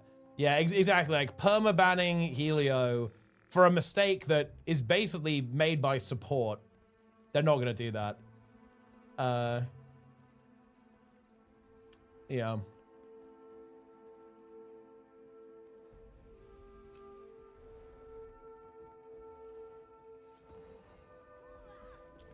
You can grab names. It became Monopoly. Yeah. Like, I mean, it was just never really clearly defined, right? In the terms of service, that was always the problem with that. If they defined it clearly, it's not a problem, right? But the whole reason why that situation got weird is because of that, right? Like, because, you know, because it was so undefined.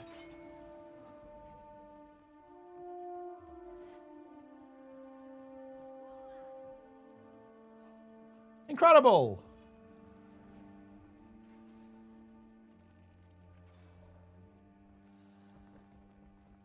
What's the date? Oh. Oh yeah, I need to actually update that.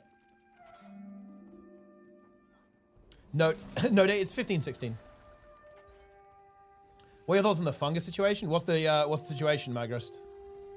Fill me in.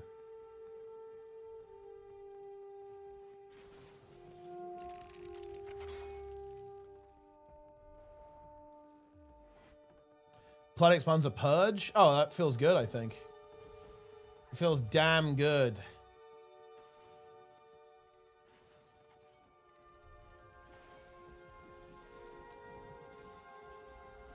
Guild purges are necessary.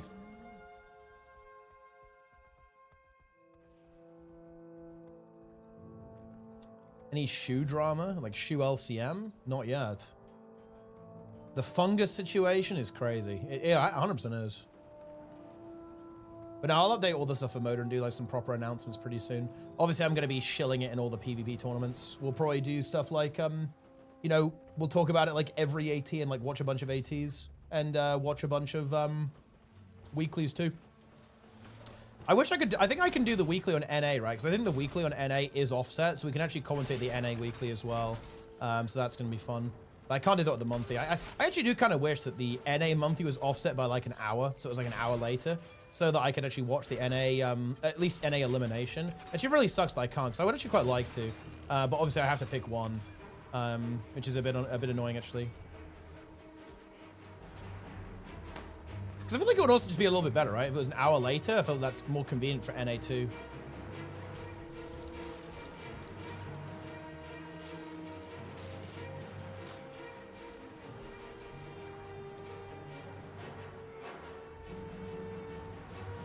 Oh. Not worth your time? Well, I mean, I don't know. I don't know who's playing on NA right now, actually. NA is dead? Wait, who's playing on NA right now? Is it just USA or what? Because I know Grim isn't playing, right? Like, he's on the OSRS arc. So I guess there's probably no Dark USA or something. Are there any other teams? Wait, yeah, I heard that Half is playing, no? Yeah, because that's the word that I heard. I heard that Half has a team.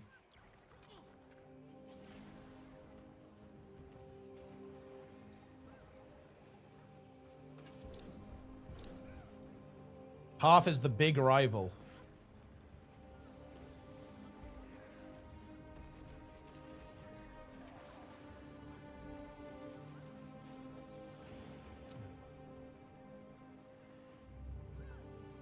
Could have been 4 out of 5 USA. I mean, that's a lot of USA.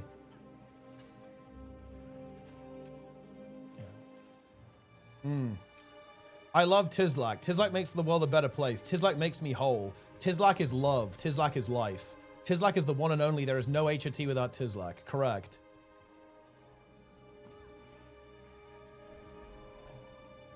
It's Naru, Helio, Zoros, and Anya right now for MOTA. I mean, look. I would love to see, look, in my opinion, MOTA is always going to feel like unfinished business to me because, like, look, let's be real, guys. Like, MOTA is all about Team USA versus 55, right? Like, that's the storyline. And it's 1-1 right now. And what's interesting is that both sides, it was very decisive. Like, in MOTA 1, I'd say 55, like, were very dominant. But in MOTA 2, Team USA were also extremely dominant. Like in the other direction, right? Like they completely crushed everyone, pretty much. So like in my mind, there's a lot of unfinished business there, right? Like we have to have the tiebreaker.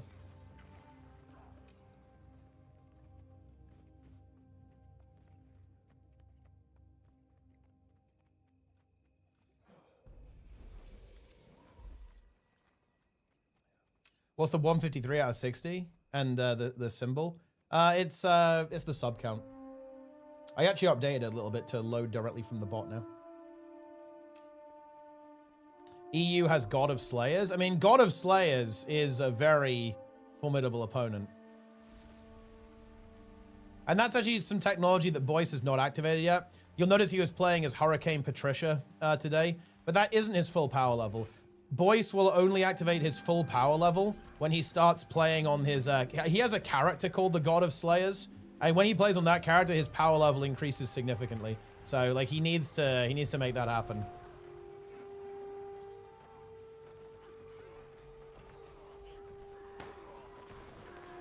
This is not looking good.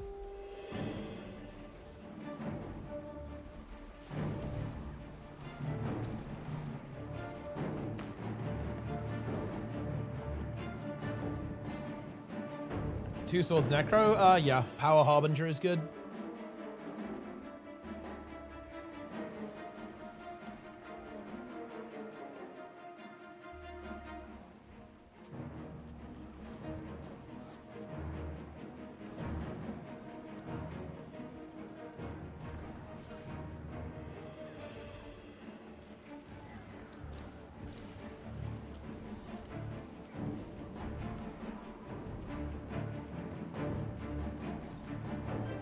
And we'll see.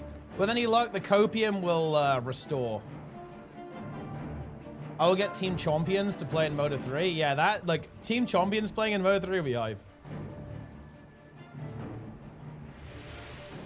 You know, one thing that actually really annoys me and that really sucks is if you want to play MOTA, and this is why cross-region is so ass.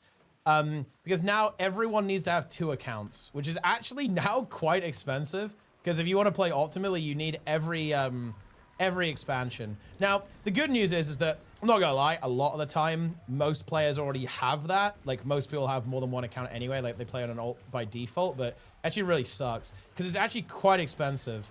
It's, like, quite expensive to actually play in the tournament, which kind of sucks. Make MOTA EU only. And I will if no NA teams play, obviously, right? And, like, realistically, if Team USA don't play, I probably will. Like, that's gonna be like the big decider, because realistically, like, if like all the teams on NA are not gonna be that competitive, it's just like, you know teams that are just like pugs or whatever, then yeah, it will just be on EU. But if Team USA play, then it will be cross-region, obviously.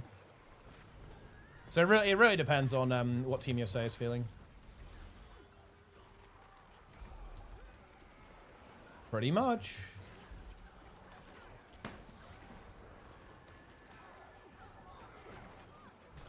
Oh, yeah, maybe they need to wheel out Drar again, the mercenary. I think Drar is already taken, though, actually, or at least he was in the previous MOTA. I'm not sure if that's still the case, though. Can you look at this club until we're with the Tempest downstate? Okay, hold on.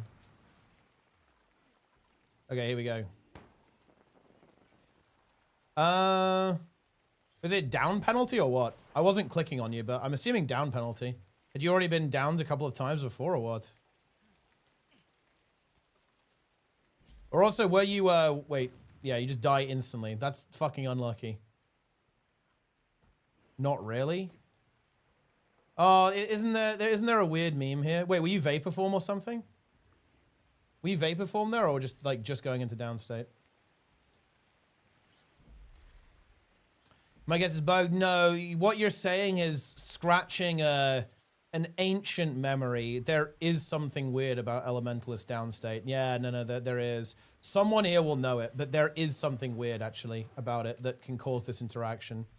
Yeah. No, oh, what is it? What causes this? I know this. I've heard this reported before.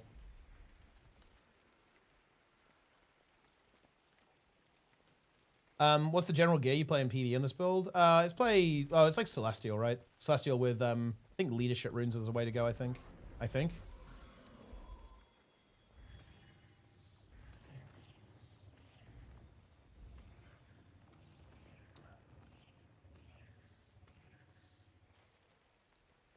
You know, dude, I really,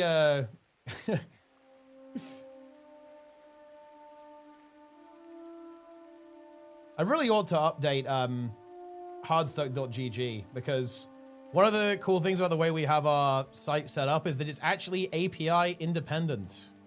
Feels very good. It does not care about the API.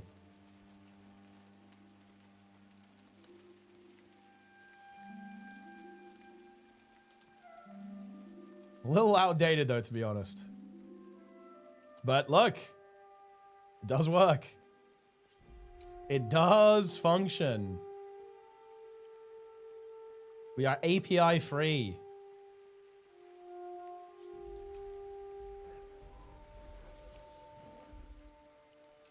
Yeah, no, I think they're actually, I think you're right, Alex. There is like a weird thing that happens there with the downstate.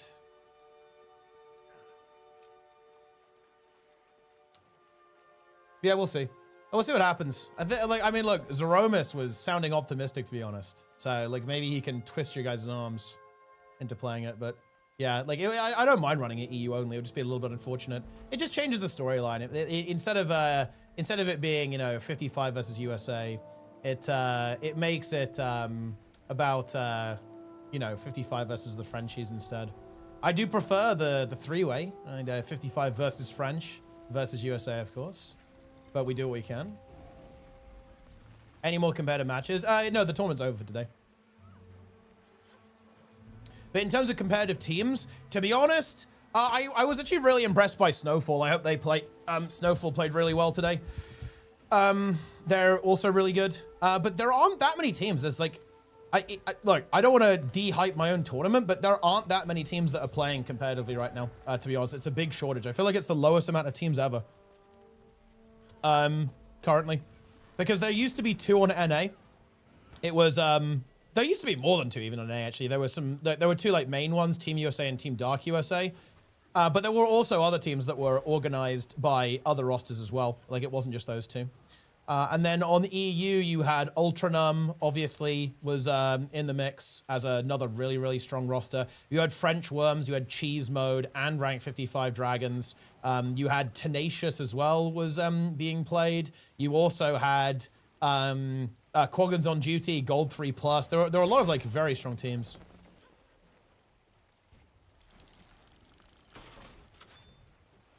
But unfortunately, the copium ran out, guys. We are drained of copium.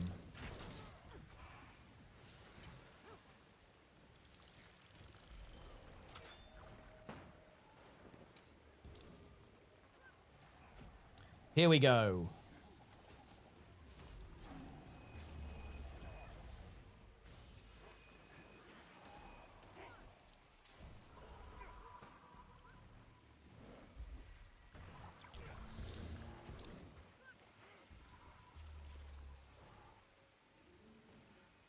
Okay, let's go in.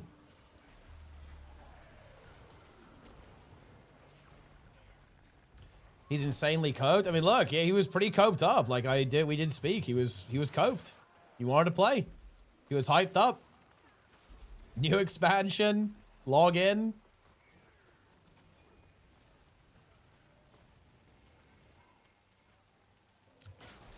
Yeah, it's actually a real shame. There's actually a lot of really cool tech on hardstuck.gg. But it doesn't really cost me anything to run, so it's not really a big deal. I would like to update it. If I can cook up a plan, I'll get it updated this year, and just kind of have it ticking over. I want to get it prepped for Guild Wars 3 anyway.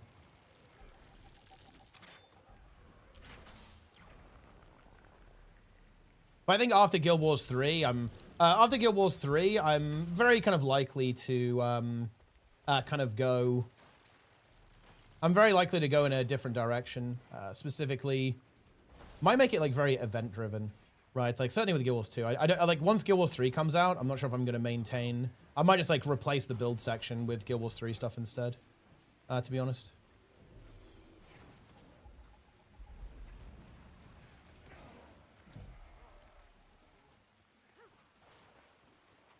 When did the build up enter run hard? So they all quit the game pretty much. Like, and, well, also me as well. Like, the final nail in the coffin for all this stuff was that I basically stopped playing the game. And, look, you know, this is the nature of... But this is, like, how all of my projects go. If I step away from them, they will not exist, basically. Like I am the driving force. But the other side is, if I decide to come back, it will also come back. That's the pro and the con. Like if I wanted to, I could bring it back almost immediately. It wouldn't, you know, if I just put in the work, I could do it easily. But the question is, you know, the thing is, I'd have to actually do that.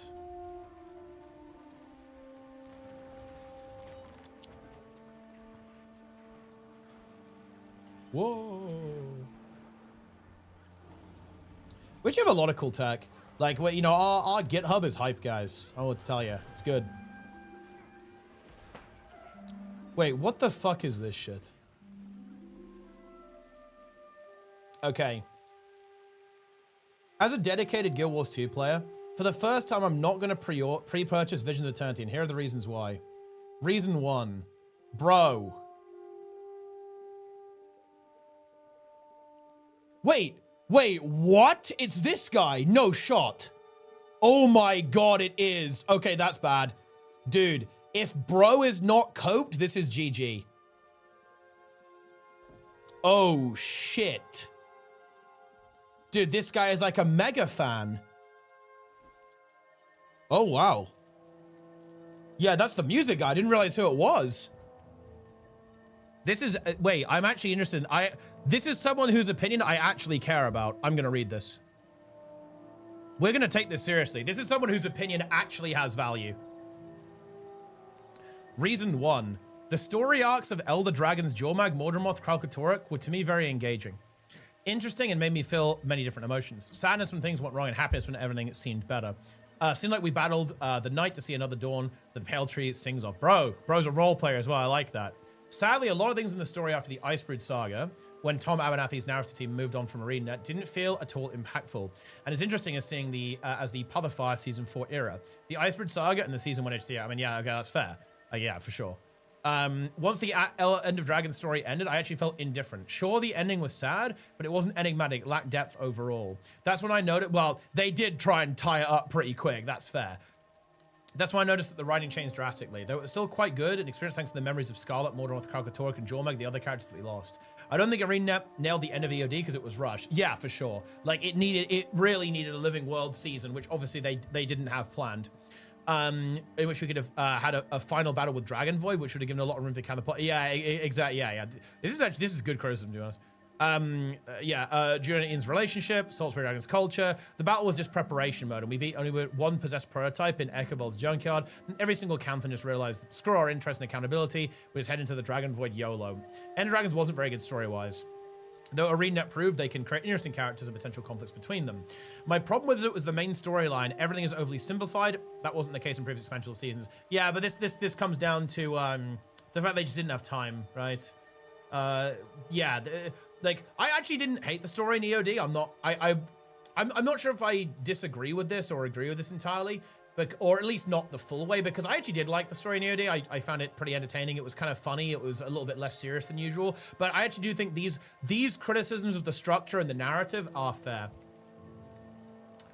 I also think it had the weaker moments, or at least the conflicts of interest were presented in a compelling way. It didn't lead to oversimplifications. I used the word rushed, and both Secrets of the Obscure and Jantho Worlds were exactly that. I think all the maps of Soto and Jantho Worlds are visually and musically very impressive, and there's a vision behind them, which I found very compelling. But as many people pointed out, the story and content and their depth turned out to be off-putting and uninteresting. Will there be an Azura looking dragon from the Bad Inquest? Quite possibly, yeah. Watch out for that. Characters of Soto and Jantho Worlds were generally very nicely written, but once they would put in actual context to the story, they just felt so meaningless. Their actions didn't have much impact, especially Zoja and Savus. Oh, dude, yeah, this one, I do. The fourth Titan, this was a big flib. This was a huge flib for me. When Soto concluded for the first time after playing story in Guild, so I just, bro, he drops a nuke. I just instantly logged off from the game as I felt betrayed by probably the worst storytelling I've ever experienced. I didn't really want to purchase Jantho Wilds after that, but there was a promise that Jantho Wilds would have better story. So although I hesitated, I still purchased Jantho Wilds. It had very few interesting moments that made me feel emotional. This short event with Ardent Gale just lost her cub to Valraven, or when Bog Queen started reciting her evil poems, or when I read some really horror books scattered in the Mistburn Barrens. But as you can notice, those most interesting moments were not a part of the main story. The main story was as bad as Soto's. Bro, oh my god, he's going hard. What is this? Yeah, dude, this is a Moab. Rushed with no depth. There's characters that look like they are acting based on the real versions of themselves instead of being themselves. Not to mention many uninspired instances that generally didn't feel like a journey. Just a chain of chores that needed to be done. It didn't feel like I'm interacting with the fictional characters in a way I would be psychologically intimate with them. I really felt like I was when I met Scarlet, Mordremoth, Jorg, and Aurene. I felt indifferent. I've always liked the enigma of the Inquest, but I don't want to experience a story that changes my POV on them for the— oh my god, he's assuming it's a nuke. I don't want to engage with them. I don't want to know what they're up to because I expect they'll be like the Cryptids and the Titans. Empty stories of fictional characters whose worlds will sound as empty that my mind will switch off listening to the nonsense they try to project some wisdom made of half-truths. Jesus Christ. Oh my god, he is not coped. He does not have any copium. Holy. I don't believe in the future of Guild Wars 2 as much as I would want it. I don't really think ArenaNet wants to invest in much better stories like it used to. Hiring much better writers and storytellers for Guild Wars 2. I respect the current narrative team. I have no reasons to insult them. Though they clearly don't have much resources and ability to hire more talent to write more better stories together. I don't think it's actually about like the talent really here in my opinion. It's not a case of the talent, in my opinion. It really is a case of the resources. They just don't have that much playtime, right? They don't. The reason why Soto and Janthe kind of like fizzled and got weird is because they have like half an hour to 45 minutes of runtime. They don't have time to express these stories. I don't think the most brilliant genius writer of all time is capable of fitting a compelling story into that much time. That's why they've gone down to 2 patches instead of 3 because they want to try and make them a bit meatier. The whole story, yeah, exactly. The whole story is like 6 hours max, by the way. That's optimistic. I'd say it's more like 5, maybe even closer to 4 if you play through it, quickly. And no side quests, right? Like, it's not long. It's really not long. So it's just, yeah, I don't know. It's tough. This leads my thoughts to the fact that the next expansion of Guild Wars 2 has not been confirmed in any way. There are more and more confirmations that the next huge MMORPG project is being worked on. So I don't want to purchase Guild Wars 2's next expansion until there's transparency about— oh my god. We don't have much transparency about what ArenaNet is doing with the customers' money. This is why I don't want to spend my money on Guild Wars 2 until the devs are more transparent with their fans. We're kept in the dark, and that's why I don't want to support the Guild Wars franchise until ArenaNet is more open about their unannounced project. Speculated to be 3. And what the future of Guild Wars 2 is. We keep getting half-baked mini-X packs until more and more fans notice what I've already been— oh my— dude, this is a fucking bomb. Holy shit. I did not expect that. He just unloaded. Use your wallet since it means you protest against something you don't agree with. That's what I'm doing. Despite it all, I'll see you somewhere on Tyria. Except Castora. Oh my god.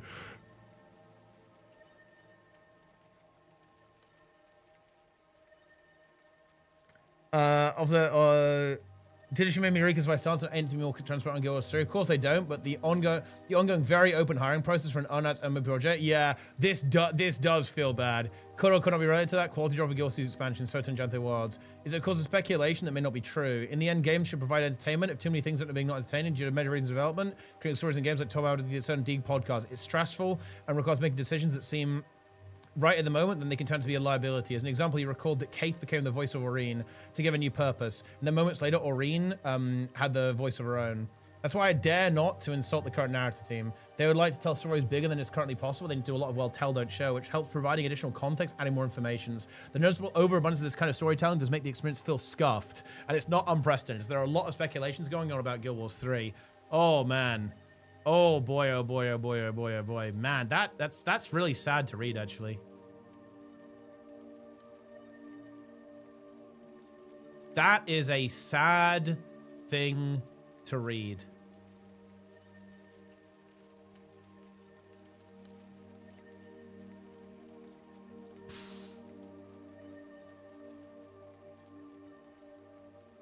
The bro's posting a lot.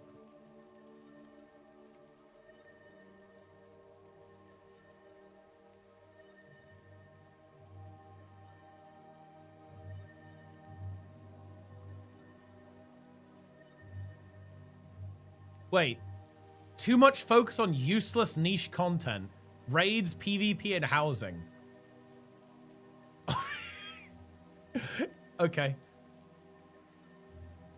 Yeah, dude, that is a XDD tree moment, bro. Okay, like that is a Magrest comment. Okay. Jesus Christ. Okay. Yeah.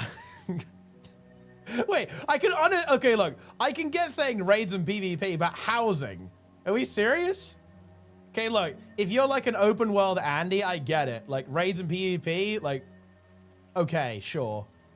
But are we really saying we had a focus on PvP and Janther Wilds, guys? Okay, like, come on, man.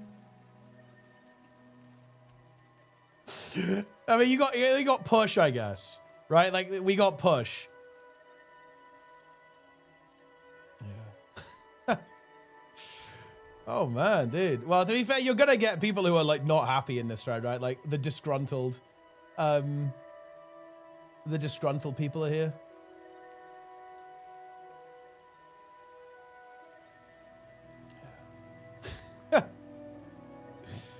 Oh yeah, it's funny.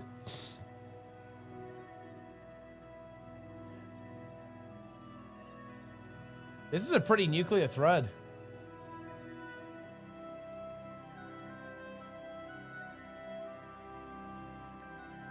Dude.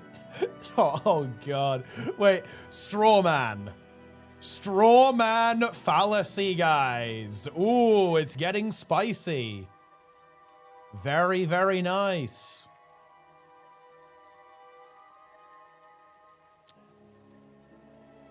The spears? That is true. Spears were big.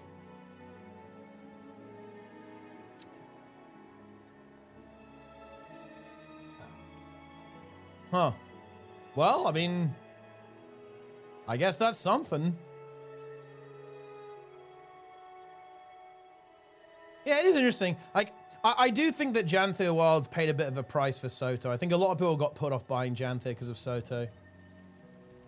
I think, and Janther also had like a quite a weak ending too, which might end up having some consequences for Visions of Eternity, that's for sure.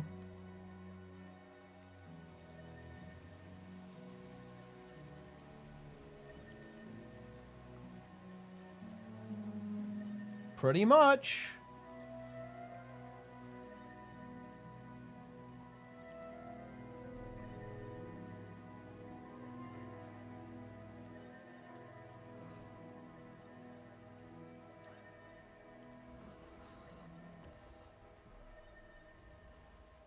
The whales spent a lot on housing. Dude, this is an intense thread. This isn't an airport. You don't need to announce your departure. Dude, people are such assholes, right? That's crazy. Mikram, smiley face emoji. Good one. He's being good with you. Yeah, I mean, elite specs just carry the X-Pack, right? Like, elite specs are just a hard carry, let's be honest. So like that's like very good news. Like, I mean, like even if there was like literally zero content, elite specs would still make it worth playing.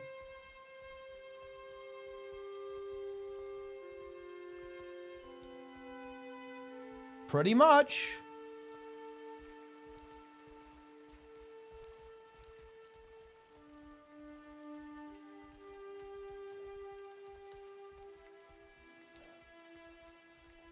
Hell yeah. WP is doom pilled. I mean, I think a lot of people, well, okay, but I think it's really important to contextualize why people are doom pilled. People aren't doom pilled because they think the expansion is like objectively bad. I talked about this a little bit in a YouTube comment. People are doom pilled because they miss when Guild Wars 2 was like a really disruptive force in the games industry. Like that's ultimately what people are talking about. Like,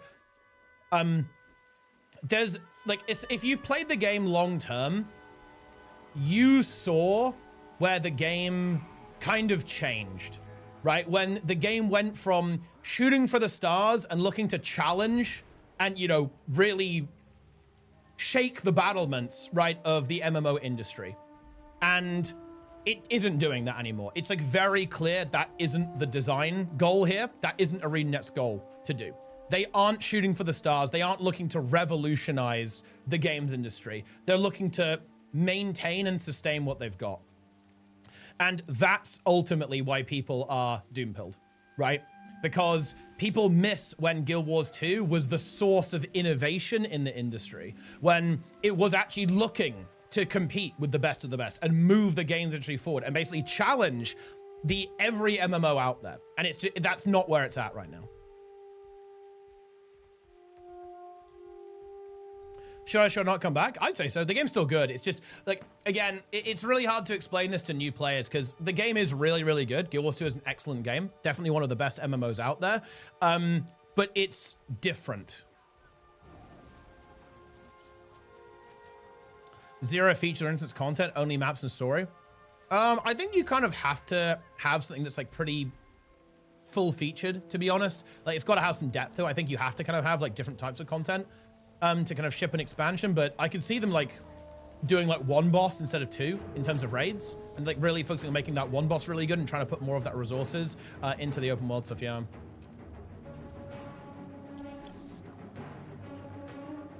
Not a full-time game for hardcore players. Yeah, for sure. I think it is a little bit more than that because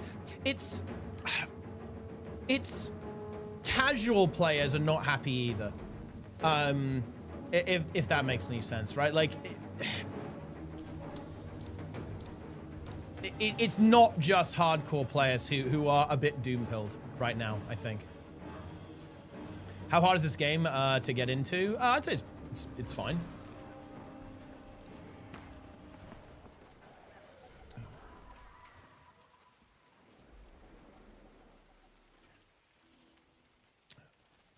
Half needs to lock in for MOTA 3. I mean, look, we need some NA representation, guys. We absolutely do.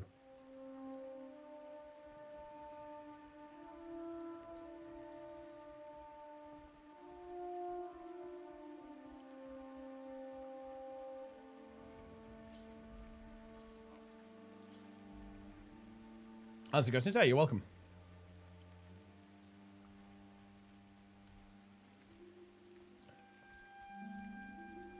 And also, Guild Wars 3 is looming. I think that, look, I do think ArenaNet need to address Guild Wars 3. Because in my opinion, it is looming, and I think it's pissing people off. And it's making people upset and angry. To be fair,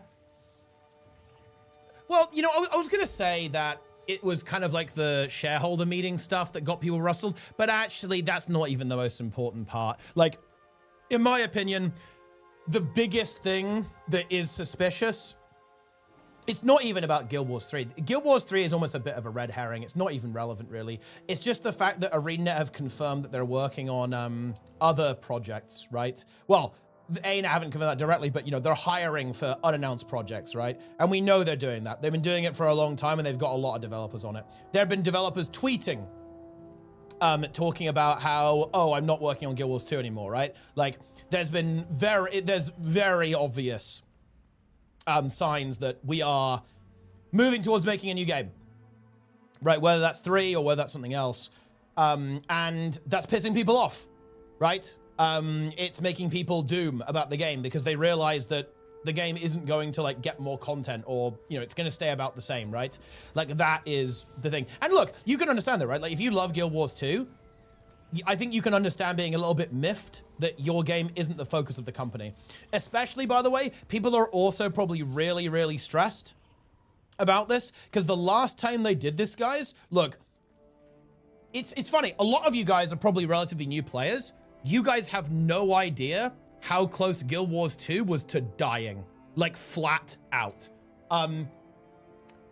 So during Living World Season 4, this is what the devs were told. Like, because a dev got pissed off. Dude, the Deroyer instant pays dividends, right? But a dev leaked after being basically thrown out of the company that they were told to make Living World Season 4 work as an ending for the game. Right? Keep it open-ended. They basically weren't sure if they were going to keep Guild Wars 2 going, yeah? And they were told to make it work as an ending. And if you play through that, and I remember watching this back, and I was like, oh my god, is this the end of the game? I actually felt that way. because it was such a roll credits moment that I was thinking, holy shit, is this the end of Guild Wars 2? It was chilling. It was no joke. I had chills, guys. Okay, it was a chills moment when I was playing through season 4. And this is another reason why people are so worried, because we've been here before. And the last time that they did this and, you know, moved on to other projects and started working on other projects, the game nearly died. And to be clear, I actually think that is definitely not going to happen this time around. I think that the approach they've taken is a lot smarter. They've very clearly put a lot in place to keep Guild Wars 2 going, even with these other projects, both in development and, of course, when they go live. I don't think we'll ever see Guild Wars 2 actually die, in the sense of it will no longer receive updates. That's very obvious, in my opinion, that they're not going to allow that to happen again. You can see how they're developing the game. That's obviously not going to be the case. But bear in mind, guys, the studio got fucking chopped by NC. Right, and so people are, there's obviously a lot of anxiety around Guild Wars 2, a lot of anxiety around like the future of the game, and I do think ArenaNet need to address this. I really do think they do. They need to say if it's coming, if it's not coming, and to be frank, this sucks for ArenaNet because I actually agree with the commenters. They shouldn't have to share what this project is, but I almost feel like they are forced to. I feel like their hand is forced here because people are very anxious. People are very upset. People are feeling angry and frustrated, right? Because they see history repeating itself and it doesn't look pretty.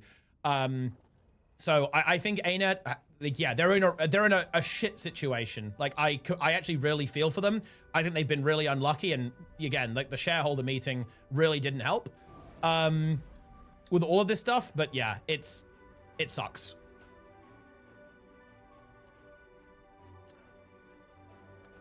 It is what it is. Another EOD moment? I mean, who knows?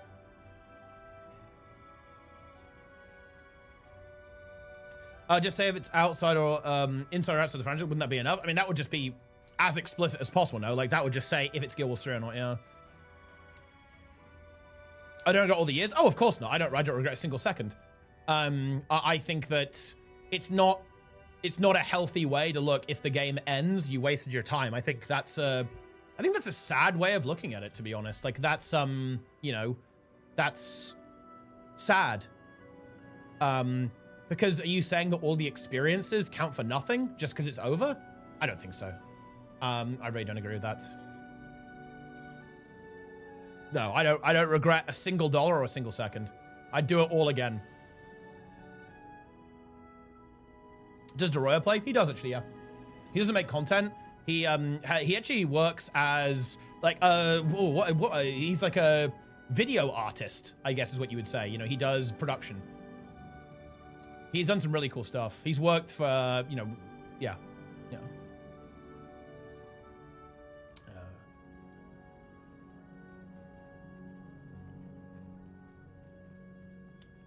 I'll have enough time to work through that before things corks her into the ground. Well, look, I think VOE will be fine. I don't think it's going to be bad, by the way. I think it'll be fun. It's just that I'm trying to contextualize why people are upset with the game. And I'm trying to contextualize like why people aren't happy. Actually, I'll tell you what, guys. I'll tell you what. Let's do a bug report for Trig. Let me go and get a custom arena. You guys can come and help me with this. Because we can... By the way, that tranquility bug actually really fucked over that team because they thought it was capped. And they thought he wasn't on the node too. That's so unlucky. Yeah, I mean, it didn't really lose them the game, but I think it's interesting to note.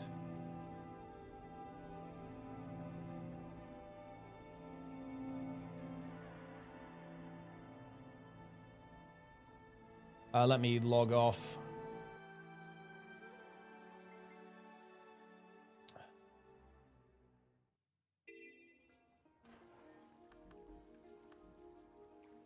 How did my custom arena run out?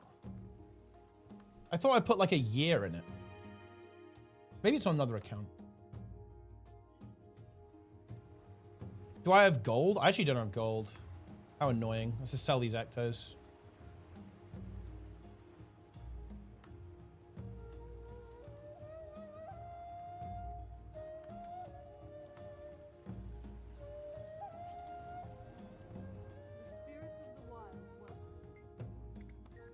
Boom.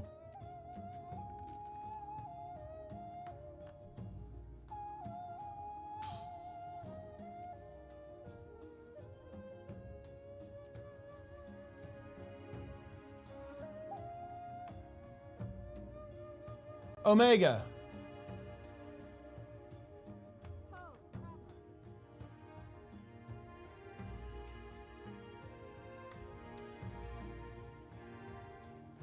Incredible. Oh, Spirit Watch, nice.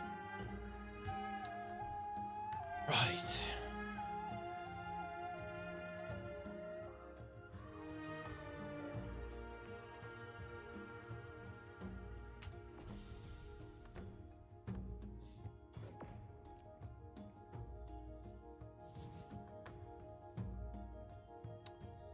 Let me see if I remember how to replicate this. I think I know how to. Condi damage healing? I feel like Condi builds, I don't really need sustain. There's like so many ways to get sustain as a Condi build. All right, let me see if I can I remember how to replicate this. We have to wait for Tranquility to spawn. So I believe what needs to happen is I need to cap all of the nodes. And then if I cap them... Oh, wait, how does it work? Hold on to your points. I think I know how it works. What are you trying to replicate? There's a bug with Tranquility. It doesn't correctly update capture progress. What it does is it sets the state of the node to the opposite color, but it doesn't modify the capture progress. So what happened in the monthly AT, I'll actually see if I can find it on the VOD. Let me see if I can find the VOD. And then that will make it more obvious what I'm trying to replicate. Okay, so where's Temple? Any temples? Oh, okay. It was in, what game was it in? It was in...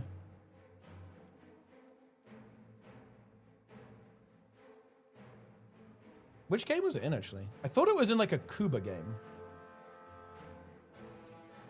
Was it in this game? Wasn't this game, like, a complete stomp? Nah, it can't have been in this game. What? Wait. Am I unhinged? Wait, which one was it?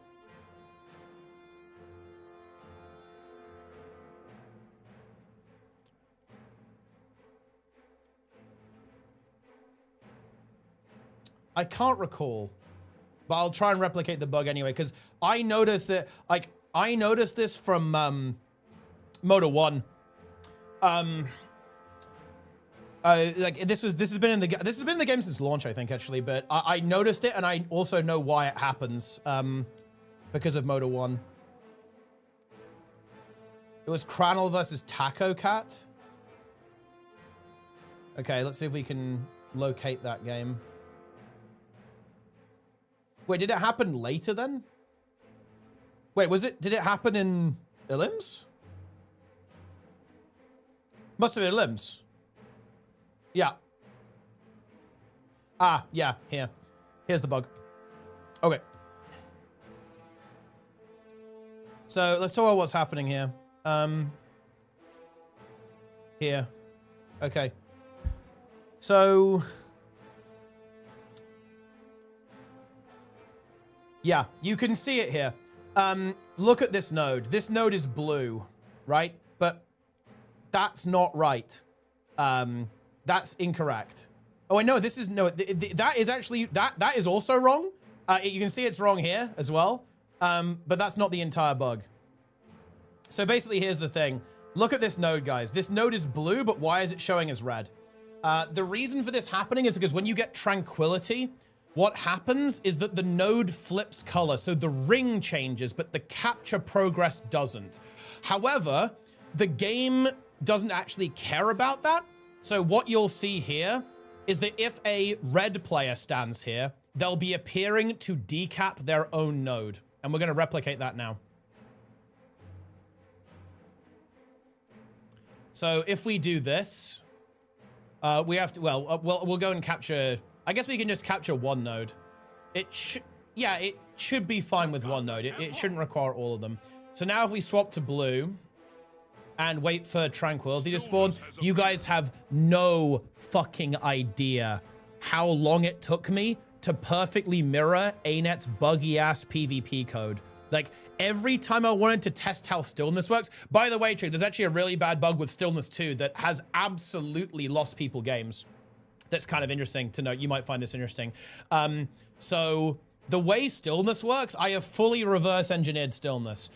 The way it works is instead of giving you a certain number of ticks of extra points, it looks into the future by 2 seconds and decides whether it should tick or not.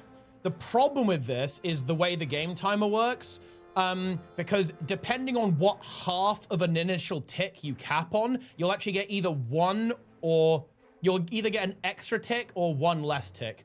Stillness will either tick 21, 22, or 23 times, but never 25 times, which is what it's supposed to. It's supposed to do 25 ticks of double points. It will never do 25. It will do either 21, 22, or 23.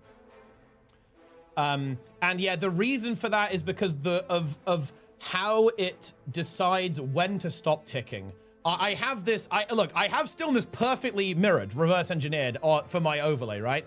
And trust me, it took me a long time to actually figure out exactly what was going on there. But it's to do with what half of a 2-second window you cap in. If you cap at the back half of a 2-second window, I believe it will give you an extra tick. And if you cap late, it will give you one less. Theoretically speaking, by the way, it's actually play-aroundable. Theoretically, if you were completely uncontested, you could look at the timer. You should wait until a tick happens. So you should go now, right? Now. And you'll actually get an extra tick of Stillness if you do that. Obviously not very practical in an actual game, but theoretically you actually can play around that. Well, it's also hard to do because you have to do the end, right? You need it to cap now. And you'll get, yeah, to get the extra tick. Yeah.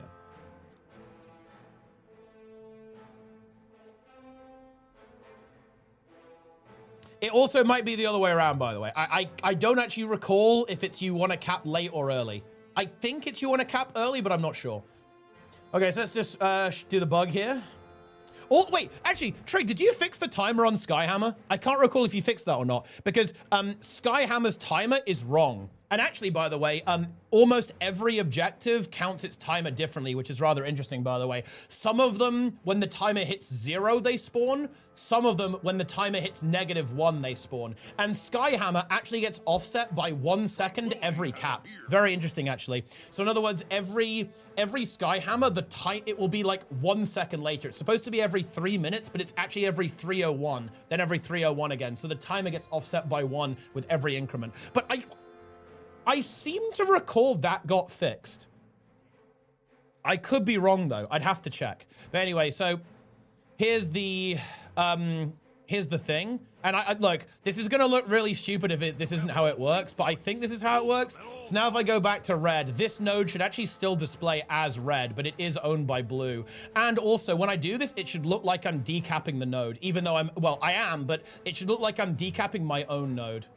Oh no, it actually worked. Oh, I wonder if you have to be I bet it has to be contested. Yeah, no, it must have to be contested actually. Like, yeah, because it didn't bug there actually. Oh, of course, because the capture progress event isn't being updated. Yeah. Okay, yeah, I need another player in here to actually reproduce this then in that case. Wait, what will happen if I cap this? Actually, I'm really interested. Okay, no, this is working correctly. Yeah, I think it has to be contested for it to break. Yeah, okay. No, it's all 3 of them. All 3 of them will exhibit that behavior. I will actually I'll just cap 1 node and decap the other so the game doesn't end. Yeah, I think. I don't. Also, yeah, you can join. There's no password, guys. It's just MOTA Arena. If you want to help me reproduce this. I'm actually, dude, the thing is, I've actually never tried to actively reproduce this. I know why it happens because I've observed it happen and like why it's happening, but I actually don't know exactly how to reproduce this bug. I've never tried, to be honest.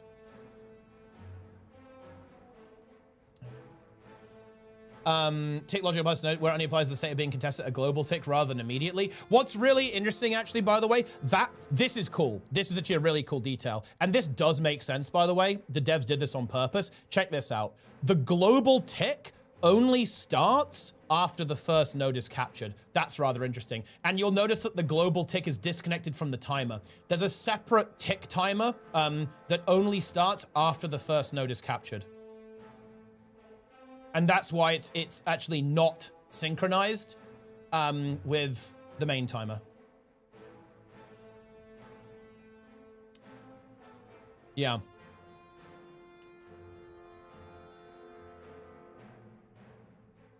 Didn't making the PvO almost break you? Yes. I legitimately nearly quit streaming because it was so agonizing. I was in these custom arenas for like 10 hours a day trying to get my overlay to accurately mirror Guild Wars 2's behavior. It was fucking horrible. Also, someone join in and... Oh, wait, I need like... I need like extra people in here because I need like people to be like contesting this node. Like one red, one blue. And I think we should be able to replicate it. I need to cap Tranquility and then like a red player and a blue player need to be on Temple. Well, on any node, really. It doesn't actually matter that much. Wait, actually, let me partially cap something. See what that does, actually.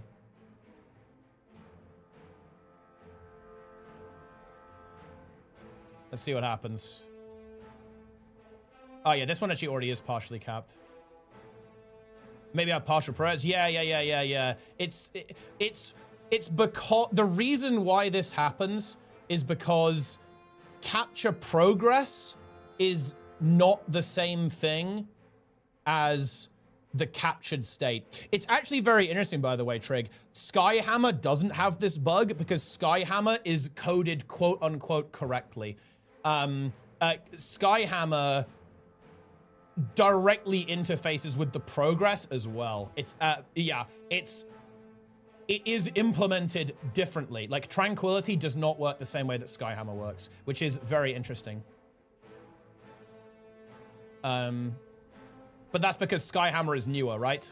Because Skyhammer got a rework, so it was coded with a different approach compared to the original.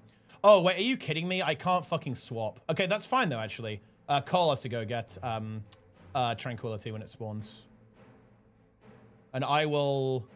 Wait, Wait, do I need to contest? I'm red. We need someone else from blue to come and stand here as well. I'm gonna modify the arena. We will reproduce this bug, guys.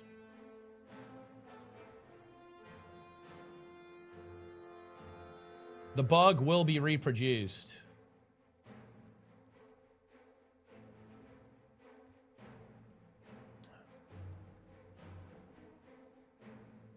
Okay. He's getting ready to cap. It's time.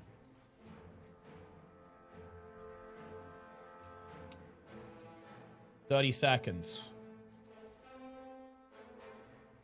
Notice this timer here, guys. What does Stillness spawn on? I think Stillness spawns on 0.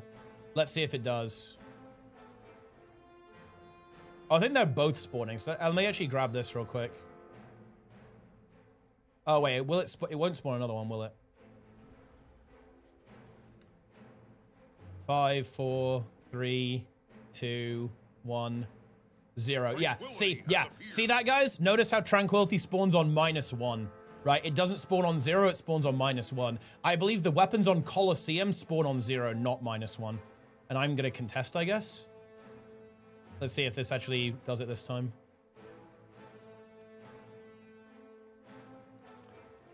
Bro is capping it. I mean, we have to... Well, we can just do another version of it. He's going for it. Let's see what happens. Oh, it didn't work. Yeah, I think it needs to be contested. I'm actually curious, though. Let's see if it actually happened on the other ones, because the other ones weren't entirely... Ah, yes, yes. Look. Yeah, see? See, guys, look. It doesn't change the cap progress. Look. And now if I go here, it will look like I'm decapping my own node. Look, see? I'm decapping my own node. And look, the ring was red, too, when I stand in it, right? How interesting is that? It looked like I'm and it will be the case over here as well. If we go over here on the altar, yeah, so it has to just be contested. It has to be a contested node. Yes, of course, because the direction needs to flip, but it doesn't, because it doesn't modify the direction of the node. Well, that's how I refer to it in my model, is the direction of the node is not updated by tranquility. But yeah, if you stand here, look, it looks like I'm decapping. Yeah, look, it looks like I'm decapping myself. Yeah, but I'm not. I'm decapping blue. And then you'll start capping it after that. There you go. That's the bug. Yeah, so it just has to have a capture progress value that isn't 0 or 1. I wonder if it would happen if it was contested no matter what. That's actually very interesting. That's a good question. Would that bug apply on a fully captured or decaptured node? Well, it would have to be a fully captured node one way or the other that was just contested. That's a good question. I actually don't know. But yeah, that's the bug. Yeah. There you go. And yeah, if we go to Colosseum, I think, wait, let's see if the Skyhammer bug is still in the game. Hold on, let's go Skyhammer. I will see if this bug still exists. I actually thought this got fixed, so it might have been fixed now. Because I seem to recall for MOTA 2, I was surprised that my timer wasn't aligning on Skyhammer, and it was because this got fixed, but I could be wrong.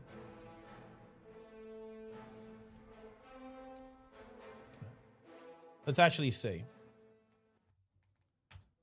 The match starts soon. We have to wait 6 minutes. This is why this drove me insane, guys. Okay? This drove me insane. Because every time I wanted to test this to diagnose what was happening with the timer, I had to restart a custom arena and then wait 3 minutes. Your points. Seize theirs. Unfucking believable. We don't actually need to do anything though.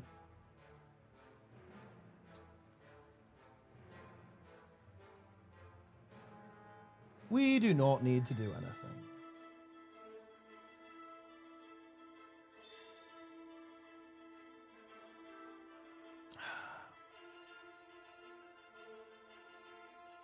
Okay.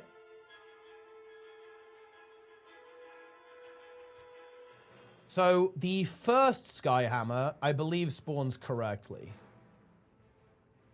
I actually want to. I'm planning on playing gw2 quite a bit actually in Visions of Eternity, so I might try and win there. Like my god, this is basically my strat. My strat is to basically burn the PvPers out by making a tournament, maybe even multiple tournaments, so they all like fucking hate the game, and then I can just like slip in and win for free.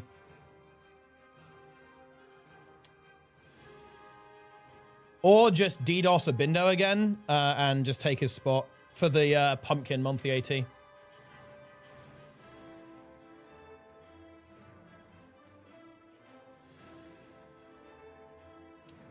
Roy and I join your team, dude. That would actually be hype. Winning the monthly AT with double ANET dev, that would actually be insanely hype.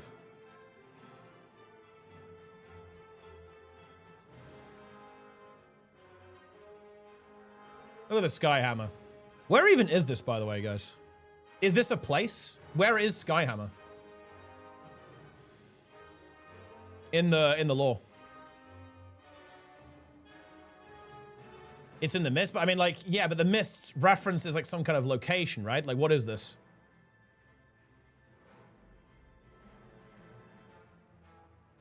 Because it looks like a fairly arid environment, but like, what is there anything? I guess it looks a bit like Dry Top almost, and making it near Brisbane would make sense because Brisbane kind of has the Azura stuff as well.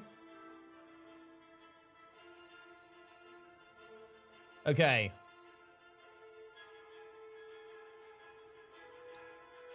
Skyhammer spawning in. Let's see if it actually spawns correctly, by the way. It should spawn at exactly 0, 0. Cores installed. Charging the laser. Yeah. Okay, yeah. This is interesting too. Like, what's the actual spawn timer? So it is aligned with the timer, which is correct, but I believe it, well, again, I think this one might have been fixed actually, but it used to offset by 1 second. Okay. 3, 2, 1. Yeah, yeah. Okay, no, I was wrong. It spawns at 59. Yeah, okay. Interesting.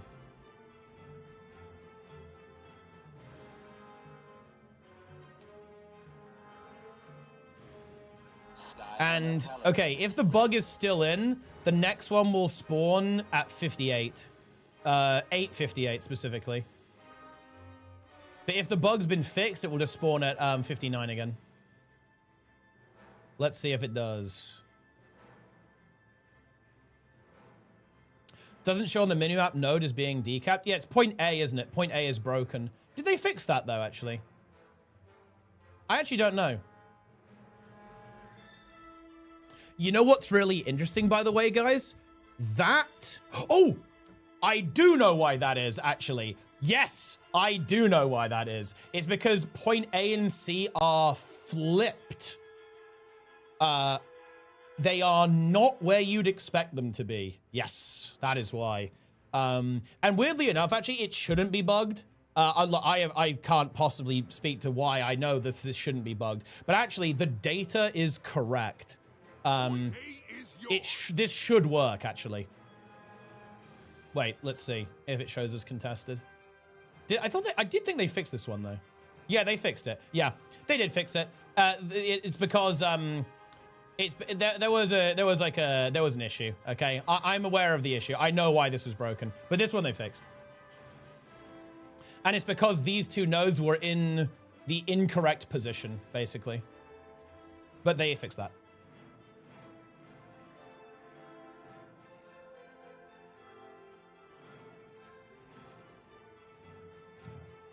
The hammer nuke is still bugged. Does it not visually appear properly? Is that what it is? I actually haven't seen... Is that a new bug? I don't actually recall that one. And let's see if the hammer timer got fixed. Again, I think they did fix this one. So I believe that this should spawn at exactly 8:59.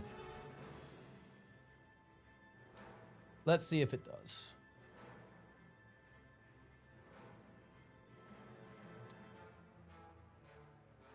Cores installed. Charging the laser. Oh, I was wrong. It's the other way around, of course. Take a look. It's been a while since I kind of dug into this. Notice how the timer is now ahead of the in-game clock. Here we go. 6, 5, 4, 3, 2, 1, 0. Spawn. And it spawns 1 second earlier than it should.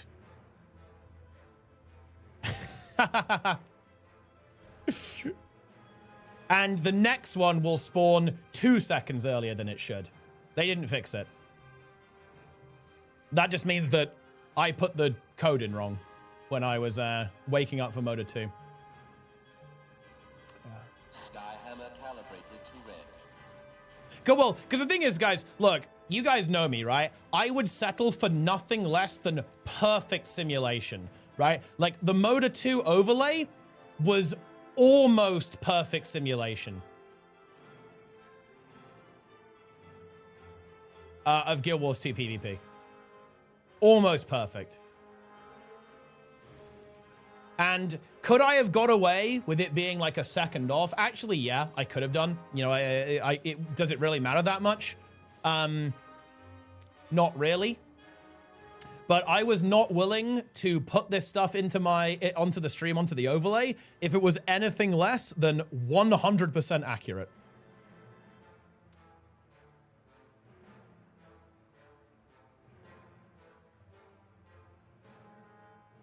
Pretty much.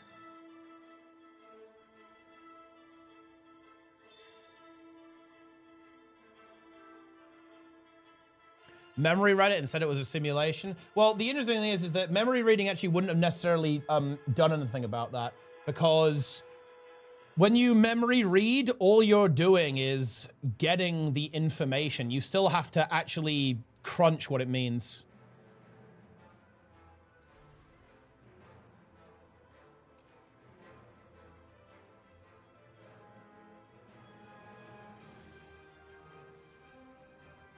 Okay. So yeah, we'll stop after this one, but this one should spawn at 6:01.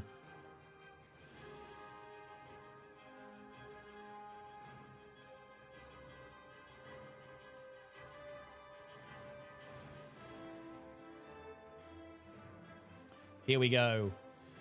How are you reading real-time game data? I mean, I have my ways. I am a mysterious individual. Charging the laser.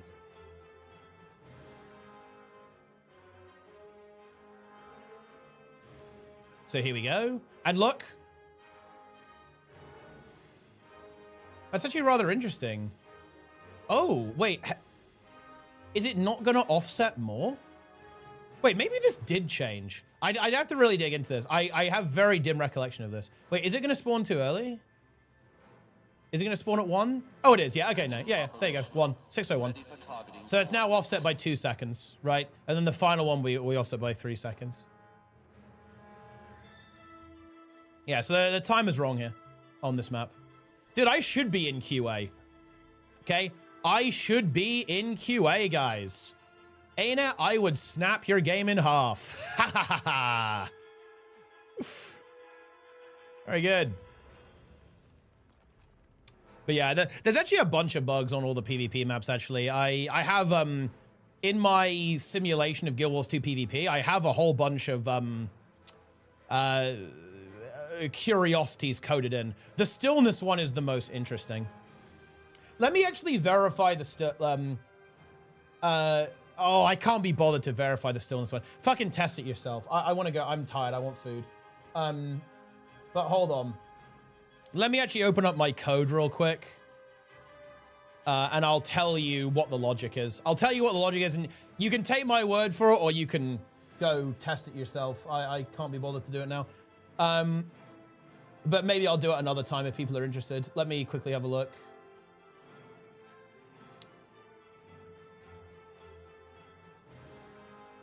Right. Okay.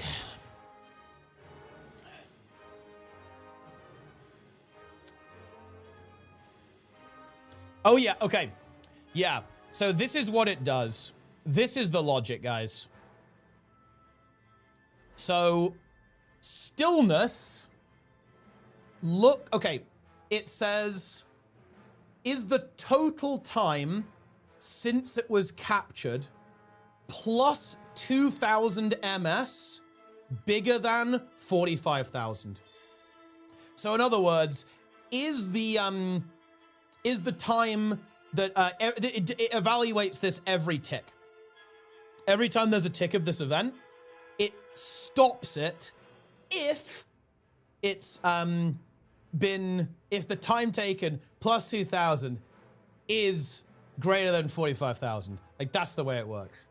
Yeah, there you go.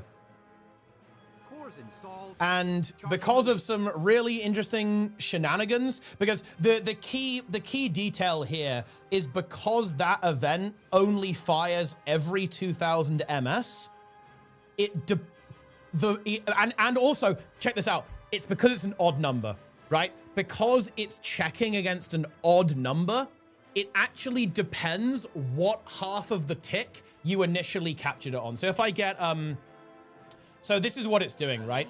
It says, oh, wait, what the fuck? Okay, what it does is it goes, okay, so if we've got like a timeline here. Wait, why is this so weird? Why do I have like a tiny image? Okay, whatever. So here's like here's when it was captured. It looks, and it goes here. And then basically if you captured it, like here's a tick, right? Like these are all ticks. If you capture it in like just before the middle of the tick, it will look forwards, and because it's looking at an even number, it will go, oh, okay, we're good. Do another one. So you'll get another full tick. But if you capture it here, yeah, can you see how it would go past this line and it will go no, and it will stop? So you'll basically get -1 tick if you have this outcome. Does that make sense, guys? So that's what's going on here. And this only happens because it references against an an odd number. Like if instead it was comparing here, can you see how it wouldn't matter, right? Here, can you see how it doesn't matter where you capture? If you captured here, you'll just be at the start, and if you capture here, you're going to be, you know, you're going to be good either way, right? Like you're going to be completely fine. So basically, the comparison, there's like a slightly bad comparison here with how it works, and it means that you sometimes get an extra tick, or well, depending on how you look at it, or like one less tick. What's actually interesting, by the way, is that, you know what's really funny? You'll like this. I feel like you'll like this. None of these outcomes are correct. The stated purpose of stillness on the wiki is this. It says the buff is effective for 23 ticks. However, that is never true. Even in the best case scenario, I believe best case scenario is 23. The other one is 22, but it will never be 25, ever. It cannot be 25. So that's kind of like the weirdness, right? Of stillness. And by the way, people have 100% lost games over this. Like one tick of stillness could be potentially 3 points. You have 1,000,000% lost a game to this potentially. There is a non-zero number of games that have been lost to this bug, which is rather interesting to think about actually. But yeah, there you go. That is what's going on. They failed to take into account. So they just coded it in a weird way, to be honest. I don't know. Like how would I do it? I guess I would. I mean, there's a billion ways you could do it. I guess you could say when you cap stillness, it gives you a number that says how many ticks you've got left, and it just sets that to 25. And then every tick, it just, you know, decrements, right, that until you run out, basically. That would be a way to do it that would solve for this problem. But they did it with a time offset instead, essentially, which again is unreliable because of the way that they're comparing it. By the way, this has been the game since launch.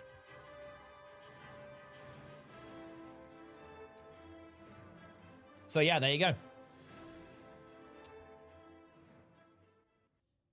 Eisenhower, thanks for the prime. Yeah. Very, very good.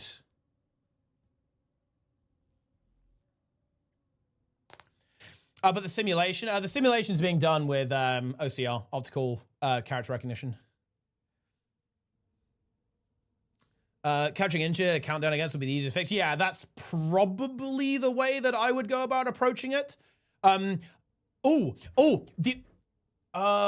there a reason why they wouldn't do that? The answer to that is actually no, because I was thinking, well, what about the case when you cap stillness when you already have stillness? But the way that behaves is exactly how you'd expect. It just sets the counter back to 25. So that wouldn't be a problem with that. So I'm wondering, like, why would they do it this way? Like, I wonder why they did it this way. Is there any reason why they would? Is there a case that wouldn't work if you were just counting down versus using a time offset? I'm just trying to think is there any case where that would be a problem?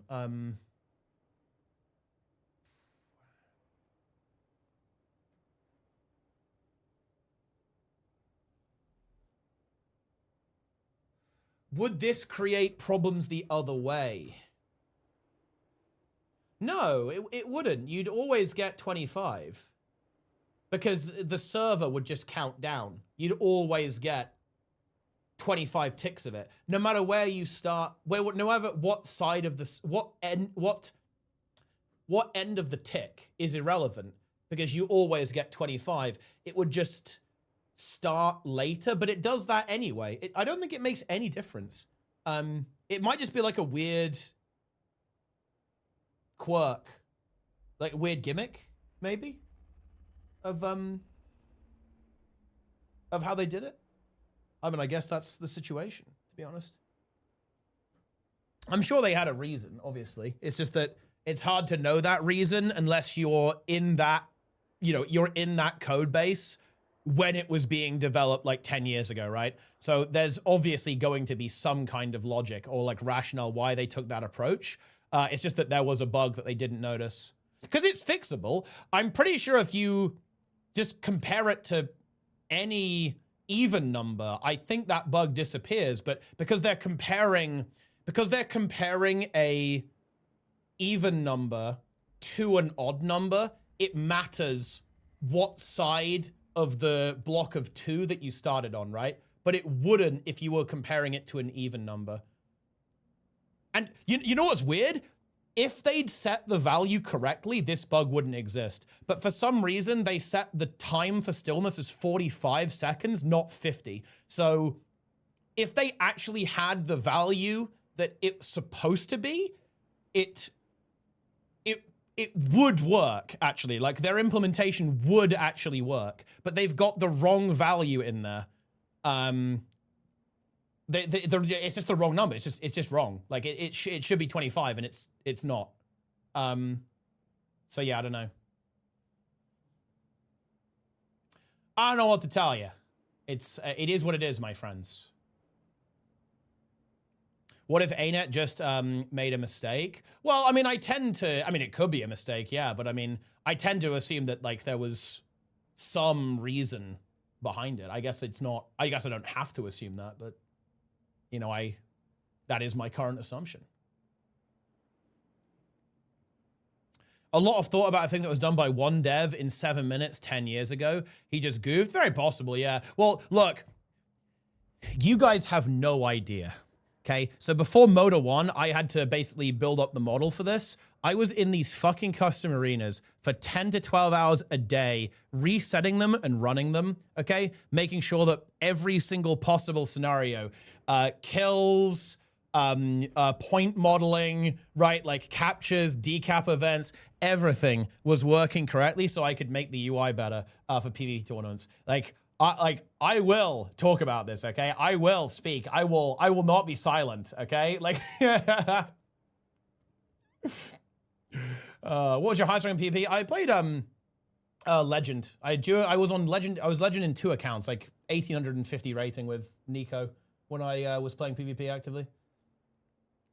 Teapot's real passion. It kind of is actually. I love event production. I also do like coding. It's fun. So it kind of is in a way. It kind of is. MOTA almost ended Teapot's streaming career. Are any games developed open source? I'm sure there are some actually, and some devs do kind of post source code, but probably not for any major titles, obviously. But I'm sure like indie games. I'm sure there's some like open source indie games. Yeah. Right. I'm pissing off, guys. I'm raiding. Who are we raiding? Plenga.